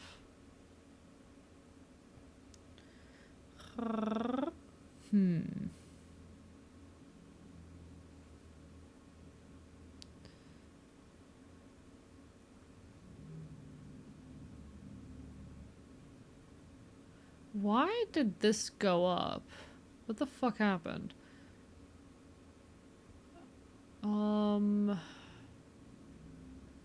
Difficult situation I'm in here, chat. Very difficult situation. Just use 2 more bobber fruit to make it into a big straight again? Does that... Oh! Didn't realize that that increased. Did not realize that.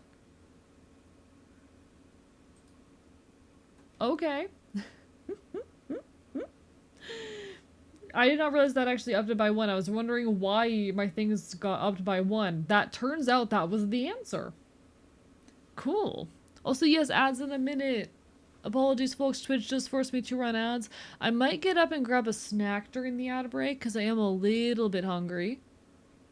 Tiny bit hungry. Potentially.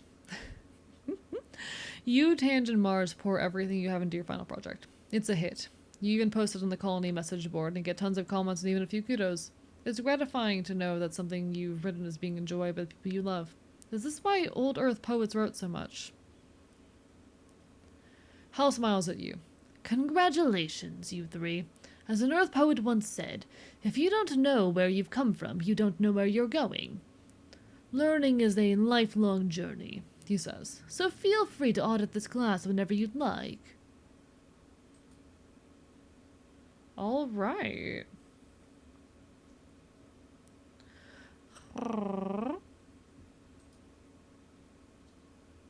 Beautiful. All right, ad's gonna be hitting any moment now. Once the ad hits, I'm gonna go real quickly grab a snack, but don't worry, you won't miss it all too much, folks. I will be back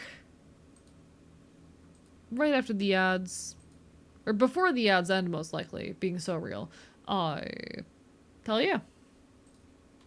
Hell fucking yeah, chat. Oh, why did that... Okay, I keep getting jump scared by facts of my own setup, chat. What the hell? Chat, the critter is easily spooked, apparently. The critter is easily spooked by his own bullshit. Alright, alright, alright. I'll just be stepping away for a moment. I don't think I'm even gonna mute myself. I'm just gonna go grab some chips. Cause chat, I bought salt and vinegar chips. Because I knew I was gonna be drunk. Anyway.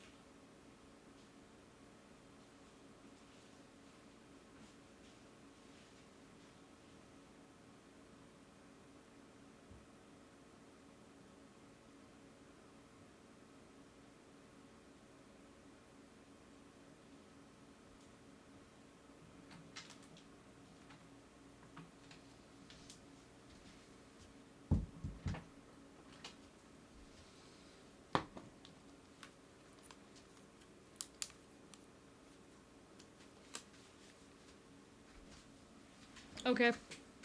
Aurora. He acquired... I went to fucking unmute myself because I'm used to muting myself when I step away, and then I muted myself instead. I can show off that model real quick. We're in an ad break. Give me a moment.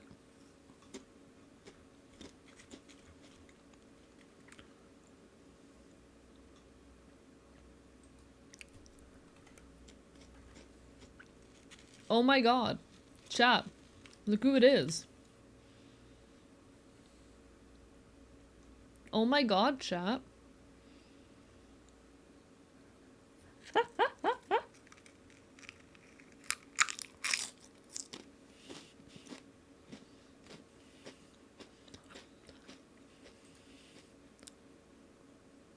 It gets better. Watch this.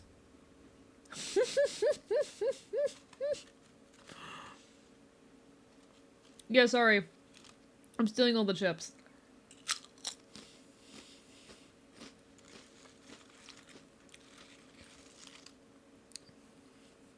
Chat, look at me. Look at me, chat. It's my peak form.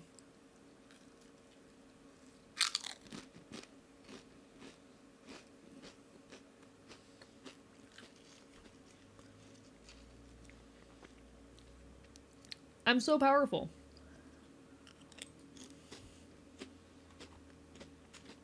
One second, let me see if I can do something. I don't know if this will work, but...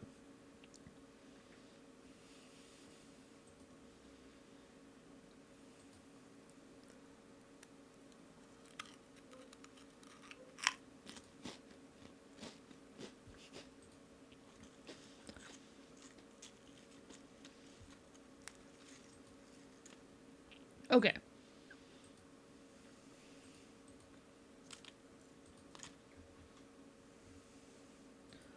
Let me select the thing.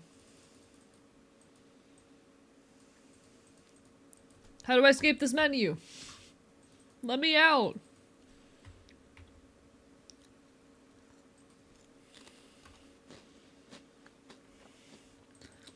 Chat, something broke. Chat, I think I just broke Live 2D.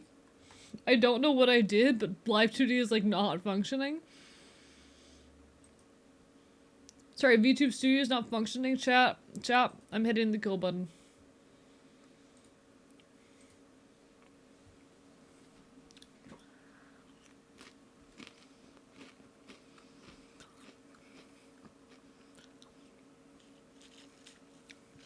Shithead is a real plush that you can purchase. I don't own him. Okay, okay.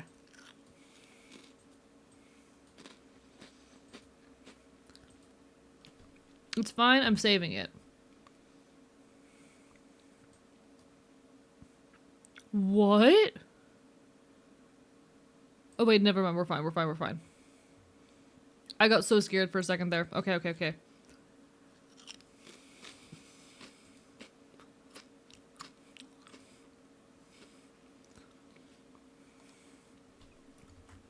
Okay, wait. I'm so powerful.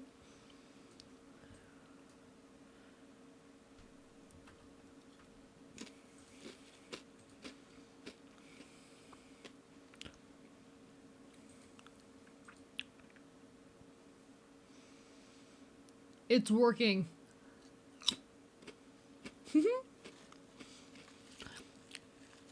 It's me. And my son. Back at it again. You know? It's me and my son.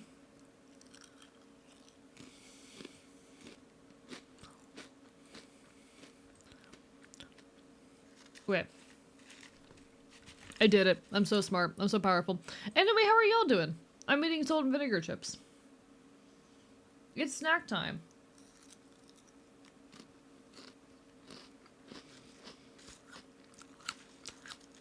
Twinsies.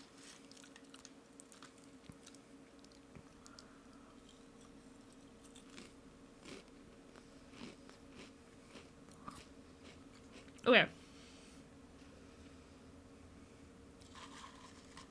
So fun fact about the way I have my model set up.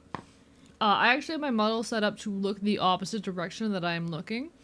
Because of the way my monitors are set up. That way I spend most of my time actually looking towards the middle of the screen rather than off screen. Because generally, it would be weird if I spent most of my time when I was streaming, you know, staring off towards, you know, the middle of nowhere. That would be weird and bad for my content. So what I resolved to do to fix that was to just simply make the face rotation opposite.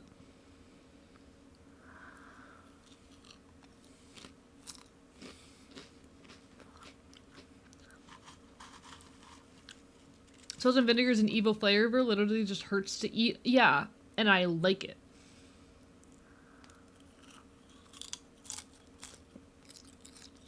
Hello, Ashley.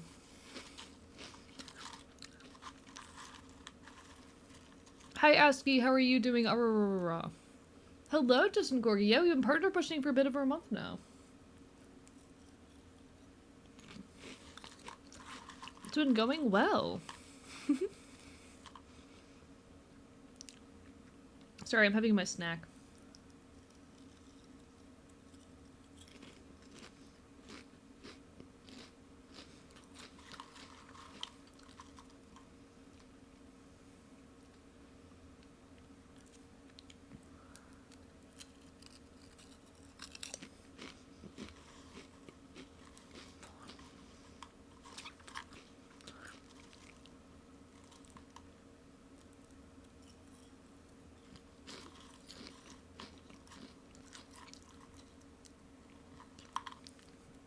Chat, tasty.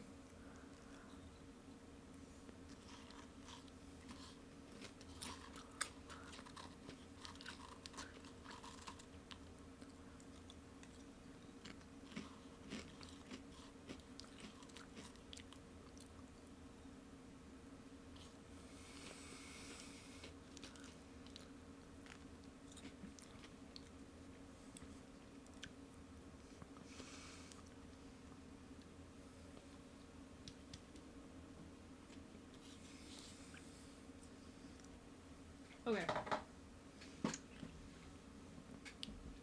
I'll eat an entire party bag if you give me one. I love salt and vinegar chips so deeply. They've been my favorite since I was a child. Yeah, they hurt to eat, and I like it. But hi, Asky. Hope you're doing good.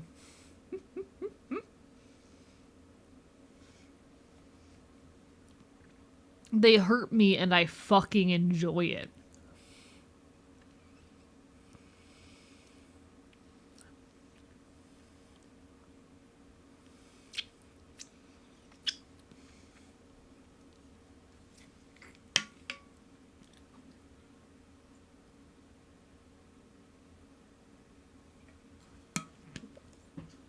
I don't fuck with any original flavor chips. You gotta give me something weird and interesting. Salt and vinegar are my favorite. Is it the basis of spice as well? Basically, yeah. Sometimes the spice just hurt very good. Sometimes the spice hurt really good, chat. And that's valid.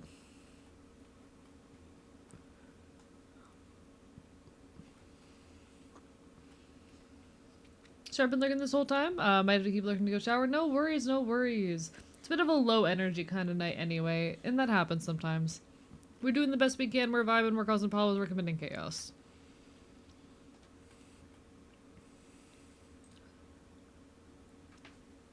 Mars is working in the depot today.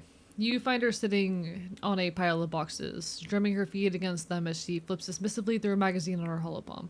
Every so often, she snorts at something she's read and rolls her eyes. Oh, hey, Selene, she says as you approach. Would you rather have really bad body odor for a whole day, or to spend the whole day naked? Why? I'm reading some of the teen magazines from Old Earth, Mars says. You know, like fashion and makeup and dating and stuff. She turns a new page and reads out loud. Don't be afraid to use green concealer. You may look like the Wicked Witch at first, but don't click your heels and go home. Stick with it and you'll be on that yellow brick road to clear, beautiful skin. Mars laughs incredulously. What does that even mean? Papa taught me that to put on makeup because I wanted to be pretty like him, Mars says. But I was never like, cover up your blemishes, make your nose smaller, hide your scrungy pores. That's all they ever talk about in these things. And it's like, was Earth fashion really about making everyone look as small as possible? What was wrong with them? Mars gestures to herself. I was the biggest kid the whole time we were growing up, and I've always been gorgeous. And that's not just my genetic enhancement talking. Sometimes I think they should have just made everyone unable to feel shame, Mars says. Like all these magazines talk about is how to fix your flaws or act a difference so people will like you. It's such a waste of time. Mars tosses her hair over her shoulder. People don't like me. They can flick off. Literally, don't care what they think. Gonna lurk for 15, then I gotta bounce. No worries, 7. Do what you gotta do. Au revoir. Mars passed the box next to her, and you climb by and sit. You climb up and sit by her side. The dating advice in these things is pretty good, though, she says, flipping through a few pages. Like, my dad taught me about reproduction and stuff, but they got so squicked out when I asked you to actually get someone to have sex with you. She rolls her eyes. Teenagers on Earth were apparently very worried about getting boys to like them, Mars says. Like, look at this quiz. 10 ways to tell if he's super into you. Mars smirks and angles her holoscreen away from you. Oh, let's see how into me you are, Selene. First question, do you have any quick, cute nicknames for me? Does Mars count? Does Mars count as a cute nickname? Like, everyone calls her Mars. Does that count as a cute nickname? Like, technically, this is how you know I'm autistic, chat. Anyway.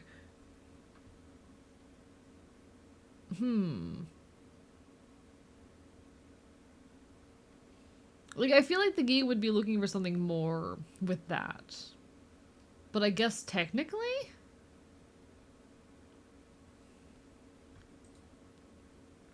Mars laughs. Really? Tell me. Actually, no. Don't tell me. Second question. Do you get nervous around me? This one, yeah. Yes. Well, sometimes. Mars gently prods you with her elbow. No, really? She exclaims. Well, I guess that's understandable. Last question. Do you go out of your way to see me? A little bit. Oh, Selene. See, none of those are out of romantic attraction, but okay. Oh, Selene. Mars beams. I'm happy whenever you come talk to me. Us sophisticated folk gotta stick together. Mars makes a frustrated noise and dismisses her holoscreen. This is so wimpy, she groans. What was wrong with Earth teens? You want to know if someone likes you, just ask them. It's easy if you're not a coward.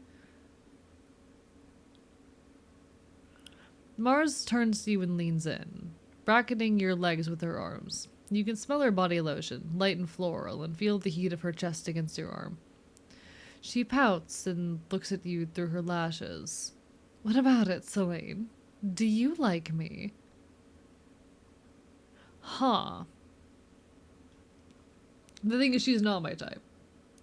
But having a good relationship with her is meaningful.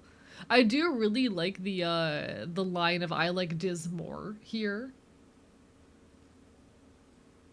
I do think that's a really interesting, very specific dialogue choice here.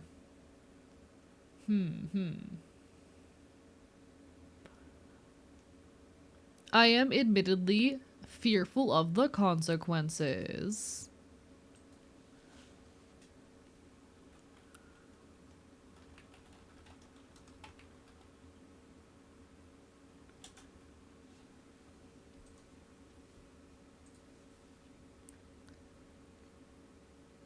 Mars tilts her head.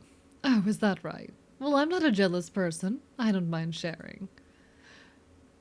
Okay, so that wasn't a negative reaction. Okay. Interesting.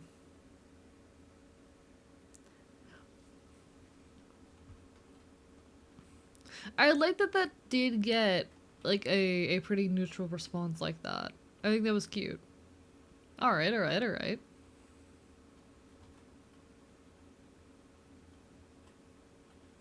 Listen, I'm a romantic. None of this shit's really for me, but it's curious to play around with. Okay. That was like the ideal reaction right there, Loki. Alright, we are gonna, I guess, go and... Actually, is it anyone's birthday right now? We're currently in late quiet. CJ, thank you for the follow. I appreciate it. You're early dust, late wet, also late wet, early wet, late pollen, early pollen, mid dust. Does anyone else have a quiet birthday? Are no one else's birthday in quiet?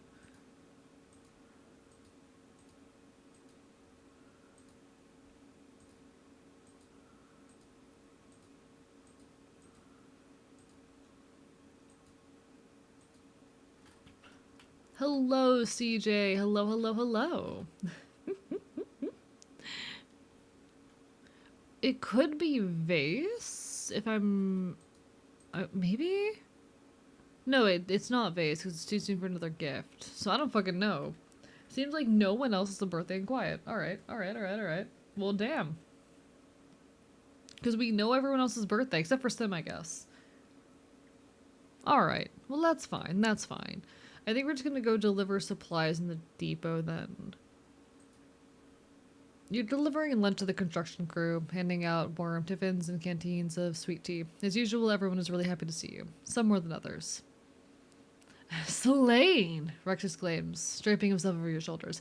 My favorite person in the whole colony. He takes a tiffin and cracks it open, giving it a big sniff. His eyes close in pure pleasure. Oh, this is my favorite. You're the best, Selene. How can I repay you? Well, I do have an idea. You lean in and tap your cheek with a smile. Rex giggles and lays a big, noisy kiss on your cheek. The other people in the construction crew laugh. Used to Rex's antics by now.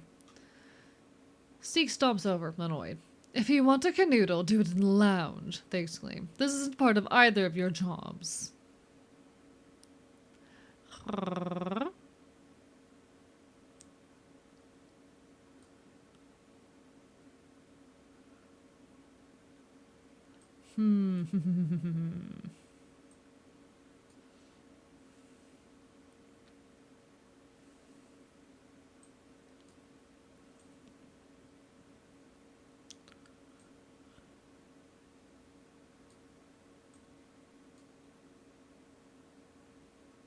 Okay.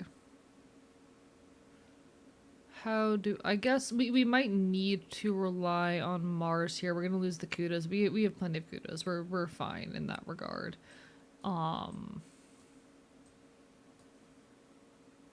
There we go. Alright, alright, alright. Not too bad, not too bad.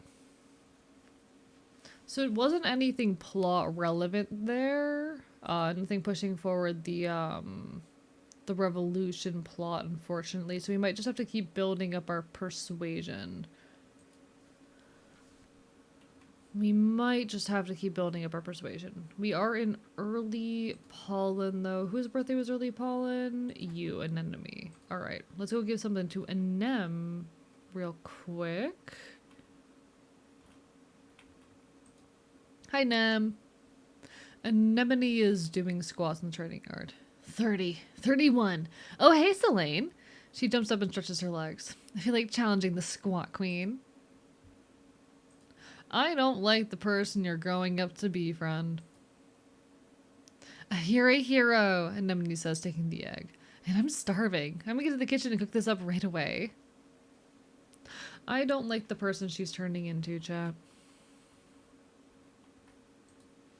Let's get another stick for Dog Boy.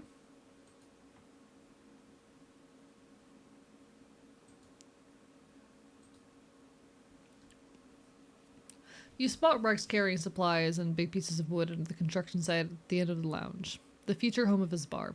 He waves at you, as much as a wave as he can do with his arms full of mushwood. Hey, Selene! He calls out to you. Things are going great in here, thanks to you. I'll be done in no time. You take a look at what you can see. Rex has kept it all pretty well tarped up. He hates letting people inside to peek, but you can tell it's big. Perhaps a little too big. Ambitious, maybe, for a solo construction project. But Rex has a lot of help from his crew, and from the whole colony. He'd have to be able to find enough wood. I'd love to see it. Rex shifts from foot to foot. Well, he sighs, biting his lip. But you get the sense that he's dying to share it with someone. Okay, he says. But just for you.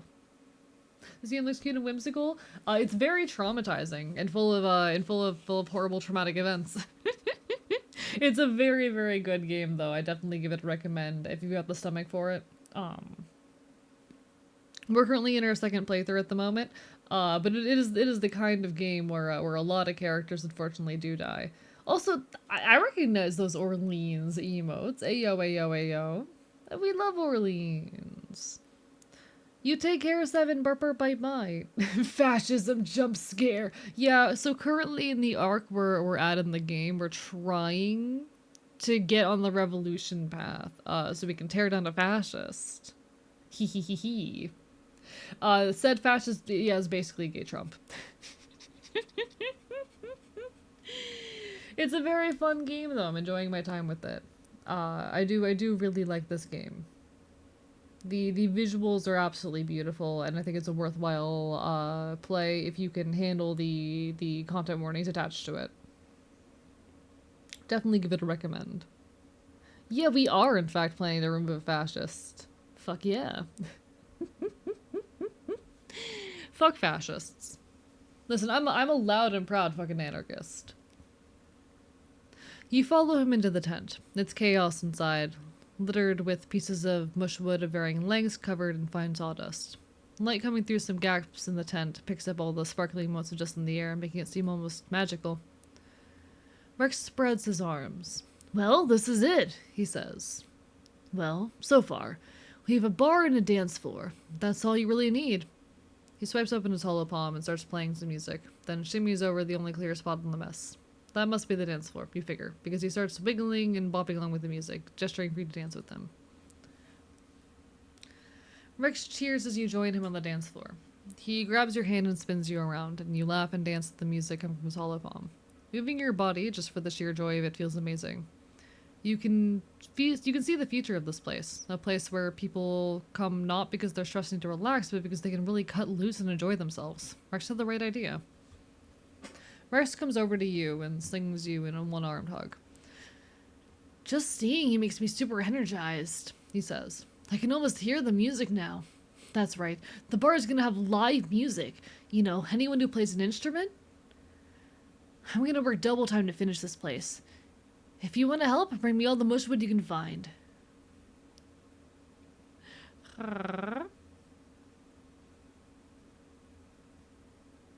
Hey Mal, maybe don't even make comments about how Twitch will get mad at us for saying fascist for some fucking reason. Maybe don't even do that. Hey, affectionately. The reason why Twitch doesn't want you doing that is because you're committing a crime. You know? Like, affectionately, I get it. I know. I'm a loud anarchist. I understand why a public platform does not want people making threats on it. Fuck fascists, though. That I'm allowed to say with my chest. Hello, the biggest floof. Lovely to see ya. Welcome on in. Welcome on in.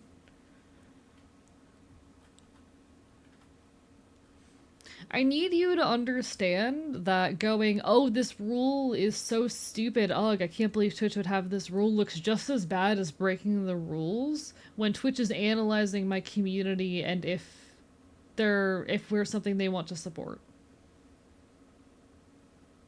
Guys, I'm fucking partner pushing.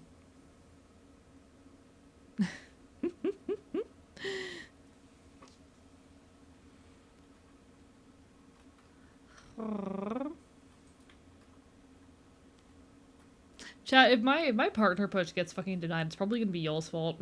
Affectionately. Welcome on in, Dusklight Wanderer. Lovely to see ya. Lovely to see ya. Also, no worries, Floof. Shit happens. Sometimes we disappear for a bit. You'll always have a place here. You'll always have a place here. Ah, rah, rah, rah. But nah. Like, for my safety and the safety of, you know, my livelihood, we do need to, like, no violent rhetoric in chat. I put that rule in for a reason, and people are already being shit about it. Please. I am begging.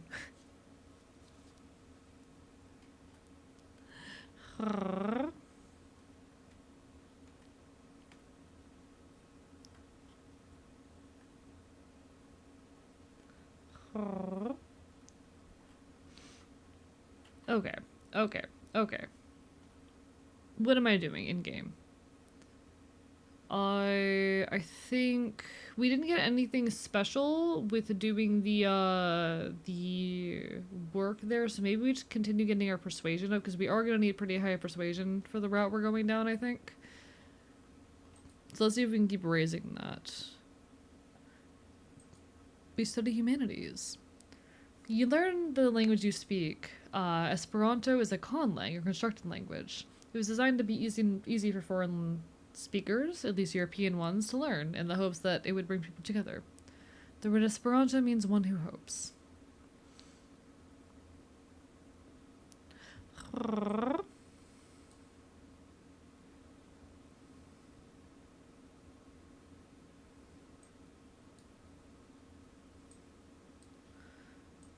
Let's see.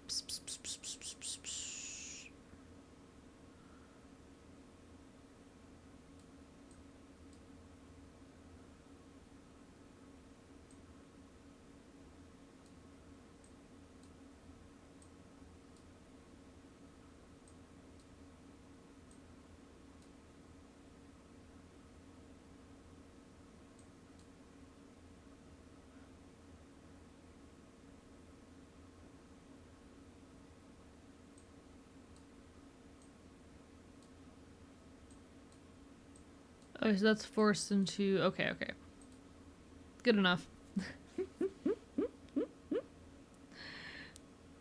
They're all speaking Esperanto, which is hysterical. I crashed out when I found out. See, I already knew that because I got spoiled. But it is very, very funny. It is very, very funny. I'm definitely way too out of practice to like meaningfully do it. But I did learn a fair bit of Esperanto back in the day. I used to be able to speak it, never fluently, but like well enough to have a basic conversation. I'm very sad that I lost it.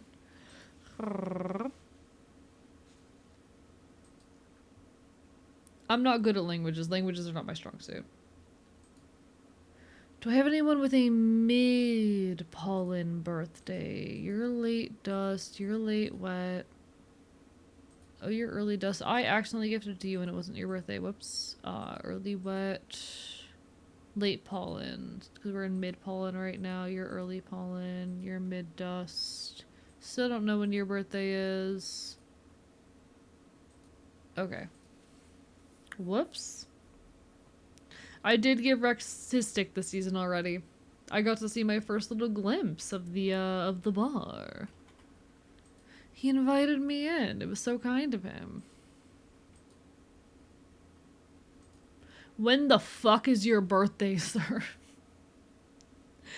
Divin out for the night. You take care, Arlo. You take care.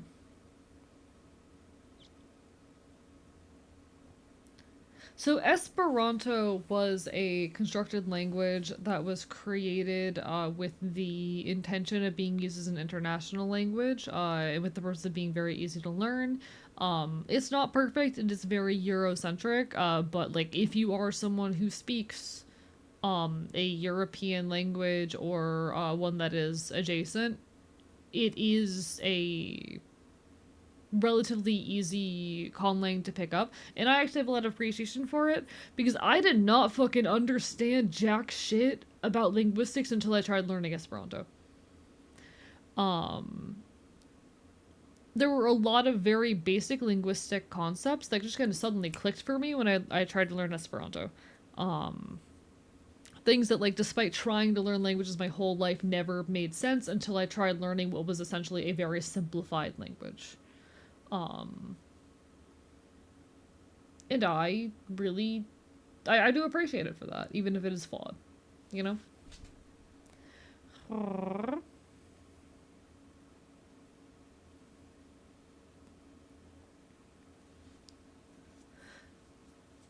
Good morning, puppet music, ah, rah, rah, rah. Good morning. Crabs, insert character, what's your fucking birthday?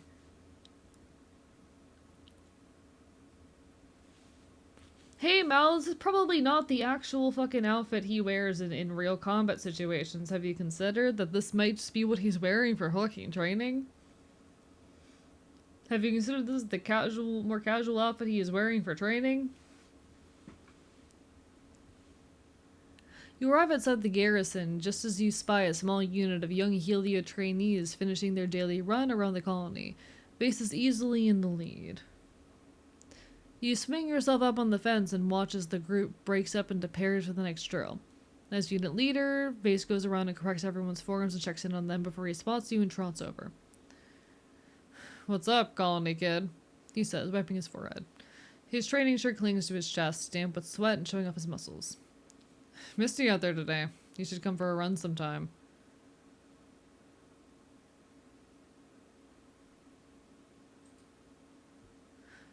Vase tilts his head at you, taking in your unimpressive physique. "Yeah, good idea," he teases. "You could use the extra training." "I've been trying to get the other colony kids out here," Base continues. "On the Helio, we were raised to believe that physical exertion does more than build muscles. It helps you think more clearly and boosts your immune system too." He clenches his fist. "Not only that, but it strengthens the bond between brothers. Turns men into heroes." Base looks like a hero, you think. Even just standing there. He has the same kind of presence as action heroes in the old vids from Earth. He's so confidently in his element that everything he does looks effortless. You can't imagine him skinning his knee, or having his voice crack, or tripping over his feet. All three of which happened to you this week. You were fine before you got here. Base raises his eyebrow at you, unimpressed. "Sorry, what? How many colonists have you buried? If that's fine, I'd hate to see what you consider not fine." Vase picks up his water bottle and takes a big swig, rinsing out his mouth before spitting into the dirt. "Not everyone's cut out to be a soldier," he says. "I mean, if we don't have civilians like Tammy out there keeping our hearth, who are we trying to protect? And where would we be without people like Tanja giving us the intel we need?" He shrugs. "Anemone's pretty cool. She's got the right idea. And that Cal guy, he's got the muscle, but..." Vance shakes his head with a snort. "Honestly, you all like the discipline." "I'm learning German for my degree, and I'm realizing that I don't know anything about how language works. English is a fucked up exception that doesn't abide by other conventions." Actually, Hello, Gaffer Grip. Thank you for the follow. I really disagree with a lot of that notion. Like, English is not particularly weird for languages. Naturalistic language, just by its function, tends to be weird. Hello, Sloth Boy. Welcome on in. But naturalistic language, just because of ways that, naturalistic language develops, tends to be weird and full of exceptions. People just have this impression that, like, English is abnormally weird. It really isn't. English is not abnormally weird compared to most other languages. But having a basic grasp of linguistics will help you learn any language. Unfortunately, when you are taught to speak English, they never bother to actually teach you any linguistics theory.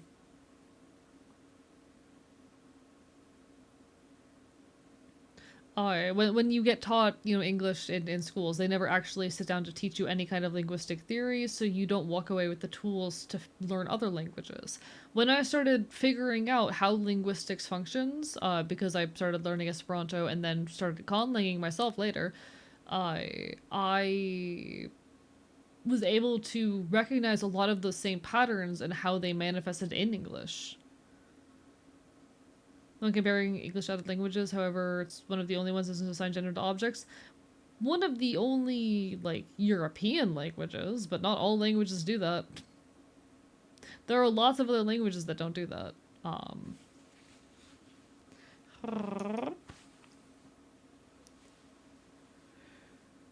English is not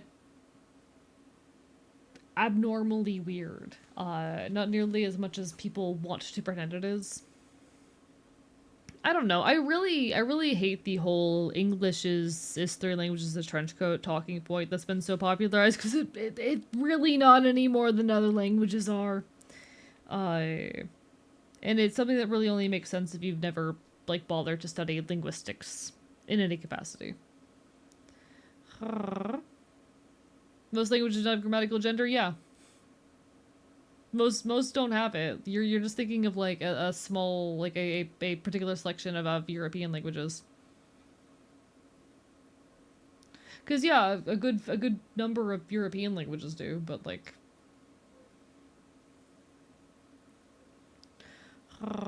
Hey, be glad that when you're speaking English, you don't have to deal with grammatical case and shit like that. English only is gender pronouns the relic of lost grammatical gender. Nods, nods. But like once you start actually learning a bit of linguistic theory, you start recognizing these things in English, and then it helps. I genuinely believe the tool to learning other languages is understanding linguistic theory and studying a bit of linguistic theory. But unfortunately, they never actually teach you that. Only language I ever hear English generally compared to is Germanic or Latin based. Yeah, but English is not particularly weird, you know. Oh, one moment, chat. I'm stretching.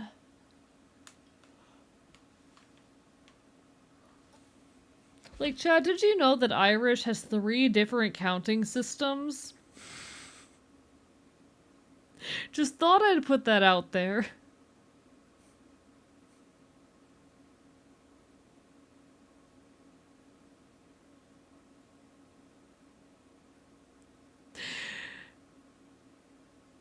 I only know about this because I've done a conlang that is based on Celtic languages. But yeah, Irish has 3 different ways of counting. They're pretty similar. It's not like there's a massive, huge difference between them. It is like, but it is technically 3 counting systems. Is there specific use cases? Yes.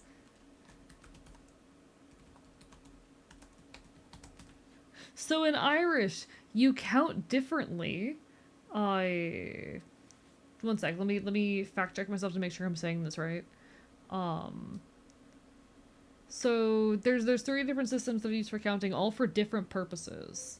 I trying to okay.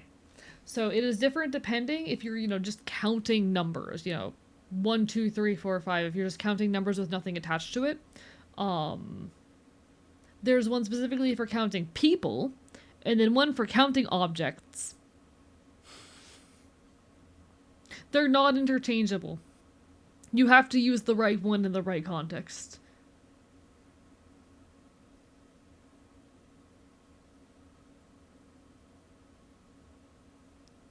Now just look at how you count things in Japanese. Oh god, what's going on with Japanese? What's going on with Japanese? Oh no. Thought infinitives were hard. Like, don't get me wrong, languages are hard to learn. They all are. All languages are weird and hard and wacky. But like, I didn't understand what verb conjugation was until I started learning Esperanto. And finally that clicked and I started recognizing that actually, wait, no, there's verb conjugation going on in English. Why the fuck, when I tried to learn Spanish, did no one ever bother to say, oh, this is a thing in English, here's how it works in English? Appreciate the lurk, Lunar Soul, I appreciate it. Ah, rah, rah, rah. Hello, Dapper Winnie.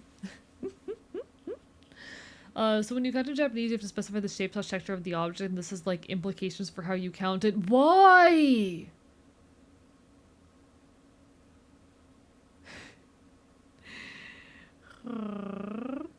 What the fuck? You can use different counting words with the same noun. Interesting. I hate that. I hate that. It can be the difference between an individual object or a bucket, for example. Okay, that makes sense. That makes sense. That does make sense. I get you. I get it. Okay. But no, linguistics are wacky.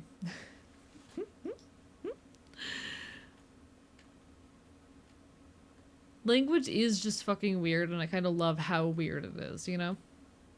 I do genuinely appreciate just the oddities of language. I think it's fun how weird and fucked up it can get. The urge to hang out and talk linguistics with the understanding this game will hit multiple triggers. Which parts of it are triggering? Because we're at a point where all our characters are 17. We're not gonna have any, like, kids dying anymore. Thank you, Spyditer, for the gift sub. Arara, how dare you? I appreciate it.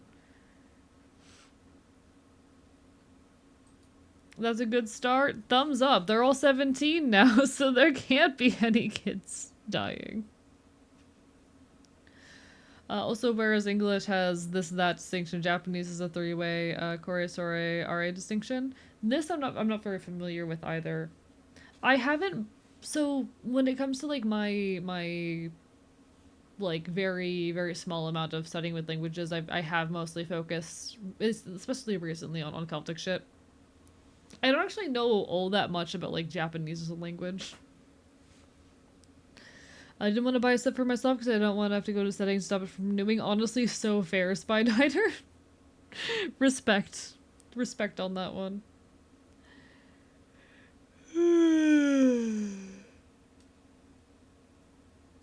No worries, Purple Nita Queen. I appreciate you poking your head in regardless.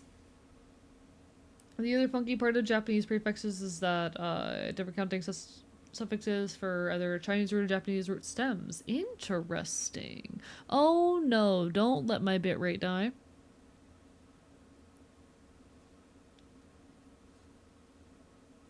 Don't do this to me. Okay, are we back? Are we solid? Are we okay? Okay, we're okay. We're okay. We survived. The internet forgave me for my crimes. Jesus fucking Christ, don't scare me like that.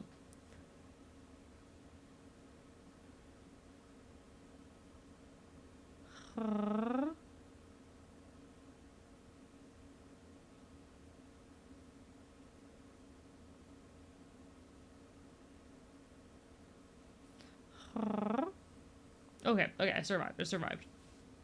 Should lag for a second, but I'm here? Okay, cool. Sorry, whenever that happens, it spooks me. Whenever that happens, it spooks me. Sorry, is that near you? And RA, is that away from both of us? I think that's actually really cool. I kind of love that. I kind of fuck with that. Okay.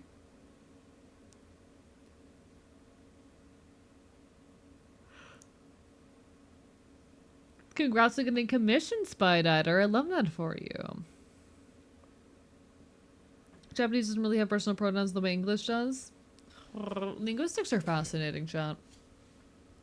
One of your assignments this month is to study the internet, which is sort of like a proto-hollow arc. Chat, I just had an idea that I need to write down right fucking now, actually. Sorry, inspiration just struck.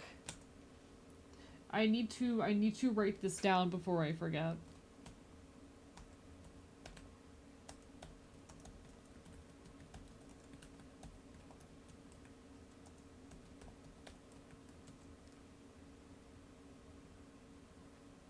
Okay, it's been written down. How do you do the purr thing with your voice? It's a stim of mine. It's particularly a uvular trill. I am trilling my uvula. How do you do that? I don't know how to teach you. I've been doing this my entire life. It's a uvular trill. It's not really a thing that's in my control. I just do it. I do it. So you're allergic to mangoes, or like the taste of mangoes, so is it mango stuff? I mean, if it's only slight, you're probably fine. Japanese has two classes of adjective. One of them is secretly nouns and one is secretly verbs. I love that. I do love that.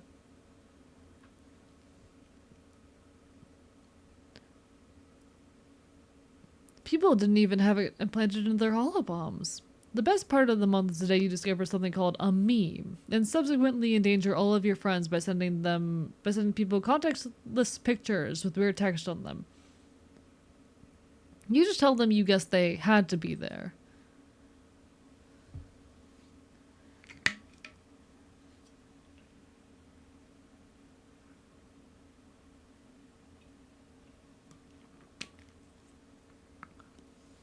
Ah, bro, bro, bro. Ah, bro, bro, bro, bro. You showed your uvula by having a little boxer man enter your mouth and start punching it.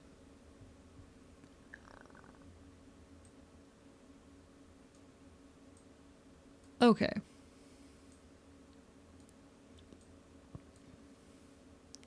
Oh, big number! Alright.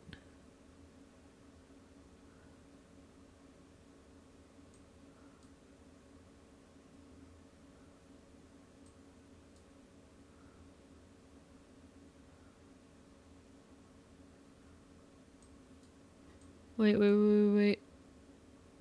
Big number? How was that? How could that have gone higher? What the fuck?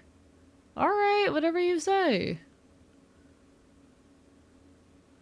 I really need a better way of raising my persuasion, though.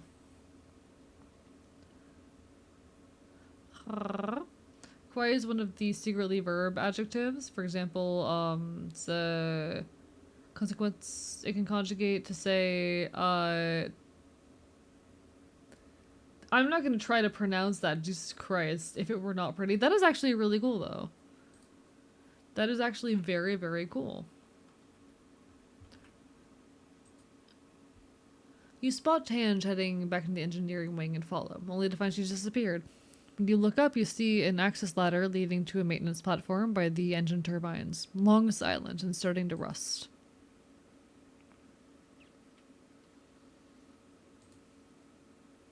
You climb up to the platform. Tange is there, lying on her back staring at the sky. A hatch beside her leads back to engineering. This must be how she knows about this place. She doesn't acknowledge you until you're almost standing over here, your shadow fighting the overcast light. She blinks with the sluggishness of someone who's only just remembering it's a necessity, and licks her lips before she speaks. Do they need me in there? You shake your head. Tange doesn't sigh in relief, exactly, though her eyes slip closed again. Good, she murmurs. It's all too much right now. I thought. Her mouth twitches. I don't know what I thought. I don't know what I'm doing up here. What's going on, Tangent? Tange huffs a small laugh and folds her hands over her stomach. You know, I think I may be burnt out or depressed. In Earth movies, depressed teenagers would sneak out onto the rooftops, she says. I confess, I don't think I see the appeal. Maybe it would be better if I had alcohol or cigarettes. She shakes her head. Blanking out of your mind with substances is what my mom used to do, not me. Do you want to talk about it? Tan smiles, self-effacing, and doesn't look up at you. I don't think so, she says. Maybe. Will you sit with me? Borger. Oh, I didn't realize this is where you could kick off a relationship with her. Oh, interesting. You lie down beside Tange and watch the gentle revolution of the sky for a few minutes. You can feel the caginess seep out of Tange as you lie there in silence. She finally speaks. Do you ever think about humanity? She asks, slowly. Humans are such a glorious, beautiful, utterly self-destructive thing, she continues. They only ever create by destroying, and in turn they hasten their own demise. Tange finally looks at you, her hollow eye lighting up her cheekbones. She looks gaunt. It was the belief in human supremacy and unchecked innovation that doomed humankind on Earth, she says. Does it seem like we're going down the same path here on Vertumna?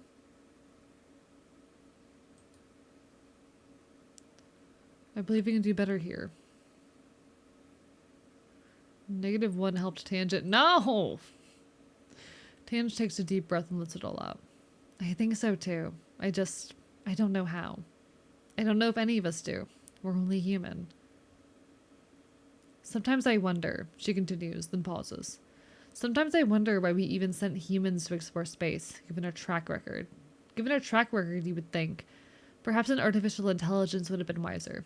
No ego to get in the way, no questions about ethics or morality. After all, we learned in Earth history that when humans colonists traveled from Europe to the Americas, oh my god.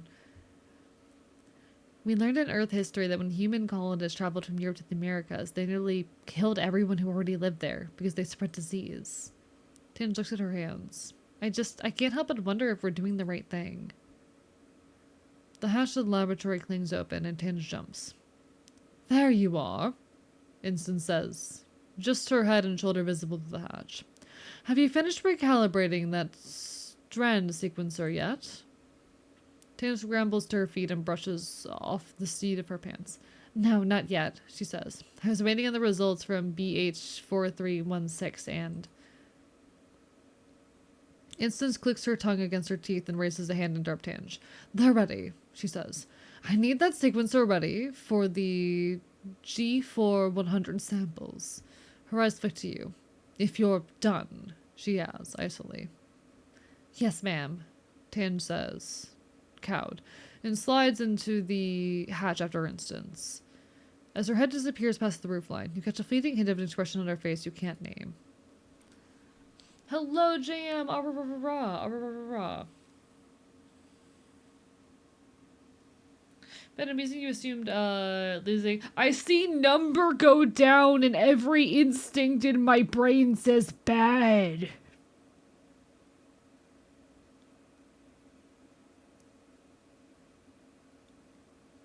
I see number go down and my brain go...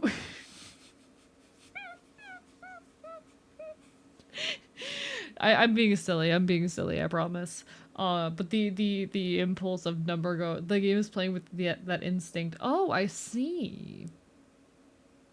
I hate it when number go down, chat. I hate it when number go down. Number go down make me sad. Number go down make me sad, Burger.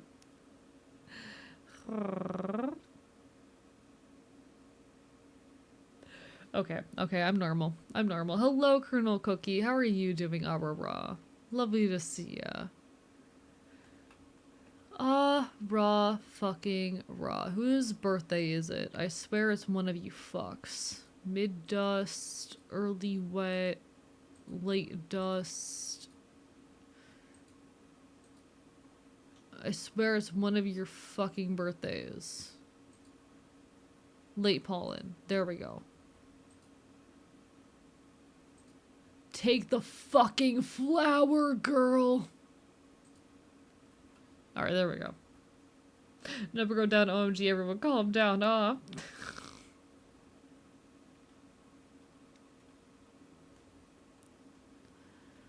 Okay.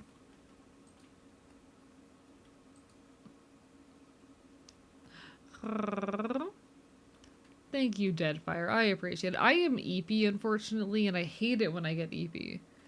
Chat, it should not be legal for me to get EP. That shouldn't be allowed. EP bad. EP very, very bad. I don't like it when I get the EP sneepers.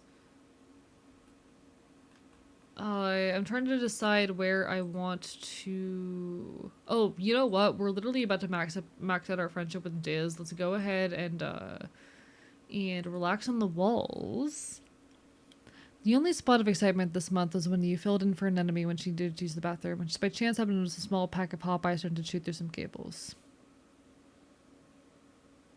We have fully filled out our friendship with Diz. Winning. And welcome to Early Dust.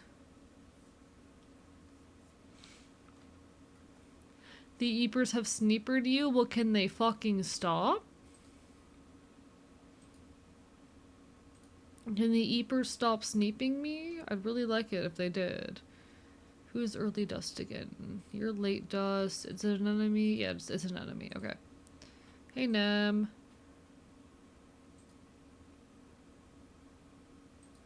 Birthday cake. There you go. And then I need you, dog boy. You're looking for Rex by the construction site, but Rex finds you first. Tackle hug! You turn to the source of the yell. Rex is barreling towards you, arms outstretched. You have about 2 seconds to decide how to react. You ready yourself to launch into his embrace, catching a glimpse of Rex's delighted smile as he scoops you up in his strong arms. He lifts you off your feet and swings you around, laughing. "Hey-o, Selene!" Rex exclaims. He holds you so easily against his chest. "What's a good boy like you doing in a place like this?"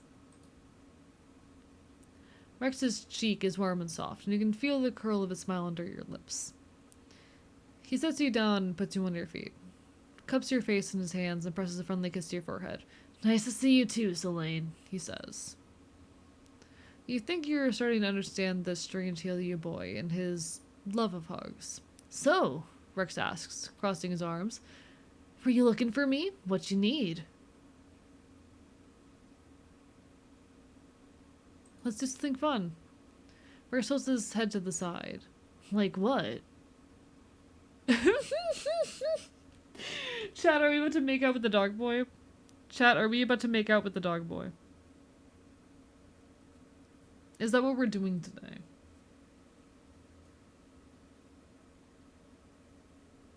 Alright, we're doing it. Rex's eyes go wide and he bites his lip with dismay. "Oh man," he says, rubbing his hands down his face in mock agony. "I mean, obviously, yes. Hello, Selene. Hit me up literally any other time, but I'm actually super stoked to work on the build today." He looks over his shoulder at the construction project behind him, then looks back at you with a devilish smile. "If you want, you can come see what we're working on. There's lots of cool little private rooms and stuff." Lead the way. You follow Rex back to the construction site. He waves at the other workers, then leads you down to a half-built room that's almost completely out of their line of sight. "This is the best I can do," he whispers, bracketing you against the wall with his arms. "But honestly, it's kind of fun, right?" He's right. It is kind of fun. Dog boy. Anyway.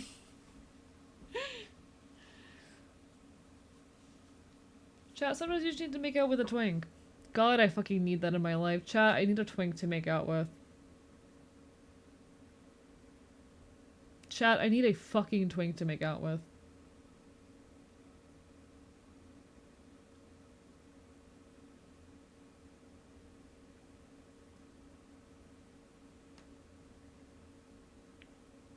Where does a boy find a fucking twink?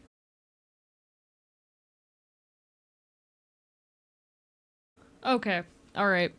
I'm very sorry, folks. I hate to do this, but because we're currently dealing with the partner push, and this kind of shit does really massively impact numbers, we are gonna start closing out now. I know it's an hour early, and I'm mad about it too.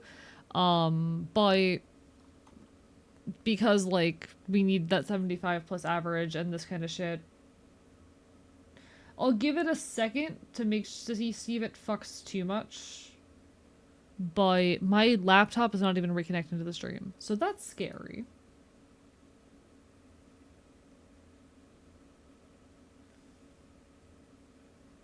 Yeah, okay. There we have it. Chat. I try not to talk too overtly about this stuff, but viewer count just jumped from 105 to 55, so. Oop. You and Rex emerge from the construction site sometime later, rumpled and kiss-bit and just a little bit concentrate. The other construction workers tactfully don't take notice as Rex kisses you one more time and sends you off with a jaunty wave. You feel more relaxed than you have for weeks. We're gonna save. Stream and 9-9. And we're gonna go raid someone. I am so sorry, everyone, for the technical difficulties, unfortunately. Normally I would try to keep pushing through something like this, but with the partner push ongoing, numbers are kind of priority, so I'm gonna go see who all I have on. Don't worry, I will be live on Wednesday at 7 p.m. EST. We'll be playing Peak, which I'm actually pretty excited about. Because I really like Peak. I think Peak is fun. I actually have been playing Peak, like, in my free time. And I don't think you guys understand how rare it is for me to play games in my free time. It is not something that happens very often. Let's see, who all do we got? You know what? I could raid someone else who is also going to be at that particular stream, but I don't know how long she's gonna be gone.